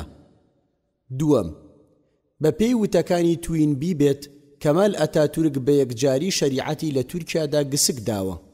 سێم، ئەتاتورک زۆر هەوڵیدا تورکیایەک دروست بکات کە بەشێک بێت لە پاریس یان لەندەن.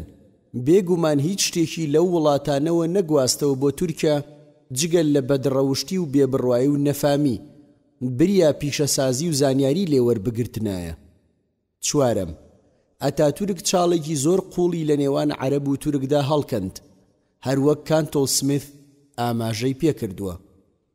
پێنجەم، دەستەکانی جوولەکە لە سەرەتاوە لە پشتی حکومەتەکەوە بوون. لەم بارەیەوە وینستۆن ستون دەڵێت لە سەرەتادا کەسانی کارامە، هاوکار و بزوێنەری کۆمەڵی ئیتیحاد و تەرەقی ئەندامانی ئەو کۆمەڵەیە بوون کە جوولەکە یاخود جوولەکەی بەناو موسڵمان بوون. هاوکاری داراییش لە ڕێی جوولەکەی دۆنمە و جوولەکە دەوڵەمەندەکانی سالۆنیکەوە بەدەست دەگەیشت. هەر لەبەر ئەوە بوو جوولەکە و ڕۆژئاواییەکان دەیانویست کاولکاریەکانی ئەتاتورک ناو بنێن چاکسازی ئیسلامی. لەم بارەیەوە سمیث دەڵێت نازناوی چاکسازی کەمالی بریتی بوو لە لادان و داوێن پیسی و خەیاڵ. شەشەم، ڕۆژئاواییەکان ئاواتەخواز بوون ئەزموونی کەمالی لە هەموو جیهانی ئیسلامیدا دووبارە ببێتەوە. هەر لەم ڕوانگەیەوە سمیث پرسیار دەکات سەبارەت بە سەرهەڵدانی ئەتاتورکێکی نوێ لە پاکستاندا. حوتەم، لە جیهانی ئیسلامیدا هەندێک لە داواکاری کەمالیەکان وەڵام درانەوە. لەو بارەیەوە شێخی ئەزهەر عەلی عەبدوڕەزاق لە ساڵی 1925دا کتێبێکی بڵاو کردەوە بە ناونیشانی کوتاب الئیسلام و ئوصول الحکم. ناوبراو بیانووی بۆ کارەکانی ئەتاتورک هێنا بوویەوە. هەمان کات ئەوەی ڕەت کردبوویەوە کە ئیسلام باسی فەرمانڕەوایی یان سیاسەتی تێدا بێت. کتێبەکەی بۆ زمانی ئینگلیزی و ئوردو وەرگێڕدرا. ژمارەیەکی زۆر لە کتێبەکانی ڕەوانەی پاکستان کران. هەتا تۆوی عەلمانی بوونی دەوڵەت لە ئیسلامدا بخەنە مێشکی لاوەکانەوە. لەم بارەیەوە سمیث دەڵێت پاکستان لە حاڵەتی بە عەلمانیکردنیدا سەرکەوتن بەدەست ناهێنێت. تەنها بەوە سەرکەوتوو دەبێت کە باوەڕ بە خەڵکەکەی بکەیت بەوەی دەوڵەتی ئیسلامی لە ڕاستیدا بریتیە لە دەوڵەتی عەلمانی. هەمان کات چەندین فتوا لە ئەزهەرەوە دران سەبارەت بە دروستی وەرگێڕانی قورئانی پیرۆز بۆ سەر زمانە بیانیەکان، هەتا بیانوو بۆ ئەتاتورک بهێنرێتەوە سەبارەت بە دروستی ئەنجامدانی نوێژ بە زمانەکانی جگەل لە عەرەبی. هەشتەم، ئەتاتورک هەموو هەوڵەکانی خۆی خستە گەڕ بە ئاراستەی بە ڕۆژئاواییکردنی تورکیا و دابڕینی لە جیهانی ئیسلامی و عەرەبی. بۆ ئەو مەبەستە پیتە عەرەبیەکانی وەلاخست و لە جێگەیاندا پیتی لاتینی دانا. هەمان کات پشتی بەست بە فەلسەفەی یۆنان و فەلسەفەی کۆنی مەسیحیەکان کە دراوەتە پاڵ ئیسلام، هەتا جێگەی ئاینەکەی خوای پەروەردگار بگرێتەوە. هەر لەبەر ئەوەش بوو لە ساڵی 1946 و پاش مردنی ئەتاتورک فەرمان کرا بە حسێن عەلی یوسلی وەزیری ڕۆشنبیری تورکیا بە وەرگێڕانی 100 کتێبی یۆنانی و 22 کتێبی لاتینی و 18 کتێبی فارسی و 12 کتێبی زمانی عەرەبی و 629 کتێبی کلاسیکی وەرگیرا و لە زمانە نوێیەکانی ئەوروپا. ئایا دەبینن پشکی ئەدەبی عەرەبی و زمانی قورئانی پیرۆز لە نێو ڕۆشنبیری ئەتاتورکدا بۆ گەلێکی موسڵمان؟ نا، دیارە. نۆ، خۆتەرخانکردن بۆ جیاکردنەوەی تورکیا لە جیهانی ئیسلامی و جەختکردنەوە لەسەر دروشمی تورکیا هی تورکەکانە و لە میسریش میسر هی میسریەکانە. لەم بارەیەوە کۆبڵەرینگ لە لویس تۆماسەوە دەگێڕێتەوە و دەڵێت مستەفا کەمال توانی نەخشەیەکی فراوان بکێشێت بۆ دیاریکردنی بارودۆخی مێژووی و کۆمەڵایەتی بۆ ئەو بزوتنەوەی کە سەرکردە هاوچەرخەکانی بەرهەم بهێنێت. ئەمەش لە پێناو بەدیهێنانی باوەڕبوون بەوەی تورکیا هی تورکەکانە، ئەو باوەڕەی کە زۆربەی گەلانی ناوچەکە لەسەری ڕۆیشتون. هەر لەبەر ئەوەشە کەمالیەکان دەڵێن دەمانەوێت ئیسلامێکی تورکی دروست بکەین کە تایبەت بێت بە خۆمانەوە و بەشێک بێت لە کۆمەڵگا نوێیەکەمان. هاوشێوەی کەنیسەی ئەنجلیکانی بێگومان ئەم کەنیسەیەش لەسەر شێوە و شێوازێکی ئینگلیزیدایە. هەروەک ئەم بەرنامەیە لە میسریشدا هەوڵی جێبەجێکردنی درا. لەم پیلانەشدا بە ئاشکرا دەستی ڕۆژئاوا و ئینگلیزەکان دەبینرا بە ئاراستەی بە فیرعەونیکردنی میسر. لەم بارەوە تەها حسێن دەڵێت ناسنامەی میسر فیرعەونیە پێش ئەوەی عەرەبی بێت. هەروەها دەڵێت ئەگەر ئیسلام لە نێوان من و فیرعەونیەتیم بوەستێت ئەوە من دەستبەرداری ئەو ئیسلامە دەبم. ئەحمەد شەوقیش لە هۆنراوەیەکیدا دەڵێت وجه الكنانة ليست يغضب ربكم أن تجعلوه كوجهه معبودا. واتە ڕووی کینانە میسر خواتان ناڕەنجێنێت ئەگەر وەک ڕووی خوای لێ بکەن و بیپەرستن. هەروەها لە گفتوگۆیەکیدا لەگەڵ میسر دەڵێت أدير إليك قبل البيت وجهي إذا فهمت الشهادات والمتابة. واتە ئەی میسر پێش کەعبە ڕووم بۆ تۆ وەردەگێڕم ئەگەر شاهێدیدان و پەشیمان بوونەوە بێنە وەڵام. هەروەک حافظ ئیبراهیمیش دەڵێت أنا مصري بناني من بنى هرم الدهر الذي أعيا المفنى. واتە من میسریم پەنجەکانم لە پەنجەی ئەو کەسانن کە هەرەمیان دروست کرد و فەنایان ماندوو کرد. مای سەرسوڕمانیش نەبێت لە لاتان ئەگەر گرنگیدانی ڕۆژئاوا بە مۆزەخانە و شوێنەوارە دێرینەکان مەرامگەلێکی خۆیانی لە پشتەوە بێت بە ئامانجی لە بیربردنەوەی ئیسلام و خەریککردنی موسڵمانان بەو شوێنەوارە دێرینانەی کە پێش ئیسلام لە وڵاتەکانیاندا هەبووە. پێش سەدەیەک لەمەوبەر ڕۆژئاواییەکان دەستە ڕۆژئاواییەکانیان پێکهێنا بۆ سەرپەرشتیکردنی گەڕان و پشکنین بە دوای شوێنەوارە دێرینەکانی جیهانی ئیسلامیدا بە ئامانجی پەیوەستکردنی موسڵمانان بەو شوێنەوار و دابوونەریتانەی کە بۆ پێش ئیسلام دەگەڕێنەوە. بۆ ئەو مەبەستە بواتا و لایارد هاتن بۆ عێراق و ماریت بۆ وڵاتی میسر و شلێمانیش ڕەوانەی تورکیا کرا. پاشان فەرمانگەی تایبەت بە شوێنەوار و مۆزەخانەی نیشتیمانی دروست کرا. نابێت لەلاتان سەیر بێت ئەگەر بڵێم نهێنی بەخشینی ئەو 10 ملیۆن دۆلارە لەلایەن دەستگای ڕۆکەرفێڵەری جوولەکەوە بە مۆزەخانەی شوێنەواری فیرعەونیەکان و دروستکردنی پەیمانگایەک بۆ دەرچوانی شوێنەوار ناسی ئەمە تەنها بۆ ئەوەیە ئیسلام لە بیر موسڵمانان ببەنەوە و بەشتی لاوەکیەوە خەریکیان بکەن. ئەگەر سەیری فەڵەستینیش بکەین لە کاتی چاودێری ئینتیدابی بەریتانیا بۆ ئەو وڵاتە مادەی دووهەمی بەسەر فەڵەستیندا سەپاند کە تیایدا هاتووە لەسەر دەوڵەتی چاودێریکرا و پێویستە لە ساڵی یەکەمدا و لە مێژووی جێبەجێکردنی چاودێریەکەیەوە یاسایەکی تایبەت بە شوێنەوار دەربکات. بێگومان هەموو ئەمانە لە پێناوی ئەوەدان کە موسڵمانان لە ئیسلامەکەیان داببڕن و پەیوەستیان بکەن بە سەردەمی نەفامیەوە و بەمەش دەتوانن موسڵمانان بە کۆیلەی خۆیان بکەن و بیان خەنە ژێڕەکێفی خۆیانەوە. لەم بارەوە دکتۆر ویلسن لە کۆنگرەی ڕۆشنبیری ژیانی هاوچەرخدا کە لە زانکۆی برێستون و لە ساڵی 1953دا بەسترا دەڵێت لەم ڕۆژانەدا و لە وڵاتانی ڕۆژئاوای ناوەڕاست و خوارودا شۆڕشێکی شارستانی بەڕێوەیە. ئەمە لەلایەکەوە هەنگاوێکی نوێ و هەمان کاتگەڕانەوەیە بۆ سەردەمەکانی ڕابردوو. ڕۆژئاواییەکان کەمال ئەتاتورکیان وەک پاڵەوان و دروستکەری مێژوو خستە بەرچاو. ئەمەش لە پێناوی ئەوەدا بوو هەتا ئەزمموی کەمالیزم لە ناوچەکانی دیکەی جیهانی ئیسلامیدا و لەسەر شێوەی دەستەیەکی سەربازی دووبارە بکەنەوە. لە پێناو ئەو ئامانجەدا ئەتاتورکیان کردە پێشەنگ و پێشڕەو نمونە. هەتا ئەوانەی هاوڕان لەگەڵ ئەتاتورکدا باوەڕی ئەویان هەیە و پاش ئەو دێن ڕێچکەکەی بگرنە بەر. بێگومان لێرە و لەوێ زۆر جار دەبینین و دەبیستین کە کەسانێک هاتوونەتە سەر کورسی فەرمانڕەوایی و لەوتە و لێدوان و یادەوەریەکانیاندا کردارەکانی ئەتاتورک دووبارە دەکەنەوە و خۆیان بە سەرۆک و دروستکەری مێژوو ناو دەبن. لەم بارەوە سمز دەڵێت شتێکی ڕوون و ئاشکرایە ئێمە هەرگیز ئاواتەخوازی شکستی شۆڕشەکەی مستەفا کەمال نین. لەو بڕوایەشدا نین ئەو ئەزمونە بتوێتەوە لە ناو بچێت. 11 جەخردکردنەوە لەسەر بڵاوکردنەوەی ئەو ئەلمانیەتەی کە ئەتاتورک بە درێژایی ژیانی خۆی لە هەوڵی جێبەجێکردنیدا بوو لە جیهانی ئیسلامیدا. ڕۆژ ئاواییەکان بەردەوام لە هەوڵی کبکردنەوەی ئەو هەوڵانەدان کە بە ئاڕاستەی وەستاندنی ئەو شەپۆلە دەدرێن. هەر لەبەر ئەوەش بوو عەدنان مەندەریسیان لە سێدارەدا، چونکە ناوبراو لە هەوڵی گەڕاندنەوەی چەند دروشمێکی ئیسلامیدا بوو. دوجاریش هێزی سەربازیان بەکارهێنا بۆ چەسپاندنی عەلەمانیەت.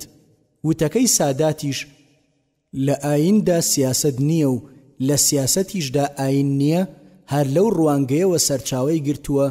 ئەمە هەر هەمان ئەو وتەیە کە کەمالیەکان دووبارەیان دەکردەوە. هەر لەم بارەوە سمس دەڵێت عەلمانیەت لە جیهانی ئیسلامیدا لە ڕێگای بەرەو پێشچوونیدا درزی برد، شتێکی گونجاوە کە بۆ جێبەجێکردنی پەنا بۆ چەک یاخود بۆ فشاری سیاسی ببرێت. گرنگ لەوەدایە لە بەرەو پێشچوونیدا پشت بەوە ببەستیت بەوەی ئاین ڕێی پێدەدات، بە پێچەوانەوە ئاشتی و پێکەوە ژیان بوونی نابێت لە ناو تاک و کۆمەڵدا. هەر لەبەر ئەوە بوو کاتێک ئەتاتورک لەسەر جێگەی مردنەکەی زۆر جێلانە داوای لە باڵوێزی بەریتانی کرد پۆستی سەرۆکایەتی کۆماری تورکیا وەربگرێت. لۆرین بە توندی ئەم داواکاریەی ڕەت کردەوە. ئەمەش لە پێناو ئەوەدا بوو پیلانەکەیان ئاشکرا نەبێت. بەندە بە وێنەوە ئەو داواکاریەی ئەتاتورکم لە لای خۆم پاراستووە کە لەلایەن ڕۆژنامەیەکی بریتانیەوە لە ساڵانی 60ەکاندا بڵاو کراوەتەوە. شتێکی ڕوون و ئاشکرایە کە دەستوری تورکیا ڕێگا بە سەرۆک کۆمار دەدات پاش خۆی کەسێک بخاتە جێگەکەی خۆی. 12 کەمالیەکان ناچار بوون ڕێگا بە هەندێک دروشمی ئیسلامی بدەن. ئەمەش خۆڵکردنە چاوی موسڵمانان بوو بۆ ئەوەی وەهای بگێنن کە ڕێزی بیر و باوەڕ و هەست و سۆز و دروشمی موسڵمانان دەگرن. ئەم هەڵوێستەی کەمالیەکان تەنها لە ترسی تەقینەوەیەکی توندی جەماوەریەوە سەرچاوەی گرتە بوو. ترسیان هەبوو شۆڕشێکی گەردەلوولی دژ بە کودەتا بۆگەنەکەی ئەتاتورک و جێگرەکەی عیسمەت ئینۆنۆ ڕوو بدات. هەر لە ساڵی 1946دا ڕێگەیاندا بە وتنەوەی وانە ئاینیەکان لە قوتابخانەکاندا و لە ساڵی 1947دا ڕێگەی حەجکردن کرایەوە. ئەم بڕیارەش لە کاتێکدا درا کە ماوەیەکی درێژ بوو حەجکردن لەگەلی موسڵمانی تورکیا قەدەغە کرابوو.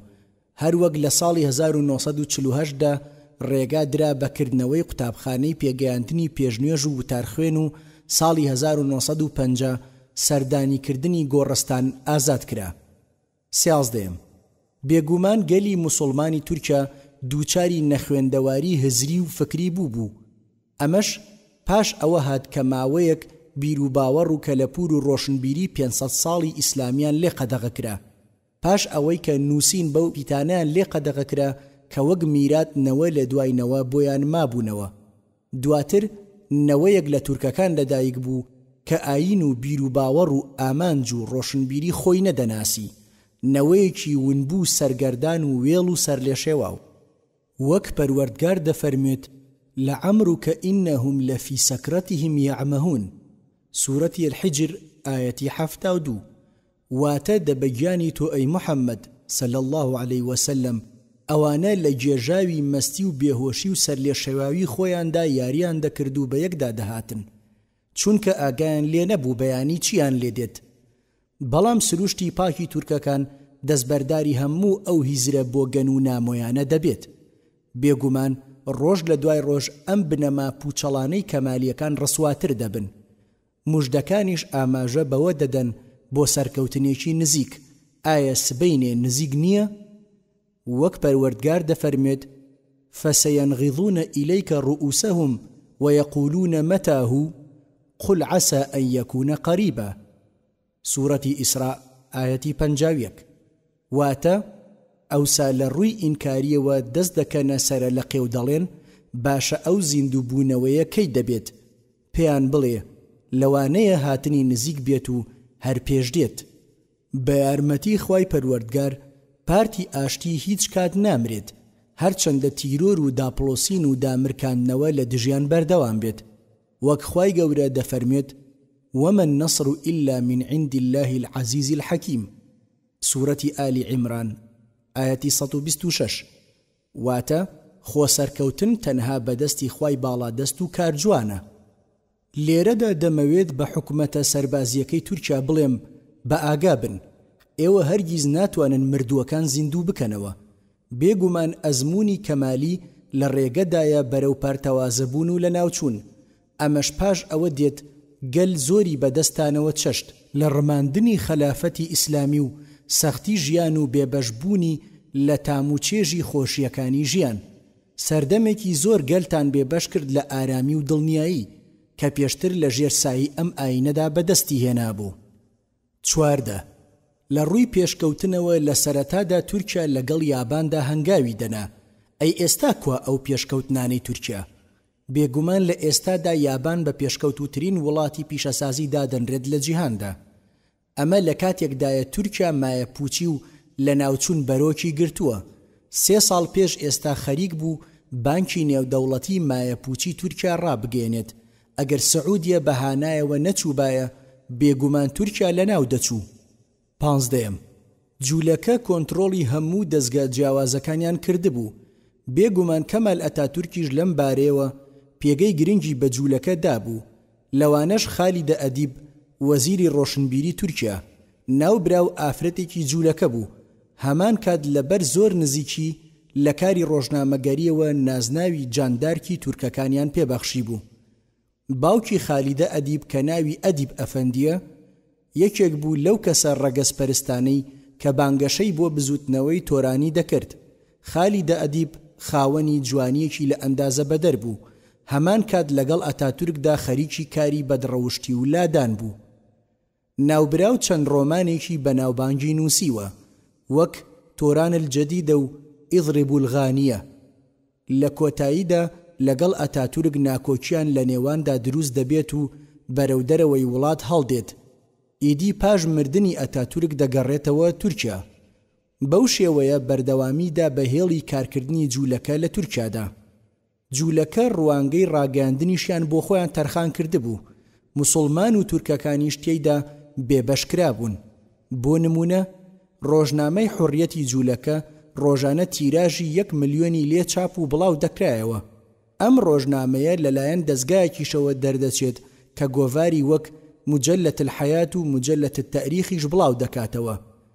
خاوەنی ئەم دەستگایە خێزانێکی جوولەکەی دۆنمەیە و هەمان کات چەندین نووسەری چەپی تورکی لە خۆ دەگرێت. پاش ڕۆژنامەی حوڕیەت ڕۆژنامەیەکی دیکە هەیە بە ناوی میلەت تورکی. ئەم ڕۆژنامەیەش لەلایەن خێزانێکی جوولەکەوە سەرپەرشتی دەکرێت بە ناوی ئیپێکچی. نووسەری بەناوبانگی جوولەکە سامی کۆهین لەو ڕۆژنامەیەدا کار دەکات. هەروەها ڕۆژنامەی جمهوریەت کە لەلایەن یونس نادی دامەزراوە. ئەم ڕۆژنامەیەش چەپڕەوە و هەمان مافی خاوەنداریەتی دەگەڕێتەوە بۆ جوولەکەیەکی دۆنمە بە ناوی نووری توزن. لە ڕووی هەیمەنەی جوولەکە بەسەر رادیۆ و تەلەڤیزۆنەکانەوە لە تورکیا جوولەکەی بەناوبانگ هەم ئیپێکچی ماوەیەکی زۆر بەڕێوبەر بووە لەو پۆستەدا مایەوە. هەتا نەجمەدین ئەربەکان بە بڕیارێک دووری خستەوە. سەرۆک کۆمار ڕەتی کردەوە کەواژۆ لەسەر دوورخستنەوەی ناوبراو بکات. بەڵام وەزارەت پێداگری لەسەر دوورخستنەوەکە دەکرد. دواتر و بە ناچاری لە ساڵی 1975 سەرۆک کۆمار واژۆی دوورخستنەوەی کرد.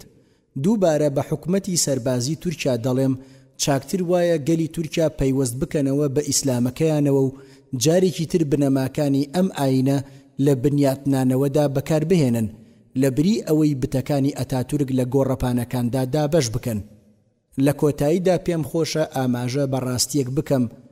پێش لە ناوچوونی ئەتاتورک و مردنی وەسیەتی کردبوو کە نوێژی مردووی لەسەر نەکەن.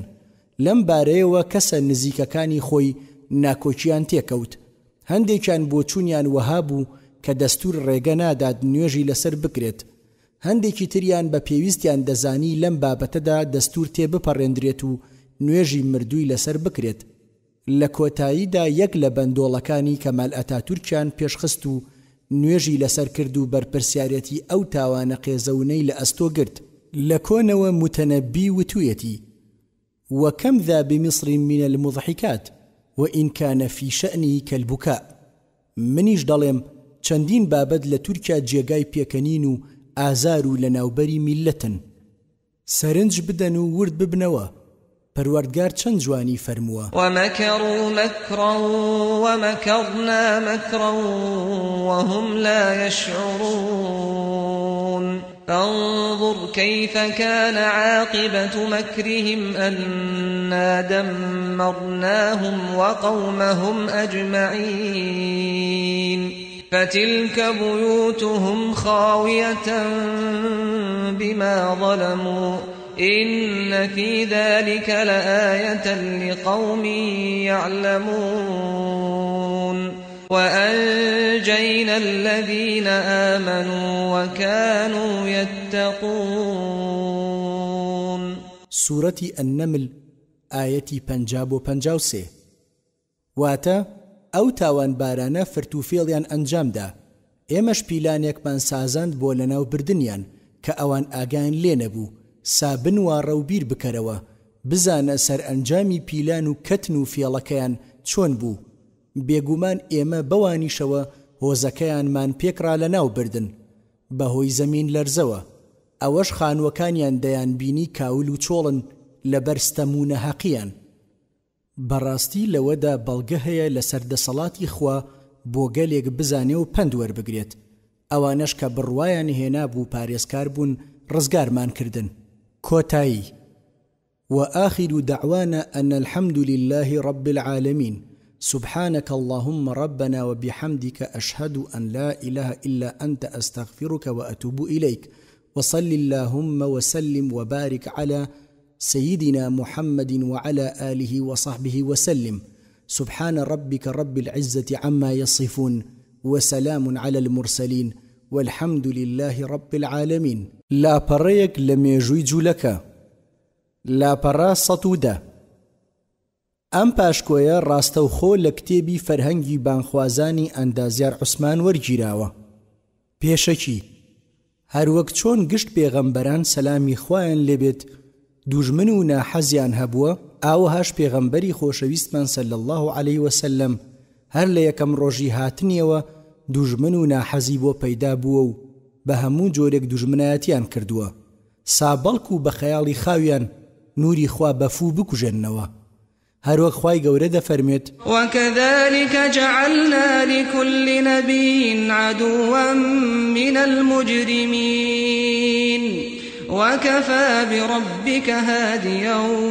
ونصيرا سورة الفرقان آية 31 یەکێک لە دوژمنە سەرسەختەکانی ئیسلام جوولەکەیە کە هەر لە کۆنەوە چیان پێکرابێ کردویانە جاگەر پەیمانی خوا نەبوایە بە پاراستنی ئەم ئاینە تا ڕۆژی قیامەت ئەوە هەرزوو ئەم ئاینە نەمابوو ئەم باسەش لاپەڕەیەکە لە مێژووی ڕەشی جوولەکە دش بە حەق و ڕاستی و بەو هیوایی فەرهەنگی بانخوازان مایەی بەرچاوڕوونی و هۆشیاری بێت یەکەم لە سەردەمی پێغەمبەری خودادا جوولەکەکان ئاڵای دژایەتی ئیسلامیان هەڵکرد و ڕێگا نەمانەی گرنەبەر لە دوژمنایەتیەکەیاندا لەلایەکەوە چەند کەسێکیان بە سەرزارەکی و ڕووکەش موسڵمان بوون لە بەرەی دووڕووەکاندا کاریان دەکرد و پیلانیان دادەنا لەلایەکی دیکەوە هانی کافرەکانیان دەدا و پشگیریان لێ دەکردن لە کاتێکدا کە خوای گەورە دەفەرمێت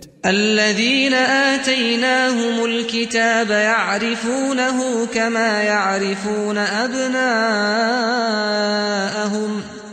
وإن فريقا منهم ليكتمون الحق وهم يعلمون سورة بقرة آية 146 هەروەک چۆن مناڵەکەی خۆیانیان دەناسی و دەیانزانی کە مناڵی خۆیانە ئاوەهاش دەیانزانی کە محەممەد صلی الله عليه وسلم پێغەمبەری خوایە بەهۆی ئەو بەڵگە و نیشانانەی کە لە تەوراتدا هاتبوون بۆیە قورئان پێیان دەفەرمێت يا أهل الكتاب لم تكفرون بآيات الله وأنتم تشهدون سورة آل عمران آية 7 واتە ئەی ئەهلی کتاب مەبەستگا و ڕجوولەکەیە بۆ کوفر دەکەن بە ئاەتەکانی خوا لە کاتێکدا ناونیشانی پێغەمبەر صلی الله عليه وسلم محەممەد لەو پەراوانەدا هاتووە کە خۆتان بەڕاستی دەزانن قورئانی پیرۆز زۆرێک لە فڕوفێڵ و پیلانەکانی جوولەکەی ئاشکرا دەکرد و مسلمانانی لێ ئاگادار دەکردەوە هەروەک ئەم پیلانەیان کە قورئان دەفەرموێت وقالت طائفة من أهل الكتاب آمنوا بالذي أنزل على الذين آمنوا وجه النهار واكفروا آخره لعلهم يرجعون ولا تؤمنوا إلا لمن تبع دينكم قل إن الهدى هدى الله أن يؤتى أحد مثل ما أوتيتم أو يحاجوكم عند ربكم قل إن الفضل بيد الله يؤتيه من يشاء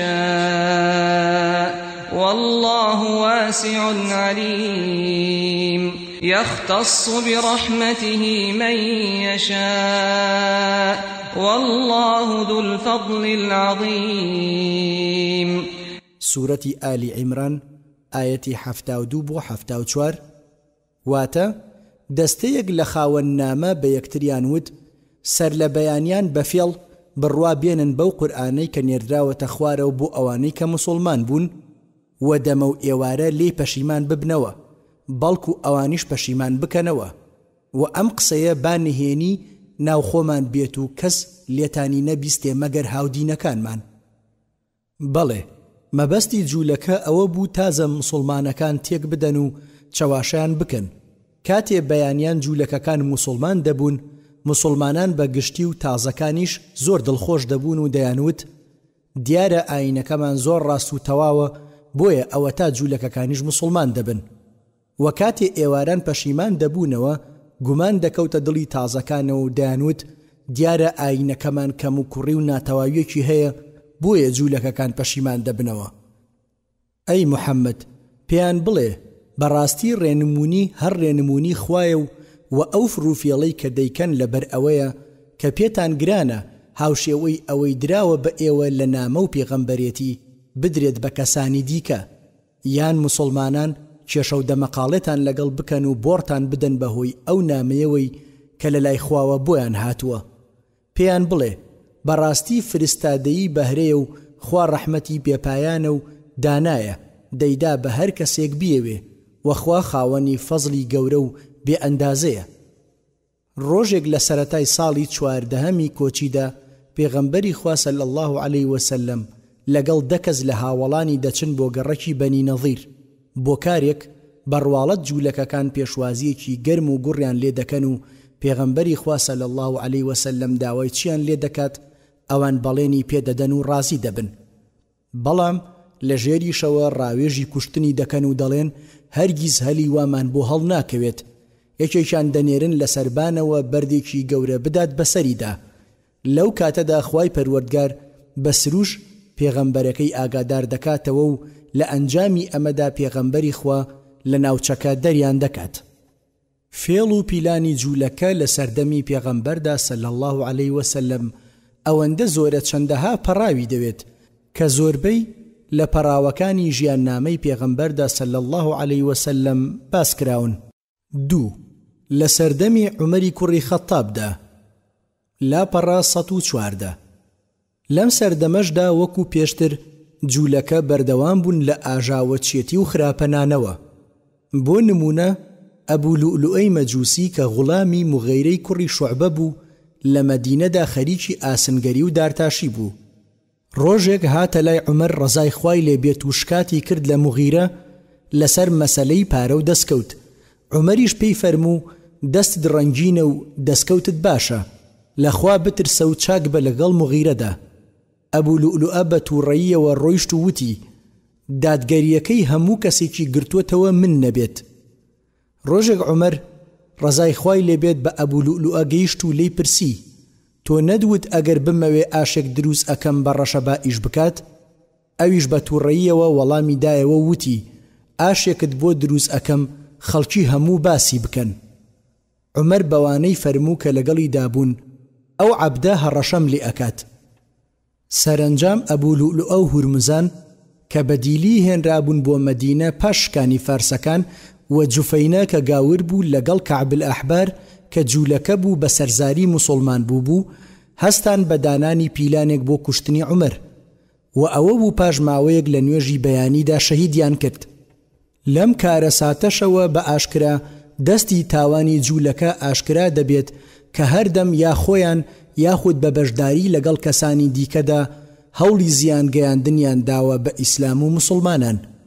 سێم، لە سەردەمی عوسمانی کوڕی عەفاندا لاپەڕە 115 لە سەردەمی عوسماندا ڕزای خوای لێبێت شاری کوفە ئاژاوەی تیا بەرپا بوو بەهۆی مالیکی حارسی نەخەعیەوە کە بە ئەشتەر بەناوبانگ بوو.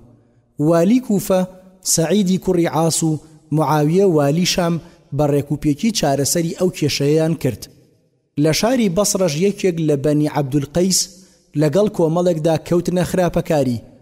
مسلمانان لای عوسمان شکاتیان لێ کرد و ئەویش فەرمانیدا بە والی بەسڕە کە دەست بەسەریان بکات و نەیەڵێ پەیوەندی بکەن بە خەڵکەوە و خەڵکی تێک بدەن. کاتێک جوولەکەکانی یەمەن ئەم دەنگ و باسەیان بیست، یەکێکیان لە خۆیان نارد کە ناوی عەبدوڵای کوڕی سەبە بوو و بە ئیبن سەودا بەناوبانگ بوو لە یەمەنەوە بۆ لای کابرای بەنی قەیس لە بەسڕە و بە یەکەوە کەوتنە بڵاوکردنەوەی دوو بیرروڕا. یەکەم، مژدەدان بە خەڵکی کە محەممەد صلی الله عليه وسلم دەگەڕێتەوە سەرزەوی و دەیوت سەیرە ئێوە پێتان وایە عیسا سەلامی خوای لێبێت دەگەڕێتەوە و محەممەد صلی الله عليه وسلم ناگەڕێتەوە. بەمەش بیرروڕای خەڵکیان دەشێواند. ئەمەش زۆر بۆیان نەچووە سەر، بۆیە کاریان لەسەر بیرروڕای دووەم دەکرد و کە دەیانگوت هەموو پێغەمبەرێک وەسی هەیە و عەلیش وەسی محەممەدە صلی الله عليه وسلم. بۆیە دەبێت کاروبار بدرێتە دەست عەلی و کەوتنە زەمی کاربەدەست و والیەکانی عوسمان لە ژێر پەردەی فەرماندان بە چاکە و جڵەوگیری لە خراپە. پاشان عەبدوڵای کوڕی سەبە چوو بۆ کوفە و پەیوەندی بەست لەگەڵ مالیکی کوڕی حارسی نەخاعی و پاشان چوو بۆ میسر و لەوێشەوە کەوتە بڵاوکردنەوەی پڕوپاگەندە خراپەکانی. لە ساڵی 35 کۆچیدا توانا و دەسەڵاتی باشیان پەیدا کرد و هەرسێ کۆمەڵەی میسر و کوفە و بەسڕە پەیمانیان بەست کە بچنە سەر مەدینە.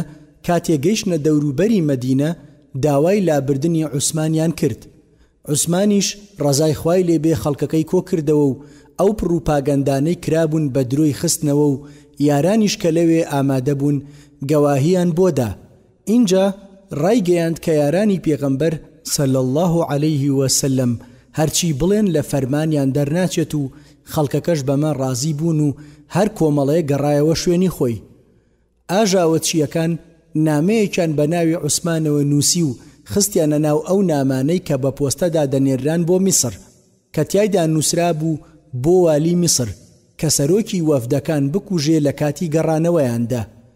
لە ڕێگادا ئەو کۆمەڵەی بەرەو میسر گەڕانەوە پۆستەچیەکەیان گرت و نامەکانیان پشکنی و ئەو نامەیان بەرچاو کەوت. بەمەش کۆمەڵەی میسر گەڕانەوە بەرەو مەدینە و سیر لەوەدا بوو هەروەک پیلانێکی لەوە پێش هەبوو بێت بۆ ئەم کارە. دوو کۆمەڵەی کوفە و بەسڕەش لە هەمان کاتدا گەڕانەوە. پێشەوە عەلی بەمەی زانی و لە ئەهلی کوفە و بەسڕەی پرسی چۆن بە حاڵی ئەهلی میسر تانزانی لە کاتێکدا لە یەک دوور کەوتبوونەوە. دیارە ئەمە هەر لە مەدینە ڕێکتان خست بوو. وتیان چۆنی لێک دەدەیتەوە کەیفی خۆتە، ئێمە دەمانەوێ پێشەوە عوسمان لا بچێ و لە کار بخرێت. هەندێ لە یارانی پێغەمبەر صلی الله عليه وسلم ڕایان وابوو کە شەڕ لەگەڵ ئاژاوەچیەکاندا بکرێت، بەڵام عوسمان ڕزای خوای لێبێت حەزی نەکرد خوێن بڕژێت تا لە ئەنجامدا هێرشیان بردە سەر ماڵی پێشەوە عوسمان و شەهیدیان کرد و ئاژاوە و پشێوی زۆر کەوتەوە. ناچار پێشەوە عەلی بووە خەلیفە لەسەر داوای زۆربەی مسلمانان. 4. لە سەردەمی عەلی کوڕی ئەبی تاالبدا لاپەڕا 117 عەبدوڵای کوڕی سەبە لە ژێر پەردەی خواناسیدا خۆی لە پێشەوە عەلی و مسلمانان نزیک دەکردەوە. تاوای لێهات لە ڕیزی پێشەوەدا لای قادرمەی مینبەرەکەی پێشەوە عەلیەوە دادەنیشت و بەردەوامیش پڕوپاگەندەی ژەهراوی بڵاو دەکردەوە، وەک ئەوەی کە پێشەوە عەلی دەبوایە پێغەمبەر بوایە، یان لای هەندێک کەسی سادە و ساویلکە باسی خوایەتی عەلی دەکرد پەنا بەخوا. بەمەیش دەیویست چۆن کاتی خۆی ئاینی مەسیحیان شێواند و حەزەتی عیسایان بەخوادانە ئاوهەش ئیسلامەتی بشێوێنن. کاتێ پێشەوە عەلی ئەمانەی بیستەوە زانی سەرچاوەکەی ئەو پیاوە خراپەیە واتە عەبدوڵای کوڕی سەبە ویستی بیکوژێ بەڵام عەبدوڵای کوڕی عەباس نەیهێشت و وتی نەکوژرێت باشترە. پاش ئەوەی بە پیلانی جوولەکە پێشەوە عەلیش شەهید کرا، اینجا کەوتنە ئەوەی کە عەلی نەکوژراوە و وەکو عیسا بەرز کراوەتەوە و دەگەڕێتەوە سەر زەوی و دەیانوت عەلی لە ئاسماندا لەگەڵ هەوردا دێت و دەچێ و هەورە گرمەش دەنگی ئەوە. حتا وای لێهات یەکێک لە سەبەئیەکان ئەگەر گوێی لە هەورە گرمە ببوایە دەیوت عەلەیکە سەلام یا ئەمیر المؤمنین. بەڕاستی جێی سەرسوڕمانە پێشبینیەکەی پێغەمبەری خوا صلی الله علیه وسلم هاتە دی کە بە پێشەوە عەلی فەرموو بوو ئەی عەلی تۆ وەک حەزرەتی عیسات بەسەر دێت کە هەندێک ئەوەنە بەرزیان کردەوە بەخوایان دەزانی و هەندێکیش ئەوەندە نزمیان کردەوە کە بە مناڵی زینا لە قەڵەمیان دەدا پەنا بەخوا. پێشەوە عەلیش هەندێک ئاوەها زیادەڕەویان تێدا کرد و لە لایەکی دیکەشەوە خەواریجەکان بە سووکی سەیری پێشەوە عەلیان دەکرد ڕەزای خوای لێبێ. پێنجەم، دروستکردنی کۆمەڵەی نهێنی. لە ساڵی 276 کۆچیدا جوولەکەیەک لە کوفە بە سەرزارەکی موسڵمان بوو بە ناوی مەیمونی کوڕی قەداح و کەوتە بڵاوکردنەوەی بیرروباوەڕی خراپ و لێکدانەوەی ئاەت و فەرموودە بەو شێوەیی کە قسەکانی خۆی پێ بسەلمێنێت. لە ئەنجامی هەوڵ و کۆششی مەیمون و حەمدانی قەرمەتی کە پیاوخراپێکی تر بوو چەندەها کۆمەڵی نهێنی وەک قەرامیتە و مەزدەکیە پەیدا بوون کە هەردەم خەریکی ئاژاوەچێتی و ئازاردانی مسڵمانان بوون. بۆ نمونە لە ساڵی 281 کۆچیدا قەرمەتیەکان دەستیان گەیاندە یەمەن و خراپە و ئاژاوەیەکی زۆریان تیا دروست کرد و لە ساڵی 289 کۆچیدا خراپە و ئاژاوە گەیشتە شام و عێراق و لە ساڵی 290دا گەمارۆی شاری دیمەشقیاندا و خەڵکێکی زۆریان کوشت. لە ساڵی 294دا ڕێیان گرت لە حاجیەکانی ماڵی خوا و لە ساڵی 311 کۆچیشدا هێرشیان بردە سەر شاری مەککە و کەوتنە کوشتن و تاڵانکردن. ئەمە بێژگەل لەوەی چەندەها جار ئەو کۆمەڵە نهێنیە ئاژاوە گێڕانە دەستیان لەگەڵ سەلیبیەکاندا تێکەڵاو کردووە و چەندەها جار هەوڵی کوشتنی سەلاحەدینیان داوە بە تایبەت لە ساڵی 571 کۆچیدا. شەشەم، خۆگەیاندنە حکم. یەکەم، سەعدەددەولە کوڕی سەفی جوولەکە توانی بگاتە پلەپایەکی بەرز لە سەردەمی مەغۆلیەکاندا لە ساڵی 656 کۆچیدا کە ئەویش سەرپەرشتکارێتی دیوانی عێراقی بوو. ئەو تاوانبارە خۆی و یارویاوەرە جوولەکەکانی کەوتنە خراپەکاری و دەستدرێژی بۆ سەر مسڵمانان و چەندەها زانا و پیاماقۆڵیان کوشت هەتا گەیشتە ئەوەی خەڵکی لە دژیان ڕاپەڕی و تۆڵەی بەرە و دوایان لەو دەستە و تاقمە کردەوە. دووەم، لە زەمانی فاتمیەکاندا ئەبوو نەسر سەدەقە کوڕی یوسف الفەلاحی توانی ببێتە وەزیری خەلیفەی فاتمی لە ساڵی 1044 تا 1047 زاینی و هەروەک هەموو کاتێکی تریان کەوتنە چەوساندنەوەی مسڵمانان. خەڵکی زۆر ناڕەحەت و بێزار بوون و بەگشت شێوەیەک ناڕەزایی خۆیانیان دەردەبڕی. تەنانەت یەکێ لە شاعیرەکانی ئەو زەمانە دەڵێت يهود هذا الزمان قد بلغوا غاية آمالهم وقد ملكوا العز فيهم والمال عندهم ومنهم المستشار والملك. سيم، لأندلس دا ابن نغرالي جولك توانی ببێ بە وەزیری پادشای بەربەریەکان کە ناوی بادیز بوو. کوڕی پاشا زۆر ڕقی لەم جوولەکەیە بوو و چەندجار داوای لە باوکی دەکرد کە لە سەرکار لای بدات. بۆیە ئەویش کوڕی پادشای دەرمان خوارد کرد و کوشتی. سەرنجام مسلمانانی شاری غەرناتە بەڕوویدا تەقینەوە و کوشتیان. چوارەم، لە دوای سەدەی 19دا بنیامین دیزرایلی جوولەکە توانی ببێتە سەرک وەزیرانی بەریتانیا و چی بۆ کرا بۆ جوولەکە کردی. هەوڵ و کۆششی دیکەی جوولەکە بۆ گەیشتنە حکم و دەسەڵات زۆرە، بەڵام لە نامیلکەیەکی وا کورددا هەر ئەوەندە بۆ نمونە باز دەکرێت. ئاشکراشە کە مشتێک نمونەی خەروارێکە. حوتەم، ماسۆنیەت کۆمەڵێکی سەر بە جوولەکەن لە پێناوی ئامانجەکانی جوولەکەدا هەوڵ ئەدەن. سەرەتای دروستبوونیان بە تەواوی نەزانراوە و لە ساڵی 1770 زاینیدا بنکەیەکیان لە بەریتانیا کردەوە و ناوی خۆیان نا ئەلبەنائین الئەحرار کە دژایەتی هەموو ئاینەکانیان دەکرد بێجگەل لە ئاینی جوولەکە و هەوڵی بڵاوکردنەوەی فەساد و خراپەیان دەدا. پاشان چەندەها بنکەیان لە پاریس و ئەڵمانیا و سویسرا و هۆڵەندا و رووسیا و سوید و هیند کردەوە. لە ساڵی 1970 زاینیدا ژمارەی بنکەکانیان لە ئەمریکادا گەیشتە 50 بنکە کە نزیکەی 1 ملیۆن ئەمریکی ئەندام بوون تیایاندا. ماسۆنیەکان ئەو کەسانیان هەڵدەبژات بۆ ئەندامێتی کە پلەپایەکی بەرزی کۆمەڵایەتیان هەبوایە و بێباوەڕ بوونایە. پاش ئەوەی یەکێک دەبووە ئەندام سوێندی دەخوارد کە نهێنیەکانیان نەدرکێنێ و بۆ هەتا بیپارێزێ و ئەگەر یەکێک نهێنیەکانی بدرکاندایە دەیان کردە پند و عیبرەت بۆ خەڵکانی تر و دەیان کوشت.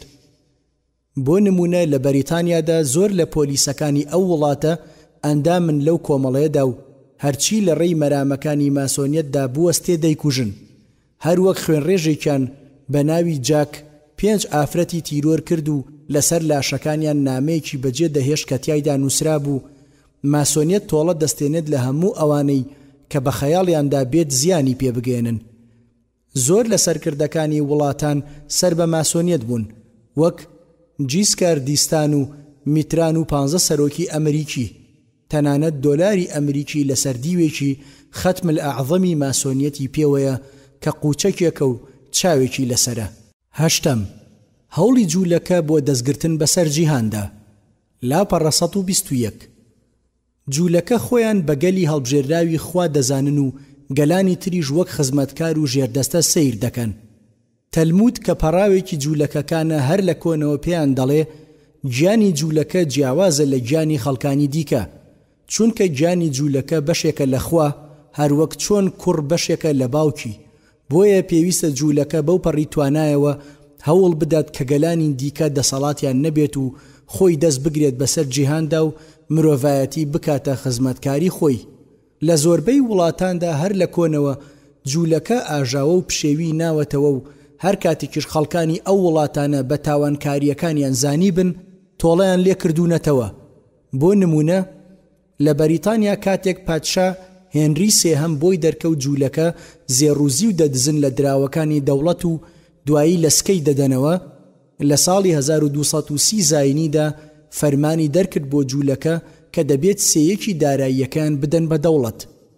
ئێدواردی یەکەمیش لە ساڵی 1273 زاینیدا فەرمانی دەرکرد کە نابێت جوولەکە سوخۆری و ڕەهنی زەویوزار بکەن چونکە زۆربەی پارە و سامانی دەوڵەت دەچووە گیرفانیانەوە. و لە ساڵی 1280 زاینیدا فەرمانی لە سێدارەدانی 200 جوولەکەیدا. دیسان لە ساڵی 1298دا گەلی بەریتانیا سکاڵای زۆریان کرد لە دەست جوولەکە بۆیە پادشا فەرمانی دەرکرد کە لە 3 مانگدا جوولەکە بەریتانیا بەجێ بهێڵن. خەڵکەکەش ئەوەندە داغ لە دڵ بوون پێش تەواوبوونی مۆڵەتەکە کەوتنە کوشتن و لە ناوبردنی جوولەکە و لە قەڵایەکدا 500 کەسیان لێ سووتاندن. بەمەش بۆ ماوەی 3 سەدە بەریتانیا لە دەست جوولەکە و خراپەکاریەکانیان ڕزگاری بوو. جوولەکەش لە تۆڵەی ئەوەدا سەرکردەیەکی ئینگلیزی بە ناوی ئۆلیڤەر کرۆمۆیلی کڕی و بە پارە شۆڕشێکیان پێ هەڵگیرساند و پادشایان پێ لە ناو برد. لە ساڵی 1649 زاینیدا کرۆمۆیل هێرشی بردە سەر ئێرلەندە بە فەرمانی جوولەکەکان و لە ساڵی 1652 زاینیدا جەنگا لەگەڵ هۆڵەندیەکاندا و ناوی خۆینا لۆردی پارێزەری ئینگلتەرا و لە ساڵی 1654دا چەند جەنگێکی دیکەی بەرپا کرد. اینجا کە کرۆمۆیل مرد چارلسی دووەم کوڕی چارلسی یەکەم فرسەتی هێنا و بوو بە پادشای بەریتانیا و پەردەی هەڵماڵی لەسەر تاوانەکانی جوولەکە و زۆری لێکوشتن.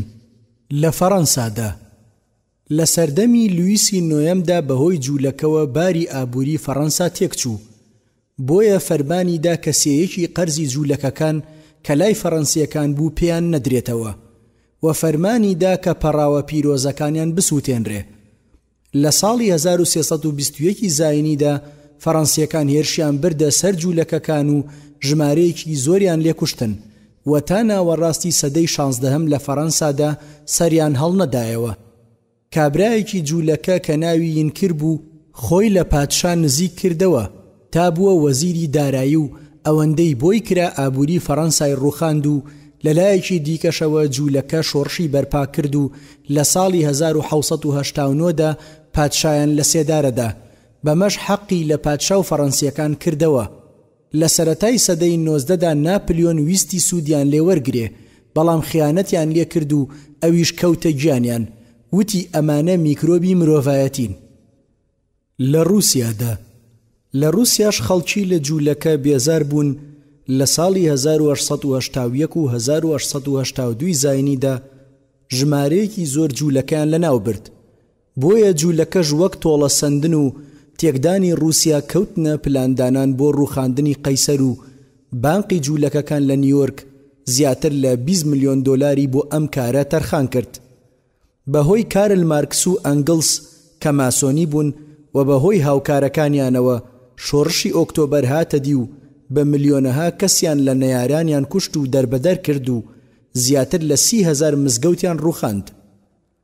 جوولەکە دەستیان گرت بەسەر هۆکارەکانی ڕاگەیاندن و بڵاوکردنەوەدا و ڕۆژنامەی تایمس کە گرنگترین و بڵاوترین ڕۆژنامەیە جوولەکە لە ساڵی 1970دا لە بەریتانیادایان مەزراند تا ئێستاش بەردەوامە.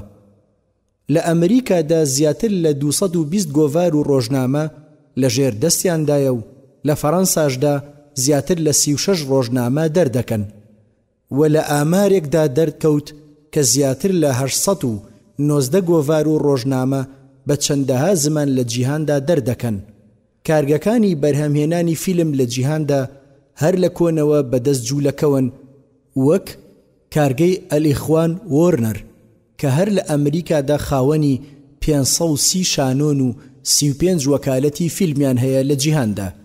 هەروەها کارگەی لویس المساهمە کە خاوەنی زیاتر لە 227 ملیۆن دۆلارە و کارگەی کۆلۆمبیاش بە هەمان شێوە کە خاوەنی زیاتر لە 39 ملیۆن دۆلارە و دەسەڵاتی تەواویان هەیە بەسەر تۆڕی تەلەڤیزیۆنی ئەمریکی NBC، ABC، CBS کە خاوەنی ئەو تۆڕانە بەڕێوبەرەکانی جوولەکەن. جوولەکە پەلی هاویشتۆتە زۆر لە کۆمەڵە و ڕێکخراوە جیهانیە گەورەکانەوە وەک هەیئەت الئومەم المتحیدە، یونسکۆ هەتا دوایی.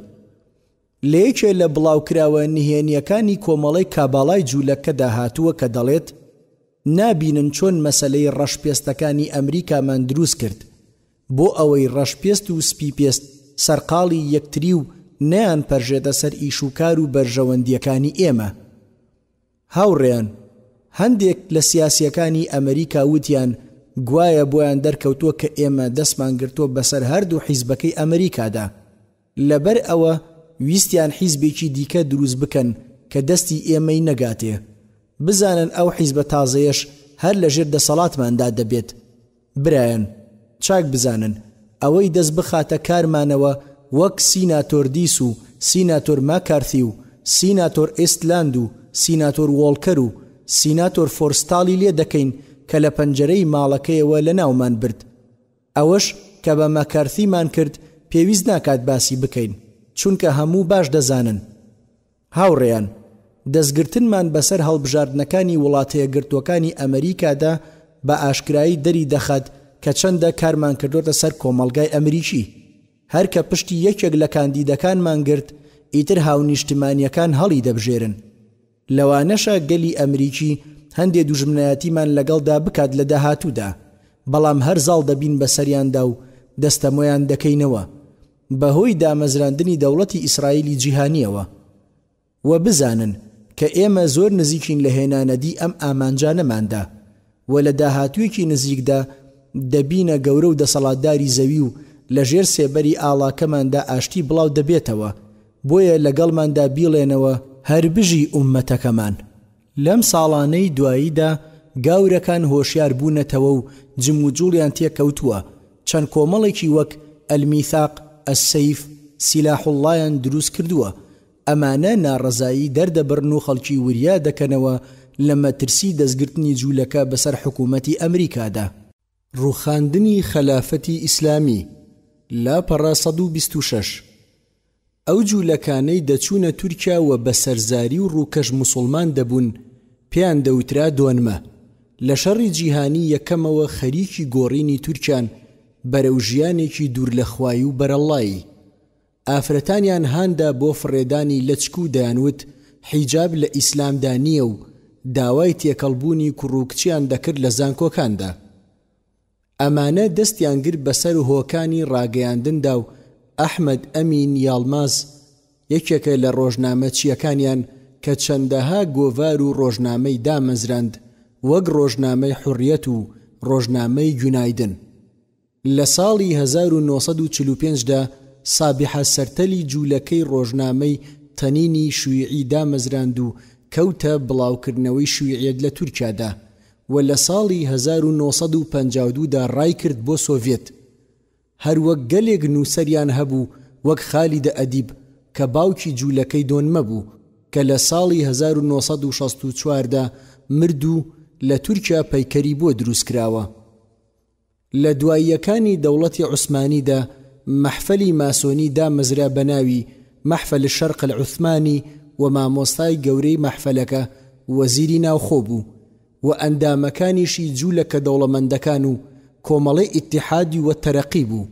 قەرەسوو کە جوولەکەیەکی دۆنمە بوو هاتە لای سوڵتان عەبدولحەمید وتی من نێراوم لەلایەن کۆمەڵەی ماسۆنیەکانەوە و داوا لە بەڕێستان دەکەم کە 5 ملیۆن لیرەی ئاڵتون وەک دیاریەک بۆ خەزێنەی تایبەتی خۆت قبول بکەیت و 100 ملیۆن لیرەش وەکو قەرز بۆ خەزێنەی دەوڵەت بەبێ قازانج بۆ ماوەی ساڵێک بەو مەرجەی ڕێمان بدەی هەندێک ئیمتیازاتمان هەبێت لە فەڵەستین. قەرەسوو قسەکەی تەواو کرد. سوڵتان سەیری یاوەرەکەی کرد و بە تووڕەییەوە وتی دەتزانی ئەم بەرازە چی دەوێت؟ یاوەرەکە کەوت بەسەر دەست و قاچی سوڵتاندا و سوێندی خوارد کە نەیزانیوە. اینجا سوڵتان ڕووی کردە قەرەسوو پێیوت بڕۆون بە لە بەرچاوم بێنرخ. ئەویش بە پەلە چووە دەرەوە و بە پاپۆر چوو بۆ ئیتالیا و ئەم بروسکەی بۆ سوڵتان نارد. تۆ داواکەی ئێمەت ڕەت کردەوە کە ئەویش زۆر دەکەوێت لەسەر خۆت و مەملەکەتەکەت. جوولەکە هەر بێهیوا نەبوون. بۆ دووەم جار هێرتزل و حاخا موسا لیفی چوونەوە لای سوڵتان لە ساڵی 1997 زاینیدا زۆر بەشان و باڵی دەوڵەتی عوسمانیدا هاتن و سوپاسی سوڵتانیان کرد. اینجا داوایان لێ کرد کە ڕێگەیان بدات لە فەڵەستیندا نیشتەجێ ببن و بەو مەرجەی جوولەکە یەکەم کەشتیگەلێکی دەریایی بۆ عوسمانیەکان دروست بکەن. دووەم پشگیری سیاسەتی عوسمانی بکەن لە وڵاتانی دەرەوەدا. سێم یارمەتی سوڵتان بدەن بۆ چارەسەرکردنی باری ئابووری. چوارەم زانکۆیەکی عوسمانی لە قودسدا دروست بکەن تاوەکو قوتابیان لەوێدا بخوێن و پێویستیان بە چوونە ئەوروپا نەبێت. کە سوڵتان گوێی لەمانە بوو وتی وا دەزانم برا جوولەکەکانتان لەو پەڕی خۆشگوزەرانیدان بەهۆی ئەو چاودێریەی کە ئومەتەکەم و پادشایانی باوک و باپیرم کردویانن چستەمێکیان لێکراوە نەمانزانی بێت. حاخام موسا لیفی وتی ئەستەغفیرڵڵا ئەی گەورەمان هیچ سکاڵایەکمان نییە تەنها ئەوەندە هەیە دەمانەوێت جوولەکە پەرتەوازەکانی جیهان کۆ بکەینەوە نیشتیمانێکیان بۆ دروست بکەین تاوەکو هەتایە دوعا بکەین بۆ جەنابتان. سوڵتان وتی ئێوە لە هەموو هاوڵاتیان زیاتر سوود لە بەروبوومی وڵات وەردەگرن. حاخام وانییە؟ اینجا هەموو مات و بێدەنگ بوون. هێرتزل بێدەنگیەکەی بڕی وتی بۆ نمونە ئەگەر مەولامان قایل بوایە هەندێ زەوی و زاری لە فەڵەستین پێ بفرۆشتینایە کە هی کەس نین و بەو نرخەش کە دایدەنێن. سوڵتان تووڕە بوو نەڕاندی بەسەریاندا وتی خاکی نیشتیمان نافرۆشرێت ئەو وڵاتەی کە بە خوێن دەستگیر بوو بێت نافرۆشرێت مەگەر بە هەمان نرخ. اینجا کە جوولەکە بێهیوا بوون لە سوڵتان عەبدولحەمید کەوتنە پیلاندانان بۆ ڕووخاندنی خەلافەتی عوسمانی. ڕۆژ بە ڕۆژ جوولەکە دۆنمەکان دەسەڵاتیان پەیدا دەکرد لە ناو دەوڵەتدا. جاوی دای داوید کە ئەندامی ئیتیحاد و تەرەقی بوو بە وەزیری دارایی.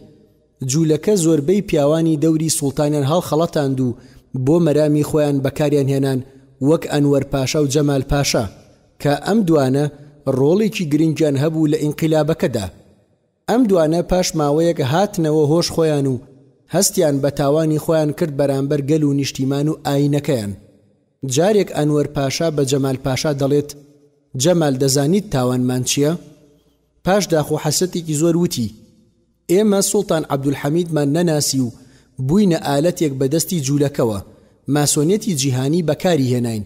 ئێمە هەموو هەوڵێکمان بۆ جوولەکەدا کە ئەوەش تاوانی ڕاستەقینەمانە. پاشان کەوتنە پارچە پارچەکردنی دەوڵەتی عوسمانی. بۆ نمونە ماتر سالمی جوولەکە کە لە پلەی 33 ماسۆنیدا بوو چوو بۆ ئیتالیا و چاوی کەوت بە سەرۆکی شارەوانی ڕۆما. ئەویش لە هەمان پلەی ماسۆنیدا بوو. نەخشەیەکیان دانا کە بەهۆیەوە دەوڵەتی عوسمانی سوپاکەی لە لیبیا بکێشێتەوە بەرەو یەمەن و ئیتالیاش فرسەت بهێنێت و لیبیا داگیر بکات. ئەوە بوو لە ساڵی 1912دا ئیتالیا لیبیای داگیر کرد. لە پاش سوڵتان عەبدولحەمید چەند سوڵتانێکی لاوازیان هێنا تا بارودۆخەکە لەبار بوو بۆیان. اینجا کەمال ئەتاتورک جمهوریەتی ڕاگەیاند و لە ساڵی 1924 خلافەتی بە یەکجاری ڕووخاند. جوولەکە تورکیایان بەرەو تورکایەتی بردو کەوتنە چەوساندنەوەی کورد و عەرەبەکان بەرامبەر بەوەش کورد و عەرەب سەرقاڵی قەومایەتی کران و ئەو مەبەستانەی دوژمنانی ئیسلام هەیان بوو زۆربەی هاتە دی. کەمال ئەتاتورک کە بن و بنچینەی نازانرێ هەندێ لەو باوەڕەدان کە زۆڵە وەها زلیان کرد کە هەر لە سەردەمی ژیانی خۆیدا هەموو تورکیایان پڕ کرد لە پەیکەری برۆنزی کە لە وڵاتە بیانیەکان بۆیان دروست دەکرد. جا ئەگەر بە پارەی هەریەکێ لەو پەیکەرانە تراکتۆرێک بکردرایە ئەوە تورکیا دەبووە گەورەترین دەوڵەتی کشت و کاڵی، یان ئەگەر بە پارەی هەر دە پەیکەر و قوتابخانەیەک دروست بکرایە هەر لە پەنجاکانەوە نەخوێندەواری لە تورکیادا نەدەما. دەیەم پرۆتۆکۆڵەکانی جوولەکە. لاپەڕە 130 لە ساڵی 1970 زاینیدا جوولەکە دەوڵەمەندەکان کە لە پاشاندا دامەزراوەی ڕۆزشایڵدی جوولەکەیان دروست کرد هانی ئادەم وای زەهابتیاندا کە مامۆستای لاهوت و زانای زانکۆی ئەنگلۆشتات بوو و بوو بە جوولەکە کە پرۆتۆکۆڵە کۆنەکانی جوولەکە ڕێک بخاتەوە و بە شێوەیەکی تازە دای بڕێژێتەوە. ئەویش بەو کارە هەستا و لە ساڵی 1976 زاینیدا تەواوی کرد. اینجا کۆمەڵەی نورانیەکان دامەزرا کە پێک هاتبوو لە نزیکەی 2000 جوولەکەی هەڵکەوتوو لە بواری وێژە و زانست و ئابووری و پیشەسازی هەتا دوایی. هەر لەم کاتانەشدا مەحفەلی شەرق الئەکبەر دامەزرێنرا.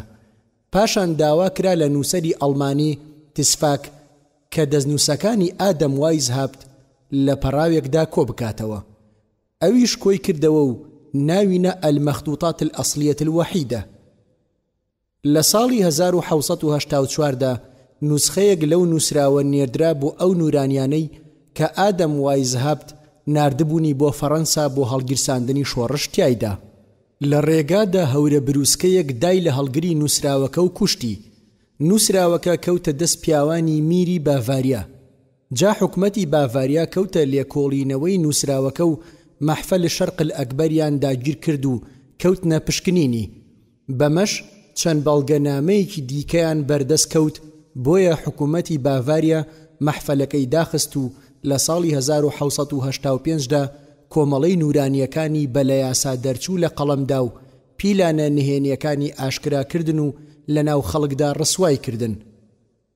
لە ساڵی 1992 زاینیدا نورانیەکان کۆنفرانسێکیان لە نیویۆرک بەست. پاشان لە ساڵی 1934دا شۆڕژگێڕی ئیتالی بەناوبانگ مازینیان هەڵبژارد کە بەکاری بهێنن بۆ هێنانەدی پیلانەکانیان.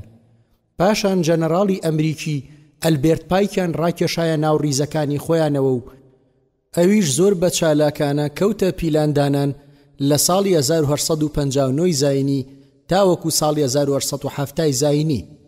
ئەویش بەوەی کە چەند جەنگێکی جیهانی هەڵگیرسێن و لایەکی مرۆڤایەتی بەقڕ بدەن بۆ مەرامی گڵاویان. زۆربەی پیلانەکانی ئەلبێرت پایک جێبەجێکرا. ئەوە بوو شەڕی جیهانی یەکەمیان هەڵگیرساند. بەو هۆیەوە حکمی قەیسەری رووسیان لەناو برد و کردیانە مۆڵگە و بنکەی ئەو شویعیەتەی کە بە فەرمانی جوولەکە بنەماکانی داڕێژرا بوو.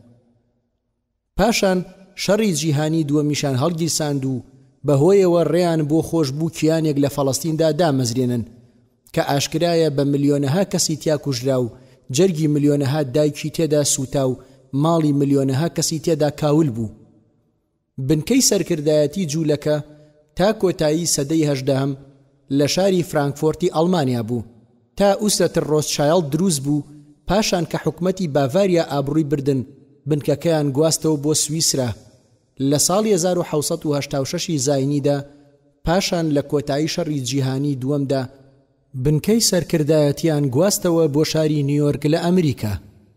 سەرکردایەتی جوولەکە چالاکانە کاری دەکرد بۆ بە ئەنجام گەیاندنی پیلانەکانیان، بۆیە لە ساڵی 1997 زاینی هەتا ساڵی 1960 زاینی 25 کۆنفرانسیان بەست کە یەکەمیان لە شاری بازل بوو لە سویسرا بە سەرۆکایەتی هێرتسل لە ساڵی 1997 زاینیدا. لەم کۆنفرانسیاندا 300 سەرکردەی جوولەکە کە نوێنەری 50 ڕێکخراوە بوون بەشداریان کرد و جەختیان کردە سەر بەدیهێنانی ئامانجەکانیان و دەستگرتن بەسەر جیهاندا. ئافرەتێکی فەڕەنسی توانی هەندێک لە بەڵگەنامە نهێنیەکانی ئەو کۆنفرانسە بدزێت لە سەرکردەیەکی جوولەکە لە یەکێ لە بنکەکانی ماسۆنێت لە فەڕەنسا.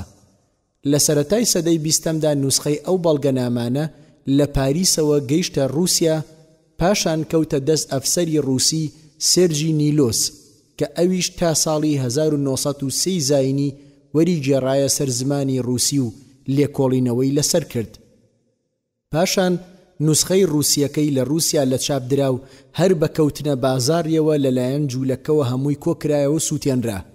نوسخەیەک نەبێت کە گەیشتە مۆزەخانەی بەریتانی، لەوێش کەس نەبوو لای لێ بکاتەوە، تاوەکو شۆڕشی رووسی بەرپابوو لە ساڵی 1970 زاینی. لەو کاتەدا نوسخەکە وەرگێڕایە سەر زمانی عەرەبی.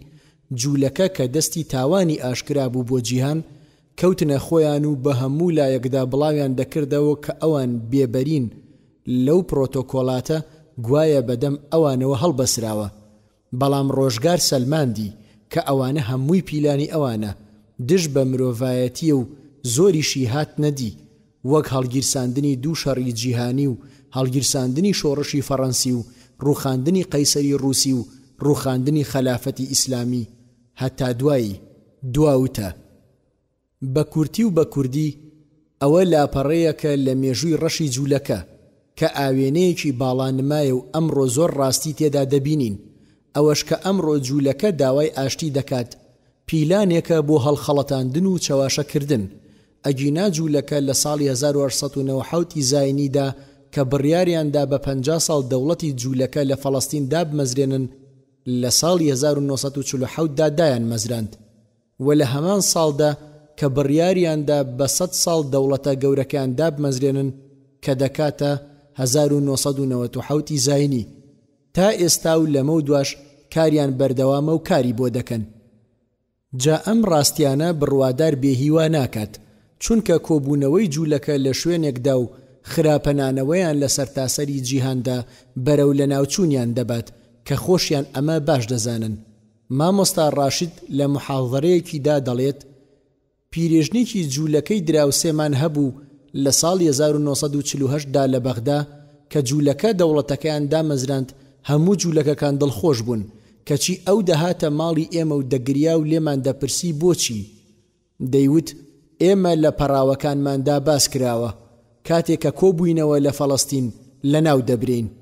خوای پەروەردگاریش لە سوورەتی ئیسراءدا باسی زیادەڕەوی خراپەکاری جوولەکە دەکات، کاتێکە دەگەنە ئەو پەڕی پەروەردگار لە ناویان دەبات، هەروەک دەفەرمێت وقضينا إلى بني إسرائيل في الكتاب لتفسدن في الأرض مرتين ولتعلن علوا كبيرا فإذا جاء وعد أولاهما بعثنا عليكم عبادا لنا أولي بأس شديد فجاسوا خلال الديار وكان وعدا مفعولا ثم رددنا لكم الكرة عليهم وأمددناكم بأموال وبنين وجعلناكم أكثر نفيرا إن أحسنتم أحسنتم لأنفسكم وإن أسأتم فلها فإذا جاء وعد الآخرة ليسوءوا وجوهكم وليدخلوا المسجد كما دخلوه أول مرة وليتبروا ما علوا تتبيرا عسى ربكم أن يرحمكم وإن عدتم عدنا وجعلنا جهنم للكافرين حصيرا. سورة الإسراء آية 4-8 واتە لە تەوراتدا بە بەنی ئیسرائیلمان ڕاگەیاندووە کە ئێوە دوو جار لە زەویدا فەساد و خراپە دەنێنەوە و دەگەنە دواپلەی سەرکەشی و خۆبەزل زانین. جاکاتێ وادەی تۆڵەسەندنمان هات لە یەکەم جاری خراپەتان ئەوە کۆمەڵێ لە بەندەی خۆمتان بۆ دەنێرم کە وەکو ئاگری ڕۆژی ڕەشەبا هەموو کون و قوشبنێک بسووتێنن و تەفر و تووناتان بکەن. ئەم تۆڵەسەندنەش فەرمانی پەروەرگاری لەسەر دەرچوو بوو بۆیە هەر دەبوایە بێتە دی. اینجا جارێکی دی مۆڵەتمان دانەوە و نەوە و ماڵ و دارایی زۆرمان پێدان سابەڵک و چاکە بکەن بۆ خۆتانە و خراپەش بکەن سزاکەی وەردەگرن. جاکاتێ وادەی تۆڵەسەندنی خراپەکاری دووەمتان هات ئەوە بە هەمان شێوەی جاری یەکەم سوپایەکتان بۆ دەنێرین کە ڕووتان ڕەش بکەن و پەرزگا و تەخت و تاراژتان تێک بدەن. ئەگەر چاک نەبن و نەگەڕێنەوە سەر خراپەکاری ڕەنگە خوا ڕەحمتان پێ بکات و ئەگەر ناکە گەڕانەوە سەر خراپە ئێمەش دووبارە دەگەڕێنەوە سەر سزا ناردن و دۆزەخیش سزای قیامەتیتانە ناتوانن لی دەرباز ببن. زانایان دەڵێن کە جاری یەکەم نەبوخۆزنەسری بابلی لە ناوی بردن و جاری دووەم هێشتا ماوە هەرچەندە زۆر جاری دیکە خراپەیان ناوەتەوە بەڵام وەلە تەعلوەن علووەن کەبیرەی لەگەڵ نەبووە بۆیە لەوە دەچێ خراپەی ئەم سەردەمەیان ئەو علوەی لەگەڵ بێت و پەروەرگار بەدەستی موسڵمانان لە ناویان بەرێت. جاری دووەم جیاوازە لە ناوبردنی نزیک قیامەت کە لە فەرمودەدا باز دەکرێت چونکە لە نزیک قیامەتدا قودس بەدەست موسڵمانانەوە دەبێت و جوولەکەش لەگەڵ دەجالدا دێنە سەر موسڵمانان و ئەو جەنگە ڕوودەدات کە بۆ جاریشی دیکە جوولەکەی تێدا بەقڕ دەچێت. بەڵێ بە فەزلی خوا موسڵمانان دەگەڕێنەوە بۆ ئیسلامەتی و ڕابوونی ئیسلامی سەرتاسەری جیهانی گرتووەتەوە کە ئاشکراشە سەر ئەنجام بۆ چاکەکارانە و بەپێی ئەو مژدانەی کە پێغەمبەری خوا صلی الله علیه وسلم پێی داوین جارێکی دی لەژێر سایە حکمی ئیسلامیدا مرۆڤایەتی بەختەوەر دەبێتەوە کە ئەمەش بۆ خوا زۆر ئاسانە. بە هیوای دوعای خێرتان تا بە یەکگەیشتنەوەیکی تر ئەگەر عومر باقی بێ بەخواتان دەسپێرم هەر شاد و سەرفراز بن.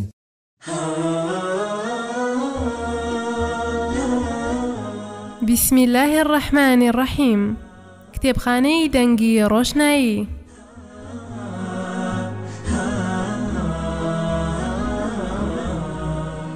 لەگەڵ ڕۆشنایی ئاشنا بە بە دەریایەک لە زانیاری و باخێک لە جوانی و دنیایەک لە ڕۆشنبیری و معریفەت.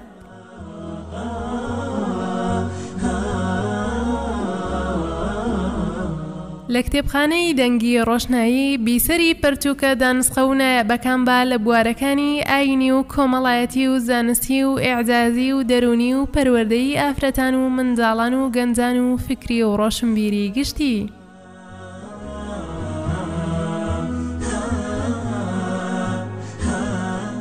تۆی خوێنەر ببە بە تاکێکی پێگەیشت و بە تێگەیشتن لە پەرتووکە تۆمارکراوەکانی کتێبخانەی دەنگی ڕۆشنایی.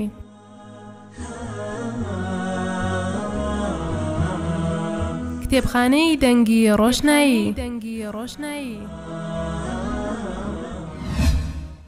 بۆ ناردنی ڕەخنەوە پێشنیار و سەرنج و تێبینیەکانتان بۆ دەستکەوتنی کتێبە تۆمارکراوەکانی کتێبخانەی دەنگی ڕۆشنایی پەیوەندی بکەن بە یەکێک بەم ژمارانە 0750 442 08 72 0750 746 2007 0750 462 81 88 کتێبخانەی دەنگی ڕۆشنایی.